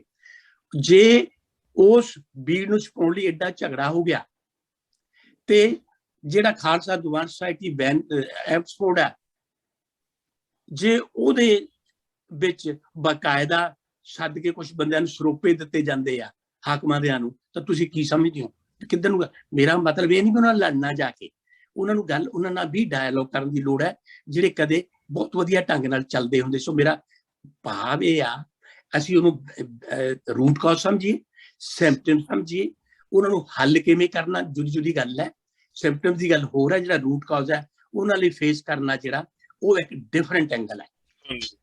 ਹਾਂ, ਉਹਦੇ ਲਈ ਥਿਓਲੋਜੀ ਤੁਹਾਨੂੰ ਆਪਣਾ ਪਤਾ ਚਾਹੀਦਾ ਔਰ ਜ਼ਰੂਰ ਕਰਨਾ ਚਾਹੀਦਾ। ਔਰ ਮੈਂ ਨਾਲ ਇਹ ਕਹਿਣਾ ਜ਼ਰੂਰ ਵੀ ਸ਼ਿਵਤੇਜ ਸਿੰਘ ਜਿਹੜੀ ਤੁਸੀਂ ਗੱਲ ਕਹੀ ਆ, ਜਿਸ ਢੰਗ ਨਾਲ ਤੁਸੀਂ ਪ੍ਰੈਜ਼ੈਂਟ ਕੀਤਾ, ਮੈਂ ਸਮਝਦਾ ਵੀ ਜਿੱਥੇ ਜਿਹੜਾ ਤੁਸੀਂ ਕੰਮ ਕਰ ਰਹੇ ਹੋ ਮੈਂ ਉਹਦੇ ਨਾਲ ਸਹਿਮਤ ਹਾਂ। ਮੈਂ ਤੁਹਾਨੂੰ ਉੱਥੇ ਬੰਦੇ ਵੀ ਕੁਝ ਦੱਸ ਦੂੰਗਾ ਇੰਡੀਆ 'ਚ। ਉਹ ਇੱਥੇ ਵੀ ਜੇ ਅਸੀਂ ਪੈਂਫਲੇਟ ਚਾਹੇ 10, 15, 20, 25 ਸਫ਼ੇ ਦੇ ਆ, ਉਹ ਵੀ ਲੋੜ ਹੈ ਲੋਕਾਂ ਵਿੱਚ ਸਿੰਪਲੀਫਾਈਡ ਢੰਗ ਨਾਲ ਕਰਕੇ ਦੱਸਣ ਦੀ। ਜਿਵੇਂ ਤੁਸੀਂ ਬਹੁਤ ਵਧੀਆ ਲੌਜੀਕਲੀ ਦੱਸਿਆ ਵੀ ਅਸੀਂ, ਮੈਂ ਤਾਂ ਕਹਿ ਦਿੰਦਾ ਵੀ ਭਾਈ ਤੁਸੀਂ ਦਰਬਾਰ ਸਾਹਿਬ ਜਾਣਾ ਤੇ ਪਹਿਲਾਂ ਤਾਂ ਜਿਹੜਾ ਤੁਹਾਡੇ ਪਿੰਡ ਦਰਬਾਰ ਸਾਹਿਬ ਉੱਥੇ ਹੈਗਾ ਉਹ ਬਾਣੀ ਉਹਨੂੰ ਵੀ ਕਦੇ ਮੱਥਾ ਟੇਕ ਕੇ ਮੰਨਿਆ ਵੀ ਇੱਥੇ ਮੈਂ ਚੱਲਣਾ। ਮੇਰਾ ਭਾਵ ਸਾਰਾ ਕਹਿਣ ਦਾ ਇਹ ਆ ਵੀ ਅਸੀਂ ਜੇ ਉਦਾਂ ਦਾ ਇੱਥੇ ਲਿਖਤੀ ਤੌਰ ਤੇ ਵੀ ਦਿਆ ਕਰੀਏ ਜਾਂ ਛੋਟੀ ਛੋਟੇ ਕਿਤਾਬ 'ਚ, ਉਹ ਅਸੀਂ ਉਹ 'ਚ ਵੀ ਕਾਮਯਾਬ ਹੋਣਾ ਚਾਹੀਦਾ, ਕਾਮਯਾਬ ਹੋ ਸਕਦੇ ਹਾਂ। ਉਹਦੇ ਵਿੱਚ ਵੀ ਮੈਂ ਚਾਹੂੰਗਾ ਵੀ ਤੁਸੀਂ ਜਾਂ ਕੁਝ ਹੋਰ ਬੰਦੇ ਰਲ ਕੇ, ਮੈਂ ਵੀ ਵਿੱਚ ਸ਼ਾਮਲ ਹਾਂ, ਮੈਂ ਬਾਹਰ ਨਹੀਂ ਆਪਣੇ ਆਪ ਨੂੰ ਕਰਦਾ, ਜਿੱਥੇ ਕਹੋਗੇ ਮੈਂ ਨਾਲ ਹਾਂ, ਜਿੰਨਾ ਹੋ ਸਕਦਾ ਜ਼ਰੂਰ ਕਰੂੰਗਾ ਵੀ ਅਸੀਂ ਇਹ ਰਲ ਕੇ ਸਾਰਾ ਕੁਝ ਕੰਮ ਕਰੀਏ। ਬਿਲਕੁਲ ਸੂਬੇਦਾਰ ਸਾਹਿਬ ਨੇ ਬਿਲਕੁਲ ਠੀਕ ਕੀਤਾ, ਚਾਹੇ ਆਪਾਂ ਇੱਥੇ ਵੀਡੀਓ ਤੇ ਕਰੀਏ, ਰੇਡੀਓ ਤੇ ਕਰੀਏ, ਲਿਖ ਕੇ ਵੀ ਕਰਨਾ ਚਾਹੀਦਾ। ਲੋਕ ਪੜ੍ਹਦੇ ਨੇ, ਕਰਦੇ ਨੇ, ਪਰ ਇੱਥੇ ਹੁਣ ਨਾਲ ਹੀ ਲਾਸਟਲੀ ਜਿਹੜਾ ਯੋਗਾ ਵਿਟਨੈਸ ਹੈ ਉਹਦਾ ਸਿੰਪਟਮ ਹੈਗਾ, ਰੂਟ ਕਾਜ਼ ਕੀ ਆ ਉਹ ਨਹੀਂ ਕਦੇ ਆਪਾਂ ਦੇਖਿਆ। ਉਹ ਕਿਹੜੀਆਂ ਔਰਤਾਂ ਜਿਹੜੀਆਂ ਜਾਂਦੀਆਂ, ਆਪਣੀਆਂ ਔਰਤਾਂ ਨੇ, ਕੀ ਉਹਨਾਂ ਚੋਂ ਘਰੋਂ ਵਾਈਫ ਬੈਟਰਿੰਗ ਹੈ, ਕੱਲੀਆਂ ਨੇ, ਉਹਨਾਂ ਦਾ ਡਿਵੋਰਸ ਹੋ ਗਿਆ, ਜਾਂ ਕੀ ਇਸ਼ੂਜ਼ ਨੇ। ਇਸ਼ੂਜ਼ ਹੈਗੇ ਨੇ ਕੁਛ ਹੱਦ ਤੱਕ ਮੈਨੂੰ ਪਤਾ, ਪਰ ਇਹ ਸਾਰਿਆਂ ਦੇ ਸਮੁੱਚੇ ਇੱਕ ਸਿਰ ਜੋੜ ਕੇ ਕਰਨ ਦੀ ਲੋੜ ਹੈ। ਮਤਲਬ ਮਲਟੀ ਪ੍ਰੋਂਗਡ ਅਪਰੋਚ ਹੈ, ਪਰ ਕੱਲਾ ਕੱਲਾ ਲੈ ਕੇ ਇਸ਼ੂ ਸਾਨੂੰ ਲੌਜੀਕਲੀ ਉੱਤੇ ਗੱਲ ਕਰਨੀ ਚਾਹੀਦੀ ਹੈ। ਬਹੁਤ ਤੁਹਾਡਾ ਧੰਨਵਾਦ ਸ਼ਿਵਤੇਜ ਸਿੰਘ ਜੀ, ਬਹੁਤ ਕਮਾਲ, ਬਹੁਤ ਵਧੀਆ। ਥੈਂਕ ਯੂ, ਧੰਨਵਾਦ ਜੀ। ਹਰਜਿੰਦਰ ਸਿੰਘ ਜੀ ਤੁਸੀਂ ਰੇਜ਼ ਕੀਤਾ ਹੋਇਆ, ਪਲੀਜ਼ ਅਨਮਿਊਟ ਕਰ ਲਓ ਜੀ, ਅਨਮਿਊਟ ਕਰ ਲਓ ਜੀ ਪਲੀਜ਼। ਹਾਂਜੀ ਹਾਂਜੀ ਸਰ ਜੀ, ਬਹੁਤ ਅੱਛਾ ਪ੍ਰੋਗਰਾਮ ਲੱਗਿਆ, ਬਹੁਤ ਅੱਛੀ ਜਾਣਕਾਰੀ ਦਿੱਤੀ ਹੈ। ਭਾਵੇਂ ਜਾਣਕਾਰੀ ਨਵੀਂ ਨਹੀਂ ਹੈ, ਕਾਫੀ ਦੇਰ ਤੋਂ ਇਹ ਵਿਸ਼ਿਆਂ ਪਰ ਗੱਲਬਾਤ ਹੋ ਰਹੀ ਹੈ। ਸਿੱਖ ਧਰਮ ਨੂੰ ਬਹੁਤ ਢਾਲ ਲਗਾਈ ਜਾ ਰਹੀ ਹੈ, ਪਰ ਇਹ ਹਰ ਧਰਮ ਵਿੱਚ, ਹਰ ਮੇਜਰ ਧਰਮ ਵਿੱਚ ਇੱਦਾਂ ਦੀਆਂ ਪ੍ਰੋਬਲਮਾਂ ਹਨ। ਇਹ ਕੋਈ ਸਿੱਖੀ ਵਿੱਚ ਨਵੀਂ ਨਹੀਂ, ਪਰ ਸਿੱਖੀ ਨੂੰ ਖਤਰਾ ਇਹ ਹੈ ਕਿ ਇੱਕ ਨਵੀਨਤਮ ਧਰਮ ਔਰ ਬੜੀ ਘੱਟ ਆਬਾਦੀ ਹੈ ਸਿੱਖ ਧਰਮ ਵਿੱਚ ਲੋਕਾਂ ਦੀ, ਤੇ ਇਹਨੂੰ ਬਹੁਤ ਖਤਰਾ ਹੈ। ਇੱਕ ਤੇ ਗੌਰਮੈਂਟ ਵਾਲੇ ਪਾਸੋਂ ਖਤਰਾ ਹੈ, ਔਰ ਦੂਜਾ ਜਿਹੜੇ ਸਾਡੇ ਸੰਪਰਦਾਇ ਜਾਂ ਡੇਰੇ ਨੇ ਇਹਨਾਂ ਵੱਲੋਂ ਵੀ ਖਤਰਾ। ਭਾਵੇਂ ਆਪਣੇ ਤਰਫੋਂ ਇਹ ਬਹੁਤ ਮੋਰ ਲਾਇਲ ਦੈਨ ਦੀ ਕਿੰਗ ਬਣ ਰਹੇ ਨੇ, but really they are very dangerous for the future of the Sikhi. So ਮੇਰੀ ਤੁਛ ਬੁੱਧੀ ਦੇ ਅਨੁਸਾਰ ਸਰ ਇਹ ਮਸਲੇ ਨੂੰ ਹੱਲ ਕਰਨ ਵਾਸਤੇ ਇਹ ਜਲਦੀ ਮਸਲਾ ਹੱਲ ਨਹੀਂ ਹੋਣਾ। It will take decades together. ਇਤਨੀ ਜਿਹੜੀ ਸਾਡਾ ਸੀਨੀਅਰ ਤਬਕਾ ਹੈ, ਪੁਰਾਣਾ ਧੜਾ ਹੈ, ਉਹ ਇਤਨਾ ਕੱਟੜ ਹੋ ਚੁੱਕਾ ਹੈ ਕਿ ਉਹ ਦੂਜੇ ਦੀ ਗੱਲ, ਰੀਜ਼ਨਿੰਗ ਵਾਲੀ ਗੱਲ ਸੁਣਨੇ ਨਹੀਂ ਚਾਹੁੰਦੇ ਹੋ। ਇਹਦੇ ਲਈ ਸਾਨੂੰ ਅਜੇ ਉਪਰਾਲੇ ਕਰਨੇ ਚਾਹੀਦੇ ਨੇ ਕਿ ਨਵੀਂ ਜਨਰੇਸ਼ਨ ਜਿਹੜੀ ਹੈ ਉਹਨੂੰ ਤਿਆਰ ਕੀਤਾ ਜਾਏ। ਇਸ ਸਿੱਖੀ ਦੇ ਜਿਹੜੇ ਮਿਸ਼ਨ ਨੂੰ, ਸਿੱਖੀ ਦਾ ਜਿਹੜਾ ਸਾਇੰਟੀਫਿਕ ਤਰੀਕਾਕਾਰ ਹੈ, ਇੱਕ ਜਿਹੜਾ ਰੀਅਲੀ ਇੱਕ ਸਾਇੰਟੀਫਿਕ ਧਰਮ ਹੈ, ਇਸ ਨੂੰ ਸਾਨੂੰ ਥਰੂ ਐਜੂਕੇਸ਼ਨ ਇੰਸਟੀਟਿਊਸ਼ਨਸ ਜਾਂ ਆਪਣੇ ਖੋਲੇ ਜਾਣ ਜਾਂ ਕੋਈ ਤਰੀਕਾ ਕਰਕੇ ਇਤਨੀ ਨਜ਼ਰ ਰੱਖੀ ਜਾਏ ਕਿ ਜਿਹੜੀ ਸਾਡੀਆਂ ਕਮਿੰਗ ਜਨਰੇਸ਼ਨਸ ਹਨ, ਇਟ ਮੇ ਟੇਕ ਅਨਦਰ 20, 30 ਔਰ 50 ਇਅਰਸ ਆਲਸੋ, ਤੇ ਤਾਂ ਇਹ ਬਚ ਸਕਦਾ ਹੈ। ਕਿਉਂ ਕਿ ਇਤਨੇ ਛੇਤੀ ਇਹ ਬਚਣ ਵਾਲਾ ਨਹੀਂ, ਇਹ ਬੁੱਢਾ ਦਲ ਇੰਨੀ ਜਲਦੀ ਜਾਣ ਵਾਲਾ ਨਹੀਂ। ਇਸ ਨੂੰ ਕੈਪਚਰ, ਤੁਸੀਂ ਯੰਗ ਤਬਕੇ ਨੂੰ ਕੈਪਚਰ ਕਰੋ, ਉਹਨਾਂ ਵਿੱਚ ਇਹ ਚੀਜ਼ਾਂ ਦੱਸੋ ਕਿ ਵੀ ਸਾਡੇ ਸਿੱਖੀ ਕਹਿੰਦੀ ਕੀ ਹੈ, ਬੇਸਿਕਲੀ ਸਿੱਖ ਸਿਧਾਂਤ ਹੈ ਕੀ ਹੈ, ਔਰ ਕਿਹੜੇ ਪਾਸੇ ਸਾਨੂੰ ਲਿਜਾਇਆ ਜਾ ਰਿਹਾ।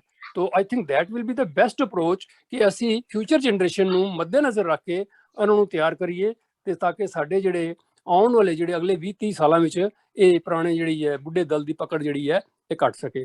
That was all I had to say sir. Thank you very much. Thank you, thanks.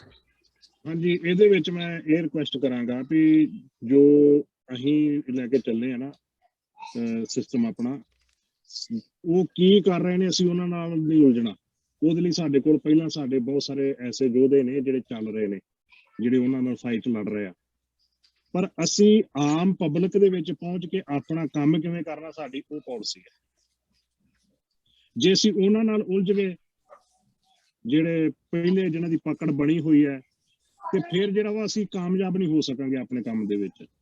ਇਸ ਲਈ ਜਿਹੜੇ ਉਹਨਾਂ ਨਾਲ ਲੱਗੇ ਹੋਏ ਨੇ, ਜਿਨ੍ਹਾਂ ਦੀ ਫਾਈਟ ਚੱਲ ਰਹੀ ਹੈ, ਚਾਹੇ ਪ੍ਰਚਾਰਕ ਸ਼੍ਰੇਣੀ ਹੈ, ਬਹੁਤ ਸਾਰੇ ਪ੍ਰਚਾਰਕ ਨੇ ਜਿਨ੍ਹਾਂ ਦੀ ਬੜੀ ਤਗੜੀ ਫਾਈਟ ਹੈ ਉਹਨਾਂ ਲੋਕਾਂ ਨਾਲ ਚੱਲ ਰਹੀ ਹੈ, ਜਿਨ੍ਹਾਂ ਵਿੱਚੋਂ ਮੈਂ ਜ਼ਿਕਰ ਕੀਤਾ ਹੈ ਸਰਬਜੀਤ ਸਿੰਘ ਧੁੰਦਾ ਹੈ, ਹਰਜਿੰਦਰ ਸਿੰਘ ਸਭਰਾ ਹੈ, ਇਸ ਤਰ੍ਹਾਂ ਨੇ, ਜਾਂ ਪ੍ਰੋਫੈਸਰ ਸਾਹਿਬ ਹੋਣਾ ਦਾ ਜ਼ਿਕਰ ਹੈ, ਜਾਂ ਸਰਦਾਰ ਗੁਰਤੇਜ ਸਿੰਘ ਜੀ ਹੈ, ਡਾਕਟਰ ਗੁਰਦਰਸ਼ਨ ਸਿੰਘ ਢਿੱਲੋਂ ਜੀ ਹੈ, ਹੋਰ ਬਹੁਤ ਸਾਰੇ ਐਸੇ ਨੇ, ਉਹ ਚੱਲ ਰਹੇ ਨੇ। ਜਿਹੜਾ ਅਸੀਂ ਕਰਨ ਲੱਗੇ ਹਾਂ, ਅਸੀਂ ਇਹ ਕਰਨ ਲੱਗੇ ਵੀ ਜਿਹੜੇ ਲੋਕ ਪਿੰਡਾਂ ਦੇ ਵਿੱਚ ਨੇ, ਮੁਹੱਲਿਆਂ ਵਿੱਚ ਨੇ, ਉਹਨਾਂ ਦੇ ਨਾਲ ਕਿਸੇ ਤਰੀਕੇ ਨਾਲ ਅਸੀਂ ਆਪਣਾ ਰਾਬਤਾ ਕਾਇਮ ਕਰੀਏ। ਉਹਨਾਂ ਨੂੰ ਅਸੀਂ ਜਿਹੜੀ ਗਰਾਊਂਡ ਜਿਹੜੀ ਅਸੀਂ ਉਹ ਤਿਆਰ ਕਰਨੀ ਹੈ, ਤਾਂ ਕਿ ਉਹ ਜਿਹੜੇ ਦੂਜੇ ਨੇ ਉਹਨਾਂ ਦੀ ਉਹ ਫਾਈਟ ਜਿਹੜੀ ਉਧਰ ਚੱਲਦੀ ਰਹੇ, ਉਹ ਆਪਣਾ ਕੰਮ ਕਰੀ ਜਾਣ, ਅਸੀਂ ਆਪਣਾ ਕੰਮ ਕਰੀ ਜਾਈਏ। ਅਸੀਂ ਇਹ ਚਾਹੁੰਦੇ ਹਾਂ, ਅਸੀਂ ਜਿਸ ਤਰ੍ਹਾਂ ਇੱਕ ਵਾਰ ਨਾ ਇੱਕ ਪ੍ਰਚਾਰਕ ਨੇ ਗੱਲ ਕਹੀ ਸੀ, ਉਹ ਕਹਿੰਦਾ ਕਿ ਅਸੀਂ ਕਬਰਾਂ ਢਾਉਣੀਆਂ ਨਹੀਂ ਆ, ਅਸੀਂ ਲੋਕਾਂ ਦੇ ਦਿਲਾਂ ਵਿੱਚੋਂ ਕਬਰਾਂ ਖਤਮ ਕਰਨੀਆਂ, ਤਾਂ ਕਿ ਲੋਕ ਉਹਨਾਂ ਕਬਰਾਂ ਨੂੰ ਢਾਉਣ। ਜਦੋਂ ਅਸੀਂ ਕਬਰਾਂ ਢਾਵਾਂਗੇ ਤੇ ਜਿਹੜੇ ਉਹਨਾਂ ਨੂੰ ਮੰਨਣ ਵਾਲੇ ਨੇ ਉਹਨਾਂ ਨੇ ਸਾਡੇ ਨਾਲ ਸਿੱਧੀ ਫਾਈਟ ਲੜਨੀ। ਉਸ ਪਾਲਿਸੀ ਨੂੰ ਲੈ ਕੇ ਜਿਹੜਾ ਵਾ ਮੈਂ ਜਿਹੜਾ ਸਟੈਪ ਪੱਟਿਆ ਹੋਇਆ ਵਾ, ਮੈਂ ਅਜੇ ਬਹੁਤ ਘੱਟ ਕਿਸੇ ਨਾਲ ਸ਼ੇਅਰ ਕਰਦਾ ਵਾਂ, ਕਿਉਂਕਿ ਮੈਨੂੰ ਪਤਾ ਵਾ ਕਈ ਸਾਲਾਂ ਤੋਂ ਮੈਂ ਜਾਣਦਾ ਵਾਂ ਇਸ ਸੰਸਥਾ ਨੂੰ, ਤੁਹਾਨੂੰ ਸਾਰੇ ਜਿੰਨੇ ਆਪਾਂ ਹੈਗੇ ਆ ਪਰਿਵਾਰ ਹੈ, ਕਿ ਜਿਹੜੀ ਸਾਡੀ ਸੋਚ ਹੈ ਉਹ ਇਹ ਹੈ ਕਿ ਲੋਕ ਉਹਨਾਂ ਨੂੰ ਨਕਾਰ ਦੇਣ। ਅਸੀਂ ਉਹਨਾਂ ਨਾਲ ਲੜਾਈ ਲੜਨ ਦੀ ਬਜਾਏ ਲੋਕ ਨਕਾਰਨ ਉਹਨਾਂ ਨੂੰ, ਉਹ ਆਪੇ ਫਿਨਿਸ਼ ਹੋ ਜਾਣਗੇ, ਖਤਮ ਹੋ ਜਾਣਗੇ, ਜਦੋਂ ਲੋਕਾਂ ਦੇ ਮਨਾਂ ਚੋਂ ਲੱਥ ਗਏ, ਲੋਕਾਂ ਨੂੰ ਸੱਚ ਦਾ ਪਤਾ ਲੱਗ ਗਿਆ। ਹਾਂਜੀ ਸਰ, ਆਪਣੇ ਰਣਜੀਤ ਸਿੰਘ ਜੀ, ਤੁਸੀਂ ਕੁਝ ਕਹਿਣ? ਦੋਨੋਂ ਰਣਜੀਤ ਸਿੰਘ ਹੈਗੇ ਆ, ਪਰ ਵਾਰੀ ਲੈ ਲਓ ਜੀ। ਚਲੋ ਹਾਂ ਜੀ, ਕਹਿ ਲਓ ਜੀ, ਤੁਸੀਂ ਕਹਿ ਲਓ ਪਹਿਲਾਂ। ਅੱਛਾ ਜੀ, ਮੇਰਾ ਤਾਂ ਇੱਕ ਛੋਟਾ ਜਿਹਾ, ਗਿਆਨੀ ਹੋਣੀ ਬਹੁਤ ਵਧੀਆ ਹਰ ਇੱਕ ਚੀਜ਼ ਸਾਰੇ ਪਾਸੇ ਇਹਨਾਂ ਨੇ ਕਵਰ ਕੀਤੇ, ਲੇਕਿਨ ਇੱਕ ਛੱਡ ਗਏ, ਮੇਰਾ ਖਿਆਲ ਜਦ ਭੁੱਲ ਗਏ। ਇਹਨਾਂ ਨੇ ਸਾਡੀ ਇੱਕ ਛੋਟੀ ਜਿਹੀ ਕਿਤਾਬ 30-35 ਛੋਟੇ ਸਫ਼ੇ ਵਾਲੀ, ਜਿਹਨੂੰ ਸਿੱਖ ਰਹਿਤ ਮਰਜ਼ਾਦਾ ਕਹਿੰਦੇ ਨੇ, ਗ੍ਰੰਥਾਂ ਦੀ ਇਹਨਾਂ ਨੇ ਗੱਲ ਕਰ ਦਿੱਤੀ ਕਿ ਉਹ ਮੇਰੇ ਆਪਣੇ ਹਿਸਾਬ ਦੇ ਨਾਲ ਕਿ ਉਹ ਇੱਕ ਬਹੁਤ ਵੱਡਾ ਇੱਕ ਸਾਡੇ ਵਿੱਚ ਰੋੜਾ, ਉਹ ਪਤਾ ਨਹੀਂ ਕਦੋਂ ਕਿੱਥੋਂ ਪੈ ਗਿਆ, ਜਿਹਦੀ ਅਸੀਂ ਗੁਰੂ ਗ੍ਰੰਥ ਸਾਹਿਬ ਜੀ ਜਿਹਨੂੰ ਸਾਡਾ ਅਸੀਂ ਕਹਿੰਦੇ ਆ ਪਏ ਹਰ ਇੱਕ ਚੀਜ਼ ਸਾਡੀ ਗੁਰੂ ਨੇ ਕਹਿਤਾ, ਗੁਰੂ ਮਾਨਿਓ ਗ੍ਰੰਥ, ਚਲੋ ਕਿਸੇ ਨੇ ਵੀ ਕਹਿਤਾ, ਕਿੱਦਾਂ ਵੀ ਕਹਿਤਾ, ਔਰ ਸਾਡੀ ਉਹੀ ਚੀਜ਼, ਔਰ ਉਹਨੂੰ ਗੁਰਗੱਦੀ ਉਹਨੂੰ ਮਿਲੀ ਹੈ, ਪਰ ਉਹਨੂੰ ਛੱਡ ਕੇ ਉਹਦੀ ਡੇਢ ਬਾਣੀ ਮੇਰੇ ਕੋਲ 1960 ਦੀ ਇੱਕ ਪਈ ਹੈ ਕਾਪੀ ਇਹਦੀ, ਜਿਹਦੇ ਤੇ ਆਨੰਦ ਸਾਹਿਬ ਦੀਆਂ ਸਿਰਫ 5 ਪੌੜੀਆਂ, ਜਪਜੀ ਸਾਹਿਬ ਔਰ ਆਨੰਦ ਸਾਹਿਬ ਦੀਆਂ 5 ਪੌੜੀਆਂ, ਔਰ ਬਾਕੀ ਜਿਹੜਾ ਹੋਰ ਲਟਰਮ ਪਟਰਮ ਹੈ ਉਹ ਤੀਜੇ ਗ੍ਰੰਥ ਦੇ ਵਿੱਚੋਂ ਜਿਹਨਾਂ ਇਹਨਾਂ ਨੇ ਗੱਲ ਕੀਤੀ ਆ, ਔਰ ਅਸੀਂ ਤਕਰੀਬਨ ਪਿਛਲੇ 10 ਸਾਲਾਂ ਤੋਂ ਇੱਥੇ 15 ਤੋਂ ਕਰਦੇ ਆ ਰਹੇ ਆ, ਜਿਹਦੇ ਮੇਰਾ ਖਿਆਲ ਗੁਰੂ ਨਾਨਕ ਸਿੰਘ ਹੇੜਾ ਹੁਣੀ ਜਾਣਦੇ ਹੋਣੇ ਆ, ਪਿਆ ਇੱਥੇ ਸਾਡੇ ਡਾਂਗਾ ਪੈਂਦੀਆਂ ਰਹਿੰਦੀਆਂ, ਉਸ ਦੇ ਚੀਜ਼ ਦੇ ਪਿੱਛੋਂ ਸਾਨੂੰ ਮੂੰਹ ਬੰਦ ਕਰਨਾ ਪਿਆ। ਇਹਨਾਂ ਨੇ ਉਸ ਗੱਲ ਦੀ ਨਹੀਂ ਕੀਤੀ ਕਿ ਉਹ ਇਹ ਰਹਿਤ ਮਰਜ਼ਾਦਾ ਇਹਦੇ ਚ ਕਿੰਨਾ ਕੁ ਯੋਗਦਾਨ ਹੈ, ਵੀ ਜਿਹੜੇ ਬਾਕੀ ਦੇ ਗ੍ਰੰਥ ਇੱਥੇ ਇਕੱਠੇ ਹੋ ਰਹੇ ਨੇ ਗੁਰੂ ਗ੍ਰੰਥ ਸਾਹਿਬ ਦੇ। ਇਹੋ ਹੀ ਮੇਰਾ ਹਾਂਜੀ, ਜਿਹੜੀ ਗੱਲ ਤੁਸੀਂ ਸਿੱਖ ਰਹਿਤ ਮਰਿਆਦਾ ਦੀ ਕੀਤੀ ਹੈ ਜੀ, ਮੈਂ ਉਹਦਾ ਜ਼ਿਕਰ ਇਸੇ ਕਰਕੇ ਨਹੀਂ ਕੀਤਾ ਕਿ ਉਸ ਚੀਜ਼ ਨੂੰ ਅਸੀਂ ਉਹਦੇ ਨਾਲ ਸਹਿਮਤ ਹੀ ਨਹੀਂ ਗਏ।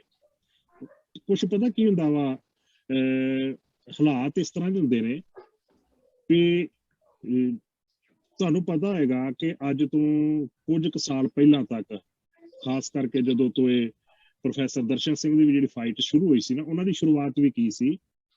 ਉਹਨਾਂ ਦੀ ਸ਼ੁਰੂਆਤ ਵੀ ਇਹੀ ਸੀ ਵੀ ਗੁਰੂ ਗ੍ਰੰਥ ਸਾਹਿਬ ਦਾ ਬਰਾਬਰ ਪ੍ਰਕਾਸ਼ ਨਹੀਂ ਕਰਨਾ, ਜਿਹੜੀਆਂ ਬਾਣੀਆਂ ਜਿਸ ਤਰ੍ਹਾਂ ਨਿਤਨੇਮ ਦੀਆਂ ਜਾਂ ਦੂਸਰੀਆਂ ਨੇ, ਚਲੋ ਆਪਾਂ ਉਹਨਾਂ ਨੂੰ ਬੈਠ ਕੇ ਪੰਥ ਦੇ ਵਿੱਚ ਮਾਨਤਾ ਦੇ ਦਈਏ, ਕਿਉਂਕਿ ਇਹ ਹੁੰਦਾ ਵੀ ਇੱਕ ਖਲੋਣ ਦੀ ਜਗ੍ਹਾ ਬਣਾਓ ਪਹਿਲਾਂ।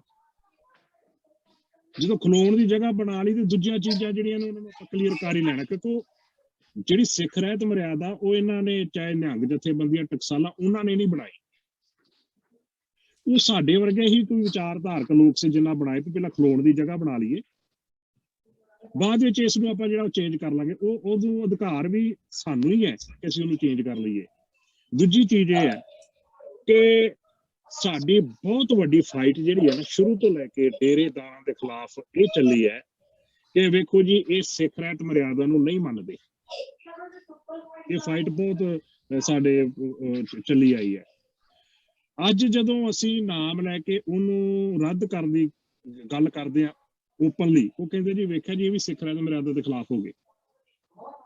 ਸਿੱਖ ਰਹਿਤ ਮਰਿਆਦਾ ਨੂੰ ਅਸੀਂ ਨਹੀਂ ਮੰਨਦੇ। ਮੈਂ ਤਾਂ ਪਹਿਲਾਂ ਜ਼ਿਕਰ ਕੀਤਾ ਵੀ ਓਨਲੀ ਗੁਰੂ ਗ੍ਰੰਥ ਸਾਹਿਬ, ਮੇਰਾ ਨਿਤਨੇਮ ਵੀ ਮੇਰੇ ਗੁਰੂ ਗ੍ਰੰਥ ਸਾਹਿਬ ਦੇ ਵਿੱਚੋਂ ਆ, ਮੇਰੀ ਅਰਦਾਸ ਵੀ ਮੇਰੇ ਗੁਰੂ ਗ੍ਰੰਥ ਸਾਹਿਬ ਦੇ ਵਿੱਚੋਂ ਹੀ ਹੈ, ਓਨਲੀ ਗੁਰੂ ਗ੍ਰੰਥ ਸਾਹਿਬ। ਤੇ ਜਿਹੜੇ ਘਰ ਵਿੱਚ ਅਸੀਂ ਕਾਰ ਵਿਹਾਰ ਕਰ ਰਹੇ ਨੇ ਉਹ ਵੀ ਓਨਲੀ ਗੁਰੂ ਗ੍ਰੰਥ ਸਾਹਿਬ ਦੀ ਵਿਚਾਰਧਾਰਾ ਮੁਤਾਬਕ ਹੀ। ਉਹ ਡਾਕੂਮੈਂਟ ਕੋਈ ਇੰਨੀ ਅਹਿਮੀਅਤ ਨਹੀਂ ਰੱਖਦਾ, ਪਰ ਇਹ ਹੈ ਕਿ ਲੜਾਈ ਸਾਡੀ ਫਿਰ ਜਿਹੜੀ ਹੈ ਨਾ ਉਹ ਟਰੈਕ ਤੋਂ ਦੂਜੇ ਪਾਸੇ ਚਲੇ ਜਾਣੀ ਹੈ। ਇਸ ਕਰਕੇ ਮੈਂ ਮਹਿਸੂਸ ਕਰ ਰਿਹਾ ਕਿ ਜਦੋਂ ਅਸੀਂ ਗੁਰੂ ਗ੍ਰੰਥ ਸਾਹਿਬ ਦੀ ਵਿਚਾਰਧਾਰਾ ਨੂੰ ਲੈ ਕੇ ਆਪਣੀ ਪਕੜ ਬਣਾ ਲਈ, ਇਹ ਚੀਜ਼ ਇਹ ਤੇ ਆਪੇ ਰੱਦ ਹੋ ਜਾਣੀ ਹੈ, ਖਤਮ ਹੀ ਹੈ। ਸਿੱਖ ਰਹਿਤ ਮਰਿਆਦਾ ਕੋਈ ਗੁਰੂ ਗ੍ਰੰਥ ਸਾਹਿਬ ਦੇ ਪੈਰਲਰ ਕੋਈ ਜਾਂ ਗੁਰੂ ਗ੍ਰੰਥ ਸਾਹਿਬ ਨਹੀਂ ਹੈ। ਉਹ ਤੇ ਉਹਨਾਂ ਨੇ ਇੱਕ ਸਿਸਟਮ ਬਣਾਇਆ ਸੀ ਵੀ ਹਾਂ ਇਸ ਤਰੀਕੇ ਨਾਲ ਤੁਸੀਂ ਆਹ ਕੰਮ ਇਸ ਤਰ੍ਹਾਂ ਕਰ ਲਓ। ਹੁਣ ਅਖੰਡ ਪਾਠ ਸਾਹਿਬ ਮਰਿਆਦਾ ਦਾ ਕੋਈ ਸਿਸਟਮ ਹੀ ਨਹੀਂ ਹੈ, ਪਰ ਉਹਦੇ ਵਿੱਚ ਉਹਨਾਂ ਜ਼ਿਕਰ ਕੀਤਾ ਉਹਦੀ ਵਿਧੀ ਕੀ ਹੈ, ਆਰੰਭ ਕਰਨ ਦੀ, ਭੋਗ ਦੀ ਵਿਧੀ ਕੀ ਹੈ, ਜਦੋਂ ਕਿ ਗੁਰਮਤਿ ਦਾ ਅਖੰਡ ਪਾਠ ਸਾਹਿਬ ਨਾਲ ਕੋਈ ਸੰਬੰਧ ਨਹੀਂ। ਉਹਦੇ ਵਿੱਚ ਹੋਰ ਵੀ ਬਹੁਤ ਸਾਰੀਆਂ ਐਸੀਆਂ ਚੀਜ਼ਾਂ ਨੇ। ਅਰਦਾਸ ਦੀ ਪਹਿਲੀ ਪੌੜੀ ਦਾ ਜ਼ਿਕਰ ਹੈ, ਜੇ 5 ਬਾਣੀਆਂ ਵਿੱਚੋਂ ਜਿਹੜੀਆਂ ਦੂਜੀਆਂ ਬਾਣੀਆਂ ਨੇ ਉਹਨਾਂ ਦਾ ਜ਼ਿਕਰ ਹੈ। ਮੈਂ ਪਹਿਲਾਂ ਵੀ ਜ਼ਿਕਰ ਕੀਤਾ ਕਿਉਂਕਿ ਮੈਂ ਐਕਸੈਪਟ ਕਰ ਲੈਣਾ ਹੁੰਦਾ ਵਾ ਵੀ ਜਿੱਥੇ ਕਿਤੇ ਜਿਹੜੀ ਸੱਚਾਈ ਹੈ ਉਹ ਸਭ ਨੂੰ ਪਤਾ ਹੋਣੀ ਚਾਹੀਦੀ ਹੈ, ਮੈਂ ਉਹਨੂੰ ਐਕਸੈਪਟ ਕਰਾਂ। ਮੈਂ ਇਹ ਗੱਲ ਸਵਾਲ ਕੀਤਾ ਸੀ ਬਾਬੇ ਸੰਤਾ ਸਿੰਘ ਨੂੰ ਵੀ ਤੁਹਾਡੀ ਰਹਿ ਰਾਸ ਬਾਕੀ ਸਾਰਿਆਂ ਨਾਲੋਂ ਲੰਬੀ ਬਹੁਤ ਹੈ। ਟਕਸਾਲ ਵਾਲਿਆਂ ਕੋਲ ਵੀ ਕਬਿਤ ਘੱਟ ਆ, ਹਜ਼ੂਰ ਸਾਹਿਬ ਵਾਲਿਆਂ ਕੋਲ ਵੀ ਘੱਟ ਆ, ਤੁਹਾਡੇ ਕੋਲ ਸਭ ਤੋਂ ਜ਼ਿਆਦਾ। ਇਹ ਕੀ ਚੀਜ਼ ਹੈ ਵੀ ਇਸ ਤਰ੍ਹਾਂ ਕਿਉਂ ਹੈ? ਉਹਨਾਂ ਨੇ ਜਿਹੜੀ ਗੱਲ ਦੱਸੀ ਉਹ ਕਹਿੰਦੇ ਜੀ 1850 ਤੋਂ ਪਹਿਲਾਂ ਜਿਹੜੇ ਪੁਰਾਣੇ ਗੁਰਸਿੱਖ ਹੁੰਦੇ ਸੀ ਉਹਨਾਂ ਦਾ ਨਿਤਨੇਮ, ਉਹ ਕਹਿੰਦੇ ਜੀ ਸੋਦਰ ਤੋਂ ਲੈ ਕੇ ਕਹੋ ਨਾਨਕ ਹਮ ਨੀਚ ਕਰਮਾ ਸ਼ਰਨ ਪਰੇ ਕੀ ਰਾਖੋ ਸ਼ਰਮਾ, ਜਿਹੜੀ ਆਪਾਂ ਪੜ੍ਹਦੇ ਬਾਣੀ, ਉੱਥੋਂ ਤੱਕ ਤੇ ਉਸ ਤੋਂ ਬਾਅਦ ਦਾ ਸੰਪੂਰਨ ਆਨੰਦ ਸਾਹਿਬ ਹੁੰਦਾ ਸੀ। ਕੋਈ ਚੌਪੀ ਨਹੀਂ ਸੀ, ਕੋਈ ਕਬਿਤ ਸਵਈਏ ਨਹੀਂ ਸੀ, ਗੋਰੇ ਨਹੀਂ ਸੀ। ਅਜੇ ਕੋਈ ਆਪ ਪੜ੍ਹਦੇ, ਉਹ ਸੰਤਾਂ ਦਾ ਪੂਰਾ ਗਰੁੱਪ ਪੜ੍ਹਦਾ, ਉਹ ਤੇ ਅੱਜ ਵੀ ਪੜ੍ਹਦੇ ਜਿੰਨੇ ਨੇ ਆ ਗਿਆ। ਪਰ ਉਹਦਾ ਕਹਿਣਾ ਸੀ ਕਿ ਉਹ ਨਿਤਨੇਮ ਸਾਰ ਦਾ ਸਾਰਾ ਗੁਰੂ ਗ੍ਰੰਥ ਸਾਹਿਬ ਤੋਂ। ਸਵੇਰ ਦਾ ਜਿਹੜੇ 3 ਬਾਣੀਆਂ ਕਿਹੜੀਆਂ, ਉਹ ਕਹਿੰਦੇ ਸੀ ਜਪਜੀ ਸਾਹਿਬ ਪੜ੍ਹਦੇ ਸੀ ਸਿੱਖ, ਆਸਾ ਦੀ ਵਾਰ ਤੇ ਸੰਪੂਰਨ ਆਨੰਦ ਸਾਹਿਬ। ਇਹ ਨਿਤਨੇਮ, ਇਹ ਚੀਜ਼ਾਂ ਮੰਨਣ ਨੂੰ ਵੀ ਤਿਆਰ ਹੈ। ਹਾਂ, ਕਿਉਂਕਿ ਜੇ ਗੁਰੂ ਸਾਡਾ ਗੁਰੂ ਗ੍ਰੰਥ ਸਾਹਿਬ ਹੈ ਤੇ ਨਿਤਨੇਮ ਵੀ ਤੇ ਸਾਡੇ ਗੁਰੂ ਦਾ ਹੀ ਹੋਣਾ ਚਾਹੀਦਾ। ਪ੍ਰੋਬਲਮ ਇਹ ਆ ਰਹੀ ਹੈ ਵੀ ਜਦੋਂ ਇਹ ਚੀਜ਼ ਨੂੰ ਢਾਲ ਬਣਾ ਕੇ ਅੱਜ ਤੱਕ ਜਿਹੜੇ ਸਾਡੇ ਨੇ ਸਾਰੇ ਵਰਤਦੇ ਰਹੇ ਆ, ਤੇ ਉਹ ਫਿਰ ਸਾਡੇ ਵਿੱਚ ਆਪਣੇ ਗਰੁੱਪ ਦੇ ਵਿੱਚ ਇੱਕ ਦੁਫਾੜ ਬਹੁਤ ਵੱਡਾ ਖੜਾ ਹੋਣ ਦਾ ਖਦਸ਼ਾ ਪੈਦਾ ਹੋ ਰਿਹਾ। ਇਸ ਕਰਕੇ ਉਸ ਚੀਜ਼ ਨੂੰ ਅਜੇ ਅਸੀਂ ਸਾਈਡ ਤੇ ਕਰ ਰਹੇ ਹਾਂ। ਪਰ ਇਹਨੂੰ ਰੱਦ ਕਰਨਾ ਜ਼ਰੂਰੀ ਹੈ। ਜਦ ਤੱਕ ਇਹ ਰੱਦ ਨਹੀਂ ਹੋਵੇਗੀ ਉਹ ਫਿਰ ਗੱਲ ਉਹੀ ਰਹੇਗੀ ਜਿਸ ਤਰ੍ਹਾਂ ਵੀ ਬਹੁਤ ਸਾਰਾ ਦੁੱਧ ਸੀ, ਵਿੱਚ ਥੋੜੀ ਜਿਹੀ ਕਿਸੇ ਨੇ ਕਾਂਜੀ ਪਾਤੀ, ਦੁੱਧ ਫੁੱਟ ਗਿਆ। ਹਾਂਜੀ ਹਾਂਜੀ, ਸਰਦਾਰ ਰਣਜੀਤ ਸਿੰਘ ਜੀ ਤੁਸੀਂ ਕੁਝ ਕਹਿਣਾ ਚਾਹੋ? ਡਾਕਟਰ ਸਾਹਿਬ ਤੁਹਾਡਾ ਧੰਨਵਾਦ ਜੋ ਕਿ ਭਾਈ ਵੀਰ ਸਤਿ ਸਿੰਘ ਦੇ ਦਰਸ਼ਨ ਕਰਾਏ ਨੇ 5 ਸਾਲ ਬਾਅਦ। ਜਦੋਂ ਐਬਰਸਫੋਰਡ ਬੰਦਾ ਸਿੰਘ ਬਹਾਦਰ ਗੁਰਦੁਆਰਾ ਸਾਹਿਬ ਆਏ ਸੀ, ਬਹੁਤ ਬਹੁਤ ਉਹਨਾਂ ਤੇ ਮੈਂ ਸਭ ਦਾ ਨੰਬਰ ਬਦਲਿਆ, ਆਪਣਾ ਪੁਰਾਣਾ ਨੰਬਰਾਂ ਦਾ ਮਿਲ ਨਹੀਂ ਰਿਹਾ। ਹਾਂਜੀ ਚੇਂਜ ਹੋ ਗਿਆ ਤੁਹਾਨੂੰ ਡਾਕਟਰ ਸਾਹਿਬ ਤੋਂ ਤੁਹਾਡਾ ਨੰਬਰ ਲੈ ਲਾਂਗੇ। ਜੀ ਧੰਨਵਾਦ। ਠੀਕ ਹੈ, I think we are at the end. So ਸਾਰਿਆਂ ਦਾ I think we are not left with any question. So ਆਪਣੇ ਭਾਈ ਸ਼ਿਵਤੇਜ ਸਿੰਘ ਜੀ ਤੁਹਾਡਾ ਬਹੁਤ ਬਹੁਤ ਥੈਂਕਸ। ਤੇ ਬਹੁਤ ਇੰਪੋਰਟੈਂਟ ਨਹੀਂ ਹੈ। ਆਈਪੈਡ ਤੇ ਕਿਸੇ ਨੇ ਹੈਂਡ ਰੇਜ਼ ਕੀਤਾ, ਮੈਨੂੰ ਨਹੀਂ ਪਤਾ ਕੌਣ ਹੈ, ਜੇ ਅਨਮਿਊਟ ਕਰਕੇ ਪੁੱਛ ਲਓ ਜੇ ਕੋਈ ਲਾਸਟ ਚ ਹੈਗਾ ਤਾਂ ਤੁਹਾਡਾ। ਹਾਂਜੀ ਮੈਂ ਭੱਲਾ ਬੋਲ ਰਹੇ ਹਾਂ। ਹਾਂਜੀ ਡਾਕਟਰ ਭੱਲਾ, RS ਭੱਲਾ। ਮੇਰਾ ਇੱਕ ਸਵਾਲ ਹੈ ਕਿ ਜਿਹੜੇ ਇਹ ਕਹਿੰਦੇ ਕਿ ਲੋਕੀ ਆਪਣੀ ਸਿੱਖੀ ਛੱਡ ਰਹੇ ਹੈ, ਅਸੀਂ ਆਪੇ ਦੇਖਿਆ ਕਿ ਸਾਡੇ ਜਿਹੜੇ ਬੰਦੇ ਸਿੱਖ ਹੈ ਉਹਨਾਂ ਦੇ ਬੱਚੇ ਸਾਰੇ ਬਾਹਰ ਕੱਟੇ ਹੋਏ ਹੈ। ਪਰ ਜਿਹੜੇ ਗੁਰਦੁਆਰਿਆਂ ਦੇ ਵਿੱਚ ਬੈਠੇ ਹੈ ਇੰਚਾਰਜ, ਉਹਨਾਂ ਦੇ ਬਾਲ ਰੱਖਿਆ ਸੀ ਇਸ ਕਰਕੇ ਕਿ ਉਹਨਾਂ ਨੇ ਗੁਰਦੁਆਰੇ 'ਚ ਆਪਣੀ ਹਕੂਮਤ ਕਰਨੀ ਹੈ। ਉਹਨਾਂ ਦੇ ਸਾਰੇ ਬੱਚੇ ਪਹਿਲੇ ਹੀ ਬਾਲ ਕੱਟੇ ਹੋਏ ਆ। ਜੇ ਤੁਸੀਂ ਬੱਚੇ ਦੇ ਪਹਿਲੇ ਦੇ ਬਾਲ ਕਟਾਤੇ ਤਾਂ ਇਹਦਾ ਮਤਲਬ ਬੱਚੇ ਨੂੰ ਛੁੱਟੀ ਹੋ ਗਈ ਕਿ ਜਿੱਥੇ ਮਰਜ਼ੀ ਜਾਵੇ, ਜੋ ਮਰਜ਼ੀ ਕਰੇ। ਤੁਸੀਂ ਜੇ ਆਪਣੇ ਬੱਚੇ ਨੂੰ ਕੰਟਰੋਲ ਨਹੀਂ ਕਰ ਸਕਦੇ ਤੇ ਉਹਨਾਂ ਨੂੰ ਰਿਲੀਜਨ ਚੇਂਜ ਕਰਨ ਵਾਸਤੇ ਕਿਸੇ ਨੂੰ ਮਜਬੂਰ ਕਰ ਸਕਦੇ ਹੋ।